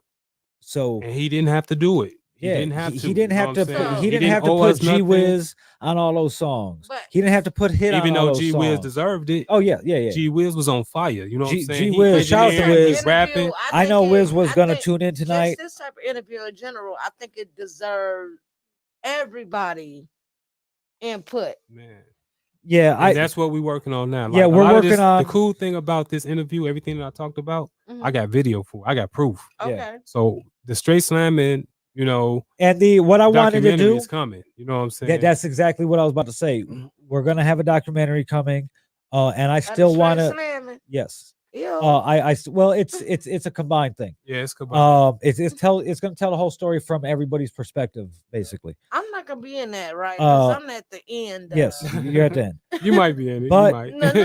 No. The thing about it is, You might come across somewhere in there. I still want to do like a round table with all of us, Absolutely. and the biggest part of that was him and Hit reconciling, and so it makes it. If Rock don't want to be a part of it, then it's whatever. You know what? Fleazy unfortunately can't be a part of it because Yeah, he's he no passed longer away. Rest in peace to with us. Fleaz. Rest in peace to That was my Fleazy. dog. And you know what? One thing about Fleaz, and I have to tell this story because during that whole time that me and Fred was like going back and forth, well, not really going back and forth, we weren't really messing with each other. Mhm.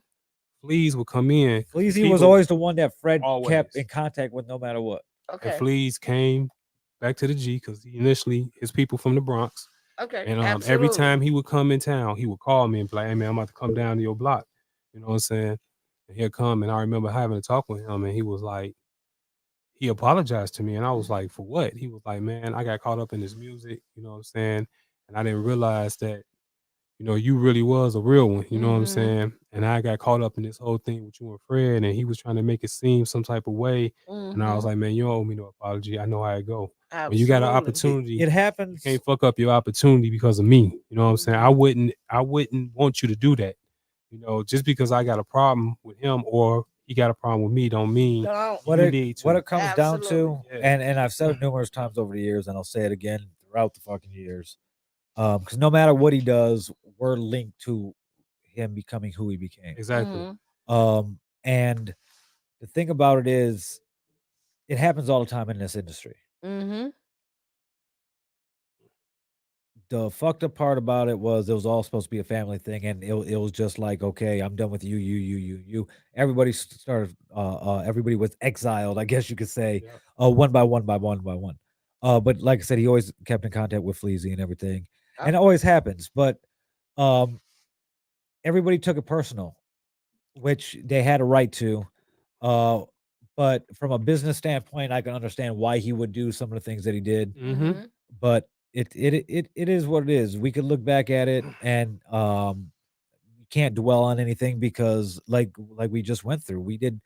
There were just so many dope ass things. Like Yeah, he did Right. a lot of great things, man. Yeah. And I'm sure, being his position, he's seen things with us that he probably Mhm. looked at and was like, I don't know about that. You know what I'm saying? Right. As you go up exactly. I'm not gonna be able to get over this hump with all these people with me, you know what I'm whatever. saying? When you shit start like that. getting higher and higher up, you got to start watching more people and watching people more. And you just don't want that problem when you're trying to accomplish something. So It's I'm sure he's called seen things and was like, you know what? New Levels, New Devils. Yeah. And I just think that when he looked at those things, he didn't really sort them out to who it was. It was just like, fuck that. He just I right ain't there taking no about it. chances. Yeah, Yeah. I got what I need from these people. Mhm. I don't need them around. It's time to go. But You know like what I'm I saying? said, everybody got all the media attention that they could have asked for. Yeah, They all were. Everybody knew who they were, and if shit didn't happen for them, it's like I said, it's like hitting the lottery. yeah. You know, like who would have thought that some fucking kid from East Chicago would fucking meet and become like acquaintances with this fucking tall, skinny rapper from Gary Yeah. that would turn out to be one of the greatest to ever do it. But I definitely know, and you're absolutely right. I definitely know, and I feel in my heart that it's going to be more interviews. It's going to be more people reaching out to both of you, The crazy Bill. thing is, Keisha, Preferably you, Bill. the crazy thing is when they announced that Fred was up for a Grammy, Mhm. 7 people called me for interviews, which is crazy because it's like, why am I being interviewed? This is this man doing his thing, you know. Yeah, This because story. I we're right always, there. yeah, I was there and I never talked about the story. I come from a different era. We don't talk about shit. You know what I'm Yes. saying? If it's a real problem, we call that We person. gonna handle that behind Yeah. the scenes. It's never not. So I wasn't really, and I've done many interviews since I left that situation. And every time that question came up, it was just like, no, we cool. Yeah, You know what I'm saying? We Yeah, just that's don't what do I said business with no more. Bill as well. Yeah. It's ever since like I've album after album after album, and I've been in this business for a long time. I've worked with everybody out here. I've worked with a lot of major artists. I've interviewed a lot of major artists. Fuck, I spent a weekend with Big Boy from Outkast in Vegas, fucking for a Vlad TV assignment. Like, I've seen the game from all aspects. You I've got his seen. number still. No. I have his road manager's number. Um, I'm being a girl I right now. have Sorry. I have seen it from a rapper standpoint. I've seen it from a manager standpoint. I've seen it as a journalist standpoint. I've seen it as from a media personality standpoint. And I've seen it from a branding consultant standpoint. I've seen it as from an executive producer standpoint. Um, and there's very few artists that come along every generation, and they have a raw talent that no matter how refined you could want it to be, it will never be better than that raw talent. Absolutely. And Absolutely. and just the way that he's progressed, like the first thing I heard him on, you just knew it. And then when he finally started recording the right way, because he was obsessed with Tupac, so he would double everything, triple everything. But when he finally was like, all right, you know, when he started just doing the solid vocals and he started coming into his own right around I would say between Midwest Bach Frame and Straight Killer. And then from BFK he just went to a level that rappers could only dream of being. And then Pinata dropped. Well, really, if you listen to Cold Day and Hell was right there. Like, Yeah, oh yeah. Cold Day and Hell had It's not my favorite, but it's still one of his best. It's up there. and you know what? It's one of them It- type it things got where lost in his shuffle. he's never really put out no weak material. No, he hasn't. He's never put out weak material. That may not be the best ones out of all the ones that we're talking about, but it definitely had And none of some his very material good been moments white on that sauce. album. Yeah, Okay. he don't got no whack albums. Not to me, he don't. Yeah, and it's not only to you. All the way up to right now, all the way up until Alfredo. yeah. I don't think yeah. he has no like the no whack. ESGN like the ESGN album. It gets me hyped. Like I'll hit the road on a whatever. Like I had to move back here from California last year and it sucked. You know, so I went to Vegas for the first 12 days after I left Cali, and I stayed at Skurlock's house. He was trying to talk me into just staying there. I was like, no, it's easier for me to go make and save money back home. So the whole drive here, I had to listen to shit that was gonna hype me up to come back here. And from the ESGN album, to then he dropped Pinata, and like then again, who would have thought that a gangster rapper from Gary was gonna do an album with Madlib, one of the Mhm. most sought after reclusive DJ producers in the world, Man, when I heard they was doing that album, it was crazy because that's another thing that kind of hurt me because when that album came out, if you look up and down my Twitter, it was so many people was like, "This is the album Diaz should have been on."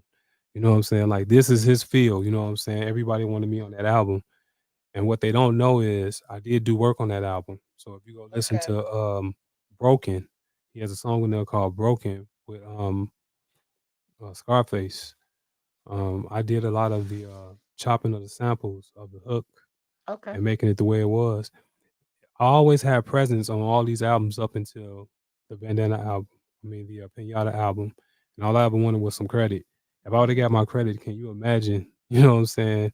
Like what the industry would Yeah. have been like. I participated on all these great albums. His first, And I don't have no proof. You know yeah, what I'm his saying? You don't first, have no proof, but you do. Yeah, I mean, I we did a know. lot. But you do. I did But a you lot do. of, I mean, people around the situation know what I did. You know what I'm saying? They Yeah. know I did a lot of engineering work. I did Wiz too. Wiz did engineering work, production. It was a lot Same of thing people with behind the shout scenes. out to Josh Dragoon, Josh who Dagoon, rest in peace, who since did a passed. man Shout out national to anthem. Sid, Speaker Bomb. It was a lot. I keep telling you, I can't not say this enough, man. It was so many people in this process that helped. You know, Bun B. Every time we went to Houston, Bun B came out, showed us love. Mhm. Always. We in New York. Hey, Bun B. Oh, I'm at SOBs. Come down to SOBs. It was always love with Bun B. You know what I'm saying? So it was a lot of people that was just showing us love throughout this whole process and showing Fred love. And through him, we got love too. So again, he didn't have to do these things. You know He what I'm did saying? So absolutely. I just don't I think some people look at it, they feel some type of way about the bad things and they want to address that. I just remember all the good, and all the bad shit. Mhm. I don't really sweat on it too much because like I said, that good he was doing, he didn't have to do it. He didn't owe it to us or none of that. So I always been grateful for that. And the only other time outside of me leaving that was a problem was when You Only Live Twice album came out and he had the song called Alexis. Yeah. And in this song, he says, Mhm. he said that he gave his niggas a bag, basically in so many words, saying that he gave niggas that he was with a bag, and them niggas went and fucked it off, and then he went and gave us another bag, and then we fucked that off too. So that's why he had to get rid of. That's how people took that, and I felt like I was pissed by that because I was like, hold up, my I nigga, had my like, mind thinking. So of like course, nigga, I was so putting my now you own feel bread some up. type of way about that. I don't feel Indeed. no type of way about it because he didn't really say who he was talking about. You know what I'm saying? It was a lot of us around. But still, But nigga, the who fact you that he talking didn't about? exactly the fact that he didn't say who it was, Mhm. it made all these shorties look at everybody. And it's Yeah. like everybody kind of looking at me like, damn, you know what I'm saying? That's the And it's ultimate like subliminal, ain't it? it's like nigga ain't never gave me no check or nothing. Like, let's not do that. Let's Mhm. not lie about shit. I ain't never Yeah. had no check. I was Yeah. out there on my own money. You know what I'm Vocalize saying? who you talking about. You And know, he that's would what I be take saying about subliminals. yeah, he would yeah, we go out. Oh man, get you some shoes. I'm like, man, I don't really need no shoes. I ain't out here for that. You know what I'm saying? I'm not here to take nothing from you. I'm out here because I fuck with you. I'm about I used to put my always tell him headphones that. on right now. Yeah, I would always tell him that, like, man, if this rap shit don't work out, I'm still go fuck with you regardless. Like, Yeah, I don't care about exactly. this rap shit ain't like that to me. You know what I'm saying? My check. Am I on? Yeah, you Yes. on. Cause you done went into the shoe situation, right? And so now you got me geeked. I already know where you're going with this. And now I I think can I know where ask, she going. now I can ask the questions that the city want to know, the world want to know. It is what it is. Right. What happened with these Timberland boots? Because when I posted a profile picture of these Timberland boots, I got threatened. So please tell me what happened with the Timberland boots. I found it funny. I found it hilarious. That's because my personal vendetta towards somebody. Okay, so Jeezy came to Chicago Theater. I think it was for like a Power Jam or something like that. Okay, let me get my laugh. What? What? Okay, go ahead. All right, so Jeezy was in town to do a show for like Power Jam or 106 Fest or 92.3 Power Fest. Something. One of those things. It was one of those. It was and a it was fest. it was a bunch of people there. It was you know what I'm saying? festival. So I guess And this was actually after Fred had left that Jeezy situation. He was gone. So I guess Rock was trying to maintain a relationship with them. And I guess this is allegedly because when they asked me to go, I was like, no, I'm straight. You know what I'm saying? At this point, I'm kind of like I'm kind of threw off with the industry shit. So I'm like, Mhm. I ain't trying to go to no concerts. I ain't trying to do none of that shit. You know what I'm saying? So he like, yeah, man, just come on out. You know what I'm saying? I'm gonna get us backstage. I'm like, nah, man, y'all go ahead and enjoy yourself, do your thing. It was on a Sunday. Okay. And allegedly, Jeezy brought them backstage. I guess he seen Jeezy. He waved him down. Jeezy was like, let him in. They got backstage. And supposedly Jeezy wanted some black Tims or something. You know what I'm saying? I guess his Tims got left on the plane or something happened and he needed some black Tims. So supposedly, allegedly, I wasn't there. I don't know what happened, Okay. but He went and allegedly got some Jeezy, motherfucking Tims. he was supposed to went and got some Tims for Jeezy. And he went all over the city finding these Tims. And then when he got there, Jeezy was like, "Oh yeah, these the wrong ones." You know what I'm And saying? gave him to his boy. And gave him to his boy or some shit like that. That's what That's was what we told. heard. That's what we heard. But Okay. I don't know if that was true or not. You know, that's why when everybody kept saying Timberland, I was like, what the fuck is they talking about?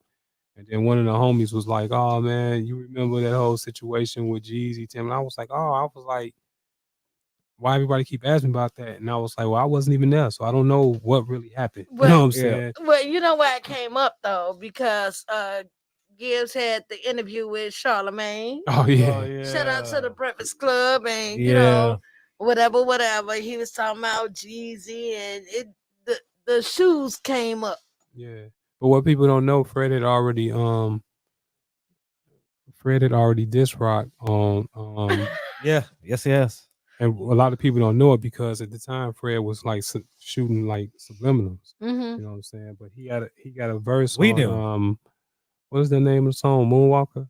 Oh, Eastside Moonwalker. Eastside Moonwalker. He say something like, and rest in peace to my homie. He ain't died. He just a He fuck ain't died. boy. He just a fuck boy.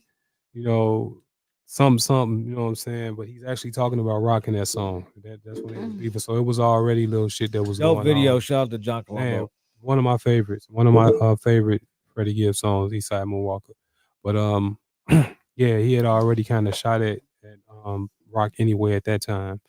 So I think that's what started, you know, or kind of egged on the fight when they did, you know, had that Yeah. situation. It was already edged on when that happened. You know what I'm saying? And Like, then my instigating ass make a motherfucking Timberland boot as my yeah, profile pic. yeah, that's You wild really, though, but that's yeah, cool. you wild. But I found it funny though. I find it all funny. I think it was a very interesting time in my life. I wouldn't change it for the world. It was awesome. It was dope ass experiences. definitely. And he's like I was saying, he's just it's the It is Grammy what it is. nomination is well deserved. It's well deserved. You know, so it's just you can't deny the man's talent, no matter love him or hate him. I think it's deserved. So Mhm. Well, like I said, it's all love for me. You know what I'm saying? I wish him the best. I'm glad he's finally getting, you know, he finally getting his just due. Like I said, I thought Pinata was genius. I thought he should have got a nod yeah. then.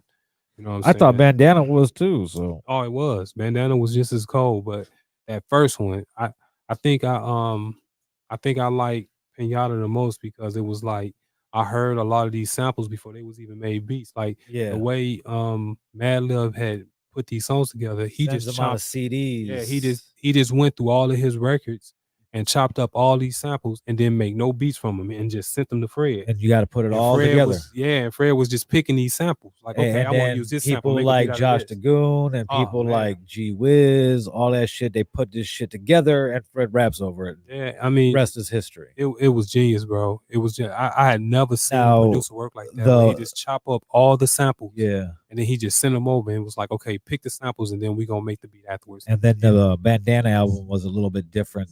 He actually Madlib Shit was made crazy. Madlib made all the beats for Bandana on an iPad. An iPad, yep, On a fucking iPad. that's some dope shit. And if Like you that should have got you a fucking Grammy nomination just for the simple fact that you fucking made the beats for the whole album on my iPad. But it's been dope shit. You know, he hit the shit the Fetty album with him and Currency again. That was the Alchemist joint. That project was dope. The Freddie project was dope because we've known he's always wanted to sing and shit, Yeah, you he know, always wanted and to he's sing. always saying shit here and there. But the whole Freddie album, I and love that one song he got with the video with him and the Lords or whatever. yeah, yeah, That shit dope as fuck. I fuck with that. You know what I'm saying? I think I fuck with that because again, he's always talked about doing shit like that. take it back to How You Feel. How You Yeah. Feel was the first song he sung on. So he was already saying it then that he wanted to be the singer. So when I seen he did that album, I was like, it makes sense because he was already trying to do that anyway. He was gonna do it anyway. So yeah, the Freddie album was dope. All them albums that he put out was dope albums, man. Like Yeah, I don't take nothing from it. You know what I'm saying? I don't have no personal issues to it. You know, I don't have no personal issues with. I mean, it's hard not to. I mean, It's it's well deserved, but at the same time, all the people that worked with him, Hit, Sonny G, you know, Overdose, H Trey, you know, everybody, G Wiz, Fleazy, rest in peace, you know, Josh Dagoon, rest in peace. All them people deserve their props as well because they played a part. You know, Cali Pud, all these people that was there who helped do the VP. You know, I got and VP on my city. You know what I'm saying? yeah, I should. I shared it with him earlier. Yeah. I've ran into him a couple times since I've been back. Fucking, you know, before I end this and shit though, there's one person I want to shout out through all this more than anybody else. And that is Archie. Yes. Yes. I talk to Archie frequently. You know, a lot of people don't. Archie was the architect of this shit, to be real with you. You know what I'm saying? Like, I'm not taking nothing from Lambo. You know what I'm saying? Lambo definitely is what he is. But Archie was he played a major part in this shit, man. And it hurts me that, you know, again, I know how business go and you know, people move on, people grow. But he really should, you know, you need to Yeah, get in. that was it. You need to interview him. That you need to have him on this show. Archie got a lot to say. Yeah, He was there for. I don't know if he'd want to though. I think he would. You think I so? think it would be a good idea to reach out just to see. You know what I'm saying? But he definitely got some things that he needs to get You want to out. go to LA? Let's go to LA and do it. Let's do it. You know what I'm saying? I would definitely love to do that. He We'll sit definitely down, deserves me, it. you, him, G Wiz, Yeah, yeah, I definitely love to do that. You know Hit. what I'm If saying? you're watching or you watch this later, let's go to LA. And like I said, the Straight Slamming documentary is in the process. I reached out to pretty much everybody. You know what I'm saying? Like, look, you know what I'm saying? I don't think I reached out to Wiz yet. I don't think I talked to him about it yet. But everybody, even if we have problems, I just said, look, man, you know, this documentary is gonna be done whether with you or without you. I'd rather you be there so you can tell your part. You know what I'm saying? If you don't want to be there, set up a camera, tell you side of the story, and send it in. Yeah, I just want people to have their truth out, you know, and then that way people can think about the situation from everybody's, and you can make out your own story from it. But you know, I'm gonna be honest with you, man. Like the reason why I feel confident about my version of the story and that mine is more accurate because, like I said, I got video for them to all this shit. So like I always had somebody with a videotape rolling. You know what I'm saying? So I had to fly on the wall. That was my thing. You know what I'm saying? I had to fly that stayed on my shoulder and was just like, okay, I'm gonna sit on this wall and speak out everything. You know what I'm saying? So I got all this on video and ain't nothing you can deny. What know are I'm you? saying? So, what do you think his chances are leaving with the Grammy? I think we talked about this. I think We his I know chances. we talked I about think his this. chances is really good. I really do. I think it's between him and Nas. He I got a think really it's between good him and chance. Nas. It's You between do. him and Nas. Part of me thinks the Academy's gonna give it to Nas just because I don't think Because Nas it ever is had what one. it is. No, I don't think he had. I don't think he's had one. But I don't think he I don't never think had this one. is the album that you finally give it to him for. Yeah, again, you know what I'm saying? I really believe I that he should have won for Pinata. Yeah, Pinata yeah. should have got a Grammy. Like when What that won that year? I think Mac Miller won that year. yeah, Mac Miller won But that you year. know what? The nomination. Who itself- was on Pinata? Exactly. Yeah, Yep. yeah. We did work. We went to his crib. I remember going to Mac Miller's crib and was that Calabasas? He had a Yeah, crib somewhere yeah, out that way. yeah. He's Calabasas. Dope ass crib. He Mm-hmm. met us at the door. He come to the door with this big ass garbage bag full of weed. He's like, "Come on in." You know what I'm saying? I was like, "Fuck." You know what Ready I'm to saying? I go. mean, like a garbage bag. It was like a clear garbage bag. That shit was like this big.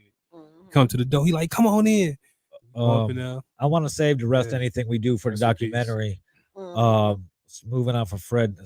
This we're at. It's been a long show, and I knew Yeah. it It's would. been a long Yeah. ass But show. you kind of you fell back after that. Uh-huh. You went back to real life. Yep. Um, Again, just being Mhm. consistent with how I move. You know, I'm the type of person that when I'm not around the spotlight of music, I'm a normal person. You know what I'm saying? I got a wife, I got kids, you know what I'm saying? I got other priorities going on that I still have to maintain, and I can't just wait on the music. You know what I'm saying? Mhm. You know, my motto Mhm. coming into this was I'm never gonna be a starving artist. That's not how we move. You okay. know what I'm saying? Yeah. So, you know, I keep telling people, I used to always tell people like it ain't nothing wrong with going to work. You know what I'm saying? And since I went to school and took care of business throughout the whole process, it's Mhm. like fuck it. You know what I'm saying? We're away from the music. Now what we go do? So we go open a couple of businesses. I started working on the watch. I started working on the app. I dropped the True Print. You know what I'm saying? The True Print did what it did. You know what I'm saying? Mhm. Got one of the first underground rappers to ever be on the skyscraper in New York. Look, You know what I'm saying? speaking of that true print, you was fly than the mug.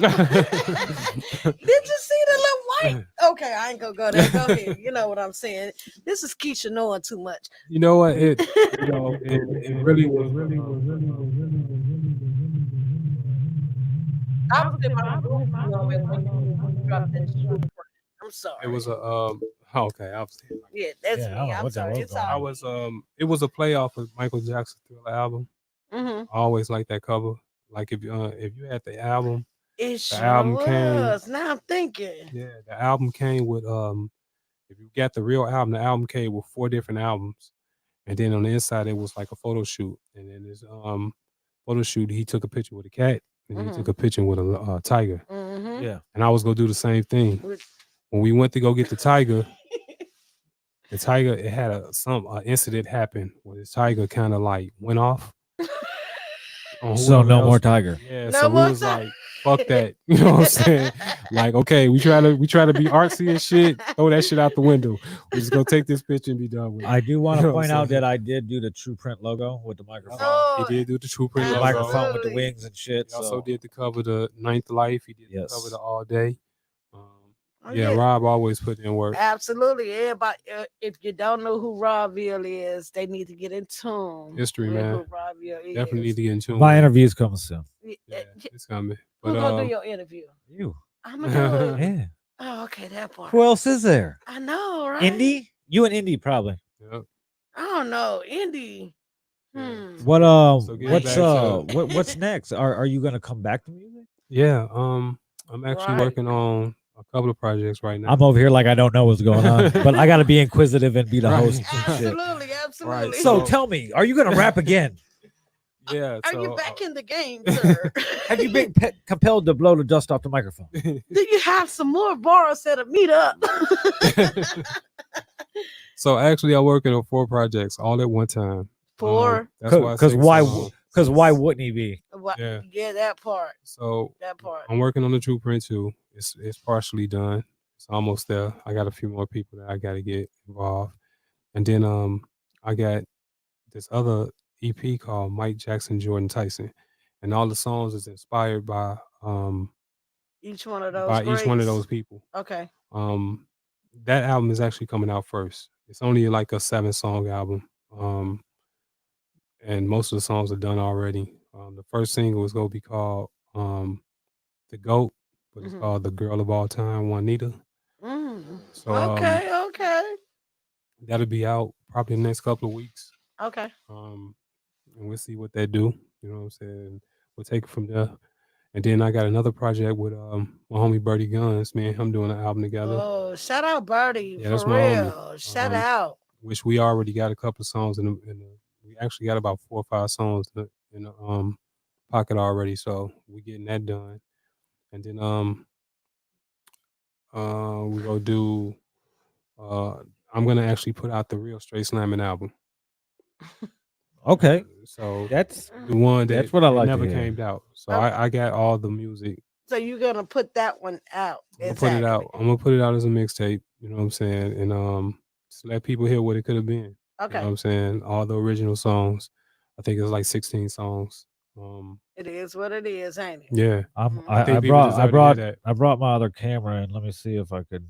I don't think I could turn it around. I want to turn it around.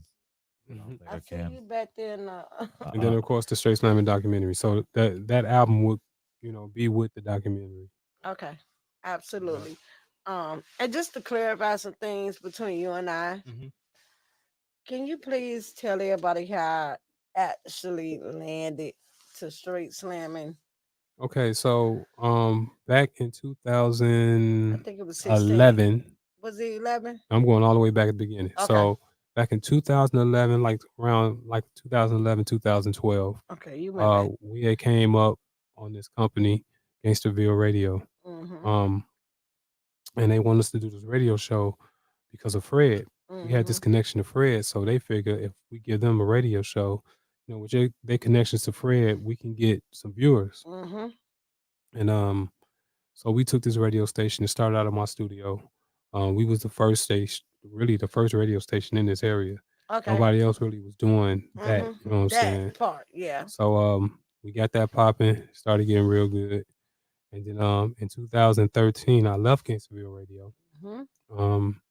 Because I was just like, I the deal wasn't right. You know what I'm Mm-hmm. saying? It wasn't right. You know what I'm saying? So I was just like, it ain't a good thing for me. I said, but y'all keep going, and I still let them use my name. You know what I'm saying? They was using my name the whole time, but I was gone by that time. Let So me so mute this mic. I'm um, bringing in. Don't mind me. I'm bringing in what I call the jewelry cam. We can't leave tonight without seeing. He has a whole ass. He has a. He told you the Jordan Jackson Tyson album. He has a whole ass fucking Jordan Jackson Tyson. Look, Tyson's fucking face tattoo he has on fucking with diamonds and shit. And he got the whole ass state of Indiana. Now check it out. Not Every only is it the county. whole Every you see county. every county. Mm-hmm. It's crazy. You see Gary over there looking like I guess not rapping. I guess not rapping the past couple years didn't really fucking matter because Right. he's good. That part. He's good. yeah, man. So So we got new music coming. yeah, we got new music coming. We got a new documentary coming. We got and I'm really excited about this. It's called the Exquisite Sessions. I don't know if y'all remember, I had started this thing called the Exquisite Sessions where we interview artists, and I would make a beat for them, and we would perform it right then. But in the first episodes, we had a lot of people that was helping me, like Johnny Elmo was helping me. So that's where you get Same Cycle from. Okay. I had other people helping me. So we did it like that in the beginning. But now, I'm gonna pick artists and we can just go bring them to the studio and we're gonna make a beat on the fly and we're gonna make a song all on the fly and it's gonna be recorded. Right then and there. Yeah. Okay, And absolutely. then, that's gonna be the first season. It's gonna be like 16, 17 episodes. And then after those are done, we'll take those songs and make an album out of it. And There you everybody's go. involved with They it. should call get that everything who's up. spontaneous. So yep. So That part. um so I'm really excited about that. We're working on that. That's coming up real soon. Okay. I already got set up for 4 episodes. I won't say which artist, you know what I'm saying? But it should be pretty interesting. I can't wait. Man. I'm excited. I can't wait neither. I'm excited. I got a lot of people that I want to work with. The fact that when I told these people what I was trying to do, they was like, "Oh hell yeah! Like we'll do anything with you. Like whatever you want to do." I was Immediately. like, "Oh, shit." Yeah, You know what good. I'm saying? Like As it should be. it's humbling. You know what I'm saying? As it 'Cause, should be. especially a lot of the younger people. They It's show a lot scary. of love, and it's like, a lot of the younger people be like, if you can give me some advice, you know what I'm saying? What would it be? And I always try to give them great advice. Like, look, when you be here, because you go be here 10 years down the line, just make sure you respect them young niggas up under you. That part. You gotta be like, it's like when you deal with the youth and this type of thing, it's like it's their party. You just gotta hope they invite you to the show. And if That's they it. do, then it's all good. You know what I'm Or saying? you gotta create the show for them. Yeah. Well, I really don't. You know what I'm saying? Because when I was that age, nobody created the show for me. You know, it's part of No, the culture. exactly.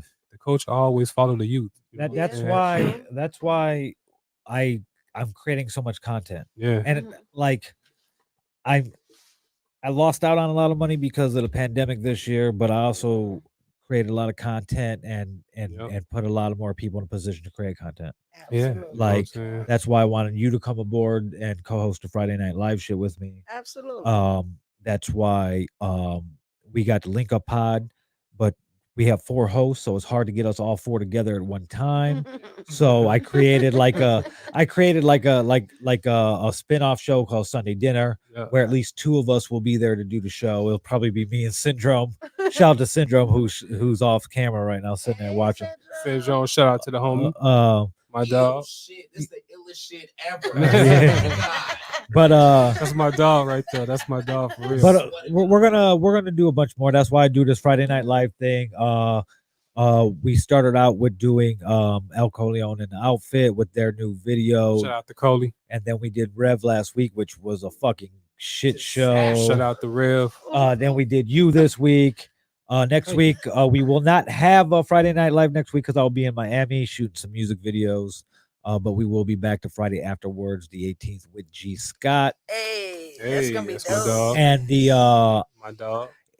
I'm not gonna continue to do it every week. It Just can be sporadic. just because I don't want to water it down so fast. Absolutely. So I wanted to get these people out the way because they do have stuff coming out. Mhm.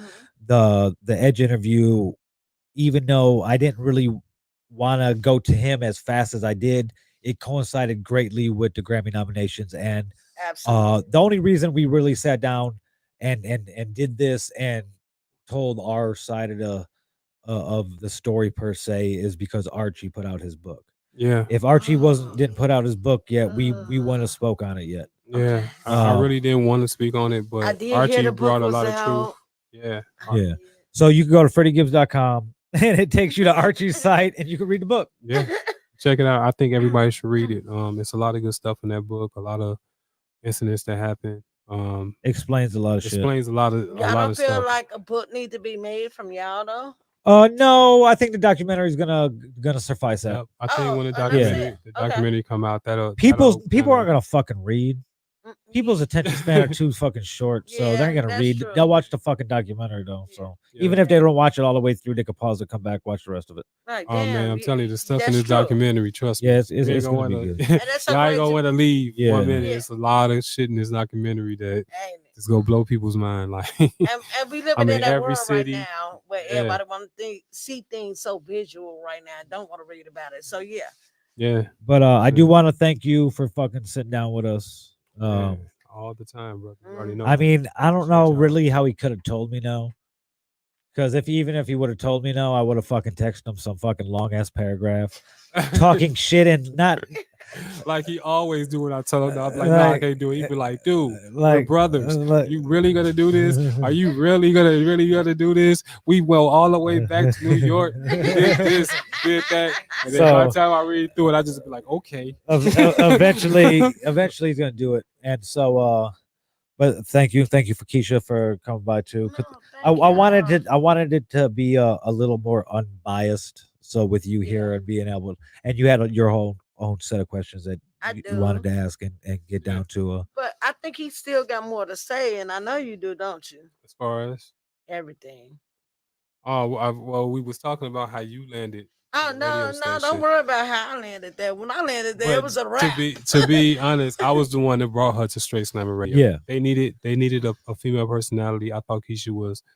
She had been proven to me. Well, yeah, well, the same to- thing. to That's the same thing. He brought me aboard too. Yeah, a really good job. Yeah, so So like And to he be honest called with me you, one he day. really had a good team around him with Keisha, Miss Good Corner. She was really good at what she did. mhm, My girl, of course, KB, Kim Mhm. Baldwin. You know mhm. what I'm saying? We get you heard. Now it's Magnetic Shift. Magnetic shift. That's my homegirl. That's my sister. Much love to her. He had a really good team of people around him, but I'm not sure what happened as to why it didn't work. You know what I'm saying? So You know, these are good people to have in your corner when you Yeah, when exactly. you're trying to start something. All females, and then they all was putting up. They all were doing what they were supposed to do. You know, I don't know what happened, but yeah, it's a lot of I'm stuff. over here with Rob Bill for the Friday Night Live right now. That's what happened. Well, that too. There you go. That too. Thanks guys for tuning in. I knew it was gonna be long. I would have rolled up more fucking woods for myself. I And knew the it was crazy gonna go thing 4.5 is hours. that We only like scratched I the left surface. out. Yeah, I left out a lot of stuff. But you know what I'm but saying? that's what the documentary's for. Yeah, that's we what the we didn't want to documentary give for. away too much. Yeah. We want the documentary to be highly anticipated and shit like that. And the documentary will get to the shootouts, the brawls, the all Shit that, like all that. that dumb shit. You know what I'm saying? I gotta I'll be working the legal part of the documentary, and I gotta make sure all the statute of limitations is up on everything. I ain't gonna be Yeah, in it. and that was another reason why I didn't speak on a lot of stuff. A lot of because- shit can't be talked on. Yeah, a lot of stuff I couldn't speak on because it was still Fresh. within the range. You know what I'm Mhm. saying? So it affected my music. It was a lot of stuff that I couldn't speak on at the time. Yeah, but yeah, I can't thank you enough, man. Yeah, Yeah. absolutely. We got Appreciate it, and you know we'll be back with another Friday Night Live with Edge with new music and shit like that No doubt. soon. Some content. Tune in Sunday night at sometime between 6 and 8 o'clock for Sunday dinner with some people, and it'll be me and Syndrome for sure sitting here in these chairs with a different background on the green screen. And Do one I other need to thing, bring y'all man. some food up here on that night? Hey, we here. Okay, I'll bring Another y'all a thing, couple man, of things. I don't eat pork, so other than that, I'm good. Oh, don't worry. I gotta don't give a eat shout chicken. out. And I eat poultry. Okay. I gotta Yeah. give a shout out before I leave. I gotta give a shout out to my wife and my daughter and my son. I love y'all. You know what I'm saying? It's been one. Y'all been there from jump. Mhm. I appreciate y'all. You know what I'm saying? I know they watching, so I gotta give them a shout out. Come on, they be like, Yeah, the fuck? absolutely. Like you couldn't even call me out the fuck? Thank you for So- letting me keep. Thank you for letting me have them for about 8 hours. I know, right? She go fucking kill me. Like thought this interview was supposed to be an hour. It's Damn gonna it, be so- motherfucker. Hey, fuck? there was a lot to Christmas get to. Chronicles, so- Yeah, No, there was a lot to fucking get Bill about to to, get me killed as and- always. and there was a lot to get to, and a lot we didn't get to. Yeah. But Absolutely. Straight Slam documentary and album coming soon. Yes, I sir. won't be in it. There's gonna be a bunch of Gonna be shit. in it. Tune in Sunday to I'll be at the Sunday bottom dinner. Dinner. Be sometime Sunday between dinner. 6 and 8 o'clock. Wednesday at 5 o'clock. Same channel, same fucking bad time, same bad channel. Fucking White Devils with me and Rich. It's Oh, yeah, I it's love a that it's a show. political podcast that explains shit to you guys the right way. And then next week I will not be here for Friday Night Live because I'll be in Miami. But I am doing White Devils from Miami. Robbie, real quick, let me give you a shout out on that White Devils because y'all be killing that Thank you. political game. Oh my God. They be killing it. I'm like, wait a minute. Yeah, man. I just be sitting there I'll like, try. I be rocking back and forth. Hey, like old lady. see how all this started was I was supposed to be I was when he started doing developing the app and everything, and we were supposed to be building out the network and everything, the XDE Labs network and all that. I was like, well, do I get a fancy title, whatever? He's like, you know what? Call yourself whatever the fuck you want to call yourself and do something. I was like, all right, cool. I was like, I'm the director of creative content, and I fucking created a bunch of fucking shit. He did Yeah, everything he was supposed to absolutely. do. Since March, all I've been doing is creating content, Absolutely. creating content. Well, the reason why that XD app didn't go, the network didn't go where it was supposed to. That's part of it. That was part of the end. But what actually happened was I was the only app that was playing Aaliyah's music after Age Ain't Nothing But a Number. Okay. So 1 in a Million, Rock the Yeah. Boat, all that stuff. I was playing all this music, Mhm. and they shut that shit down. He got in trouble. Mm. Like you got to think about it. I'm the only app playing this shit. You know what I'm Right, saying? So they mhm. was like, send me a deceased letter, like take that shit down. You gotta go, Or bro. we Yeah. gonna take this, and I tried We're to gonna stand take up. it down for you. Yeah. Mhm. And I had to stand for something. I'm like, well, I fuck with Aaliyah. I bought this music, so Mhm. I can share this music. You know what I'm saying? And they was like, no, you can't. And they shut that shit down. Mm. So they revoked my license. So I'm trying to get that back. You know what I'm saying? And once we get that back, everything will be back to normal. I mean, because I feel when you purchase somebody music, you're able to do with it. You're able to share it as please. long as you're not reselling it. Yeah, And I wasn't Right, reselling it. it Yeah. or nothing like that. We not bootlegging. We ain't making. But what they're looking at it is Copyright infringement. even if you're streaming it to 5 people, they want that royalty. Yeah, That's why we gotta be careful on Facebook, And the and crazy that's what thing people don't is, understand. the way my app was set up, it was set up to the streams would give them Count, yeah. royalties. Yeah, Okay. it would They count. didn't have anything set up because they never released none of her music on streaming sites. Okay. You know what I'm saying? Yeah. Nothing after AJ. Anything that R. Kelly did, you can get on website. I mean, on Yes. sites. But everything after him, that, like that was with Timbaland and Missy, you can't stream none of it. Her people, as in Barry Hankerson, which is her uncle who owns the music. You know, they still trying to work out this deal, and I'm playing this music. I'm like, shit, I love to live. You know what I'm saying? Absolutely. So, and they shut that shit down. It's like, it's like, oh, you don't want to listen? Huh? Okay, shut that shit down. So, if you guys got somebody that you think should be in this chair on Friday Night Live, go ahead and send me a message. You can follow me on all social media at Villain Radio, except for Snapchat, villain.radio, robvillain.com, where you can catch all the shows.